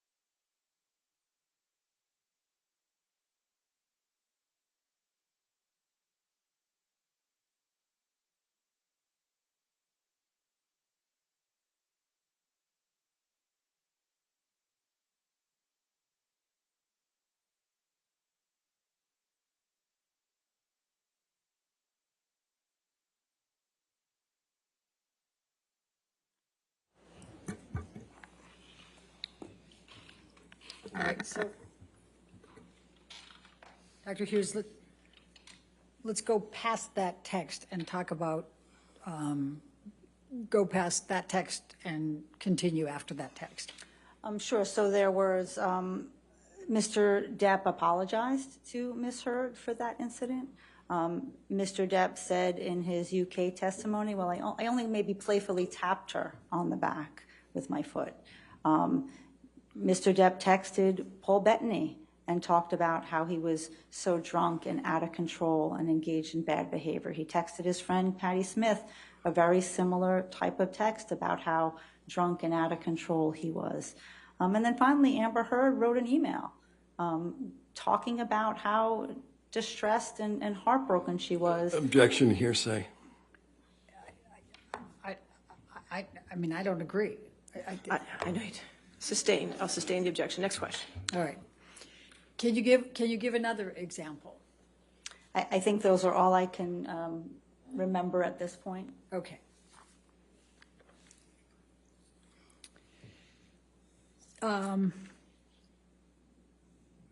What if any,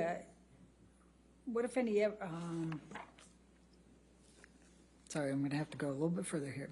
So you concluded that Amber Heard used psychological abuse and some reactive physical violence, I think I heard you say. Is that correct? Objection, leading. Overruled.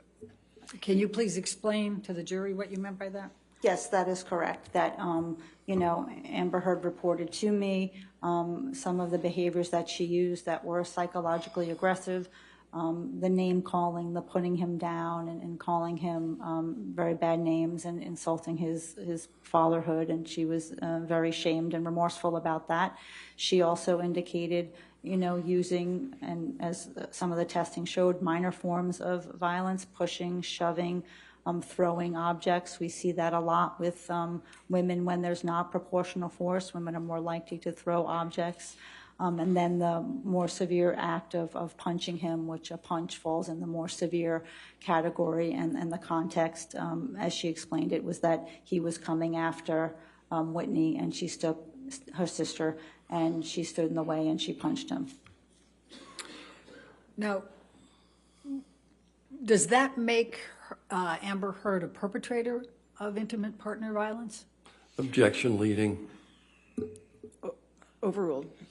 So that was one of the tasks that I had to consider. That was one of the hypotheses that I had to consider. And given all of the other data, that was not my opinion. Okay, thank you. Now, you stated that you read a number of therapy records. Please tell the jury, why are therapy records important? Therapy records are critical for a forensic psychologist. When we have the opportunity to go back in time and see what a person was dealing with, what the content of their distress was, and what the symptoms of their distress was, it really gives us a snapshot in time. So they become very critical as part of the overall forensic psychological evaluation, because we as psychologists understand how people sort of treat in therapy and what to look for. So in looking back at Ms. Heard's therapy records, we see sort of real-time unfolding of this dynamic in this relationship. We see early on in her notes in her report with Bonnie Jacobs and in Dr. Bonnie Jacobs' notes, reports of constant concerns about Mr. Depp's substance abuse, constant concerns about him passing out and vomiting, constant concerns about not Objection, Your Honor. Hearsay. She can characterize that and say she relied on that. Overruled. Thank you. Please continue. Constant concerns about how do I get him into treatment? How do I get him help? Ms. Heard starts going to Al-Anon at this point, early 2012, in the beginning of the relationship, because she has to figure out and wants to figure out a way to support the man that she's dating right now and the man who she's falling madly in love with. There were reports in Dr. Jacobs' notes early on about his controlling behavior, about his jealousy behavior, about him not wanting to do certain jobs, of not wanting her to wear certain clothes. So this is going back to 2012. With no indication of why would she be saying that but for the sole purpose of trying to get help and trying to get guidance in this relationship that she finds so difficult. There are indications, as I mentioned before, of the sexual assault and the sexual abuse and how he would, you know, when he was angry and when he was drunk, it was mostly drug and alcohol fueled rage when he would, you know, throw her on the bed and try to have sex with her. And then, you know, if he was not able to perform, he would get more angry at her and blame her. So we have this dynamic of blaming her for his inability to take responsibility for his behavior. Those themes were throughout Dr. Jacobs' notes. Did Dr. Jacobs assign any diagnoses to Amber Heard? She did. Early on, she diagnosed her with panic disorder, and then later with post-traumatic stress disorder. All right. And did Dr. Jacobs diagnose Amber Heard with borderline personality disorder? No, she did not. Histrionic personality disorder? No, she did not. And is that important? That's very important when we're trying to figure out the course of somebody's illness, the course of somebody's psychiatric difficulties. As I stated, well, I don't think I got to state, personality disorders usually start in adolescence early. Objection. I'll sustain the objection. Next question. Okay. You also stated that you reviewed Dr. Connell Cowan's treatment notes, correct? Correct. And you also read his deposition testimony? Correct. And you had how long of a collateral interview with him? I believe it was 2 hours. Okay. And what did you get from all of that data? So by the time that she gets to Dr. Connell Cowan, which is 2014, I believe, September 2014 is when Dr. Kipper comes on the scene. Ms. Heard's psychological functioning is significantly deteriorated. She's suffering more anxiety, more sleeplessness, more agitation, more emotional dysregulation, this fluctuation in moods. And when you sort of look at the records of what happened in those first 2 years from Dr. Jacobs, and now we have up to Dr. Connell Cowan, and we see all of the incidents that she was exposed to, including the sexual violence and the coercive control, it makes sense to me that her status, her psychological functioning has deteriorated. And in Dr. Connell Cowan's notes, that's what he's always trying to do. He's trying to help her, help Mr. Depp, help her act in a way so that Mr. Depp does not hurt her. Mr. Depp, Dr. Connell Cowan was very concerned for Amber Heard's safety, as was Dr. Bonnie Jacobs. Dr. Jacobs was very concerned for her safety, and she continued to talk about safety aspects for Ms. Heard, as was Connell Cowan. They did, both of them, both therapists, understood, and Ms. Heard talked to them about it, that there were times that she fought back and she used violence and times that she screamed and she said things that she didn't want to. But nevertheless, that did not change the balance for them either. And they were very concerned that because of Mr. Depp's significant substance abuse and his sort of poorly controlled anger, that at some point he was going to seriously hurt her. Did Dr. Cowan provide Ms. Heard with a diagnosis of borderline personality disorder? No, he did not. Did he diagnose Amber Heard with histrionic personality disorder? No, he did not. Is that important? It's important that you have an individual, Ms. Heard, who's in therapy for over 2 years with one therapist and over 2 years with another therapist, and you're not seeing those characteristics of a personality disorder. If the manifestation of a person's difficulties and illness and symptomatology is better explained by another disorder, then you don't qualify for the personality disorder. You can't get the diagnosis. That's part of the criteria. So if it's not a pervasive pattern in a variety of contexts, and it can't be better explained by her trauma experience and the exposure and the symptoms as a result of that trauma, then you don't get a personality disorder. And that's why they didn't diagnose it. Did you read Dr. Amy Banks' deposition testimony?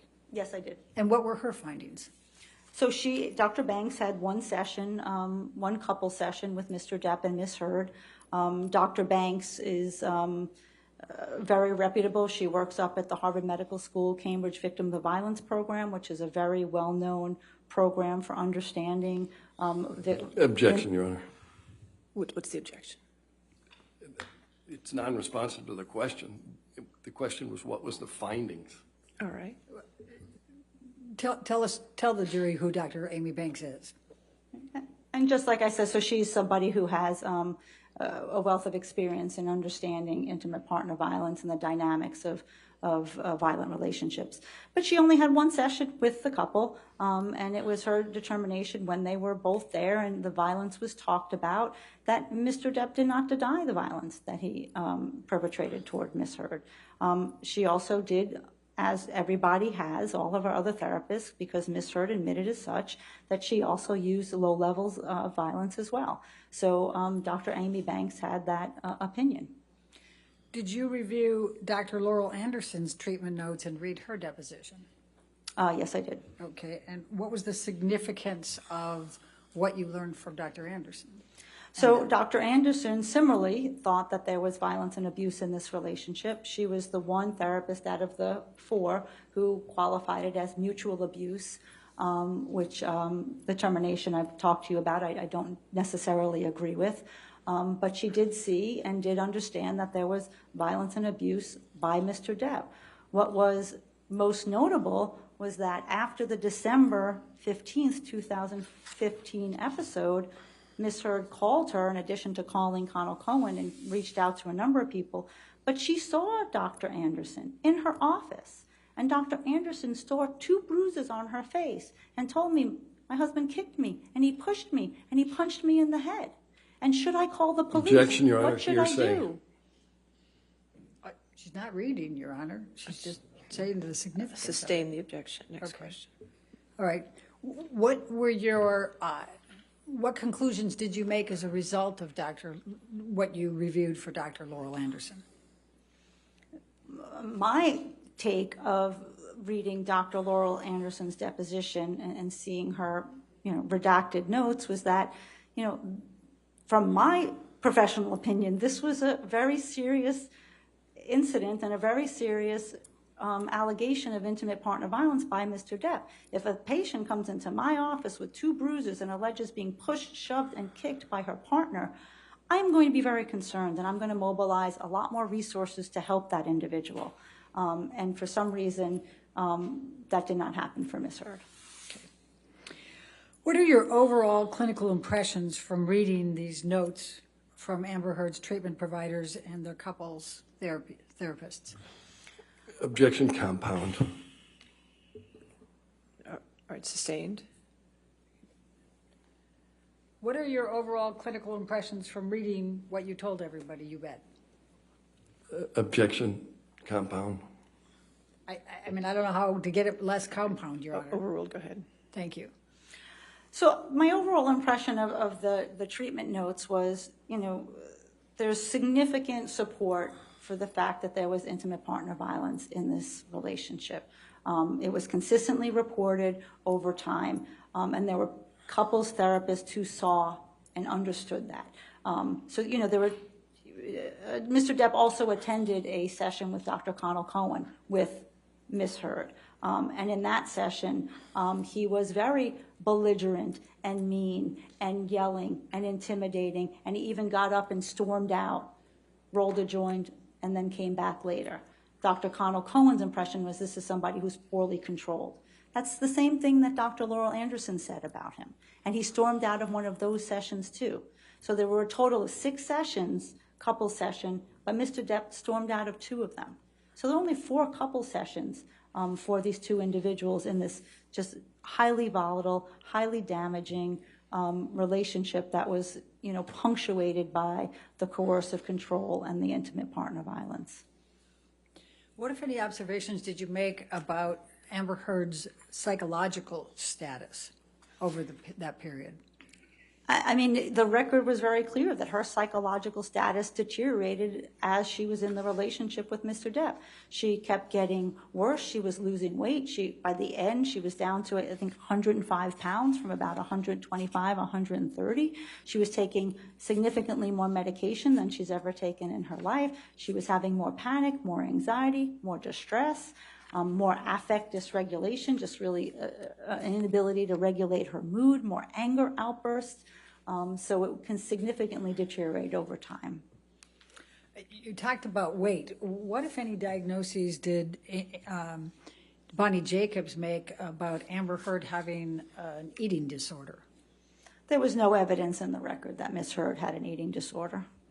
What, if any, observations did you make about whether Dr. Connell thought she had an eating disorder? There was no indication in his record that she had an eating disorder. Okay. Now, what, if any, observations did you make about the impact of Mr. Depp's substance abuse? So the substance abuse was a very relevant and complicating factor to this relationship. When you pair that level of substance abuse with the level of intimate partner violence and coercive control, it's a very, very disastrous mix. And one of the things that happens with the substance abuse is a very similar dynamic that happens with the intimate partner violence. That there's the lying, there's the hiding, there's the cheating, there's the obfuscation, the rationalization about the drinking, the rationalization about the violence, the trying to, promises, I'm going to do better, I'm going to get clean and sober, I'm not going to hit you anymore. Objection, Your Honor. Can I be heard? You can approach.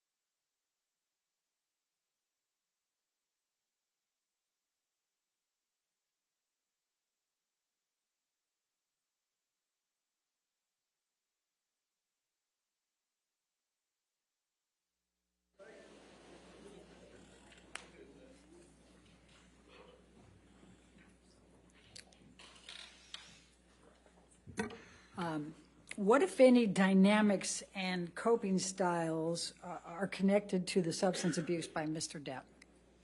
So they share similarities. There's a lot of lying when somebody's a substance abuser. There's a lot of hiding. There's a lot of concealment. There's a lot of rationalization. There's a lot of blame, blaming your partner for your inability to stay clean and sober. There's a lot of the promises to change and the promises to get better. So a lot of these dynamics sort of co-occur, in a situation of substance abuse and domestic violence. They're very similar. The difficulty in this relationship was that the majority of the violent episodes and the sexually violent episodes were in these alcohol and drug-fueled rages. That was predominantly when those happened. When he wasn't in those stages, we still saw the obsessive jealousy and the coercive control and the possessiveness. That still persisted. But when the alcohol and the drugs came together is when Amber Heard was more in danger of being hurt by him. Why didn't Amber Heard leave the relationship sooner? Well, I mean, you know why. Objection, speculation, Your Honor. Have you formed, based on your experience and based on your 29 hours of clinical evaluation of Amber Heard, what is your understanding of why Amber Heard didn't leave the relationship earlier? Objection beyond the scope of the disclosure. It clearly is not. I mean, it's clearly in the disclosure. Point to where you say it's not.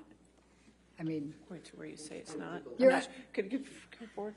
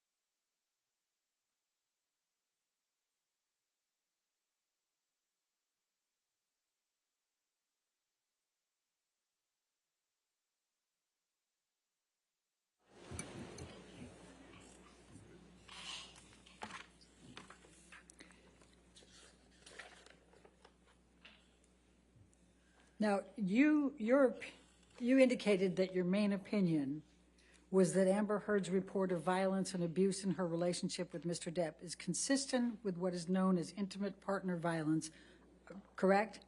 That's correct. Okay. And why did you believe that Amber Heard, what formed your basis of that opinion, in a nutshell? Asked and answered, Your Honor. Overruled, I'll allow it. The basis of the opinion was looking at all the dynamics in this relationship, looking at not just the hitting and the yelling, but looking at how much more hitting was done, looking at the coercive control, the obsessive jealousy, the possessiveness, the sexual violence, the choking behavior, the threats to kill. Those are all, as I stated, very significant and often found in cases of lethal domestic violence. Those were significant severity factors. And looking at all those, that's what tipped the scales, that even though she yelled and said some horrible things and hit him, it never was able to shift the balance of power and control in that relationship. Now, you have discussed with Amber Heard and you have reviewed and evaluated the emotional impact on Amber Heard as a result of emotional distress as a result of the 3 counterclaim statements, correct? The 3 alleged defamatory statements made by Mr. Depp through Mr. Waldman, correct? That is correct. Okay. Objection, And- compound leading. Just Overruled, I'll allow it. Go ahead. Thank you. Thank you. Could you please tell the jury what psychological impact these statements had on Amber Heard? Yes, so there were 3 statements that I evaluated. May I check my notes to give you the dates and my recollection so that I can be clear? Since I couldn't put it in, that might be the fastest way, Your Honor. I'd rather she not address the court. I mean, I'm sorry. Yes. Okay. Yes. So there were 3 statements on April 8th, 2020, April 27th, 2020, and June 24th, 2020 that I queried her about and asked her about. The one that, what happens is if somebody who, like Ms. Heard, has trauma-based symptoms and PTSD, We say that PTSD is a cue-based disorder. There are things that happen in the environment that trigger it and make it worse. And have to refute that your report of violence and abuse is a hoax makes that trauma activated. So it makes the PTSD symptoms at that time become more intense and more severe. So she would have more intrusive thoughts, more nightmares, more sleeplessness, more difficulty engaging with other people, depression, sadness, stress. All of that would happen when one of these statements came out. The one that was, the most difficult was the one where they said that her sexual violence Objection, Your was Honor. a hoax. What's the objection? I think she's going to the, to. Oh, I'll overrule objection. Go ahead. Please continue. The one that was most difficult for Ms. Heard was the statement about calling her sexual violence a hoax. As I stated earlier, most women try very diligently to put that sexual violence in a box, bury it down, not want to talk about it, not want to have anything related to it come up. And, she's done, by my estimation in her coping, although she suffers from post-traumatic stress disorder, she also has a high degree of coping strategies. But when this would happen, it sort of would everything would deteriorate. And this is the one thing that women are always afraid of, that no one's going to believe them. No one's going to take them seriously. And when somebody comes out in the popular media and calls your experience a hoax, that lended itself to more severe psychological and traumatic symptomatology for her. Dr. Hughes, are all of your opinions that you have provided today within a reasonable degree of psychological probability or certainty? Yes, they are. Thank you. I have no further questions. All right. Ladies and gentlemen, I think this is a good time to go ahead and break for the day. We can have cross-examination and redirect tomorrow of this witness, of Dr. Hughes. So if you could have a good evening, do not discuss the case with anybody, and don't do any outside research, okay? And we'll see you in the morning. Thank you.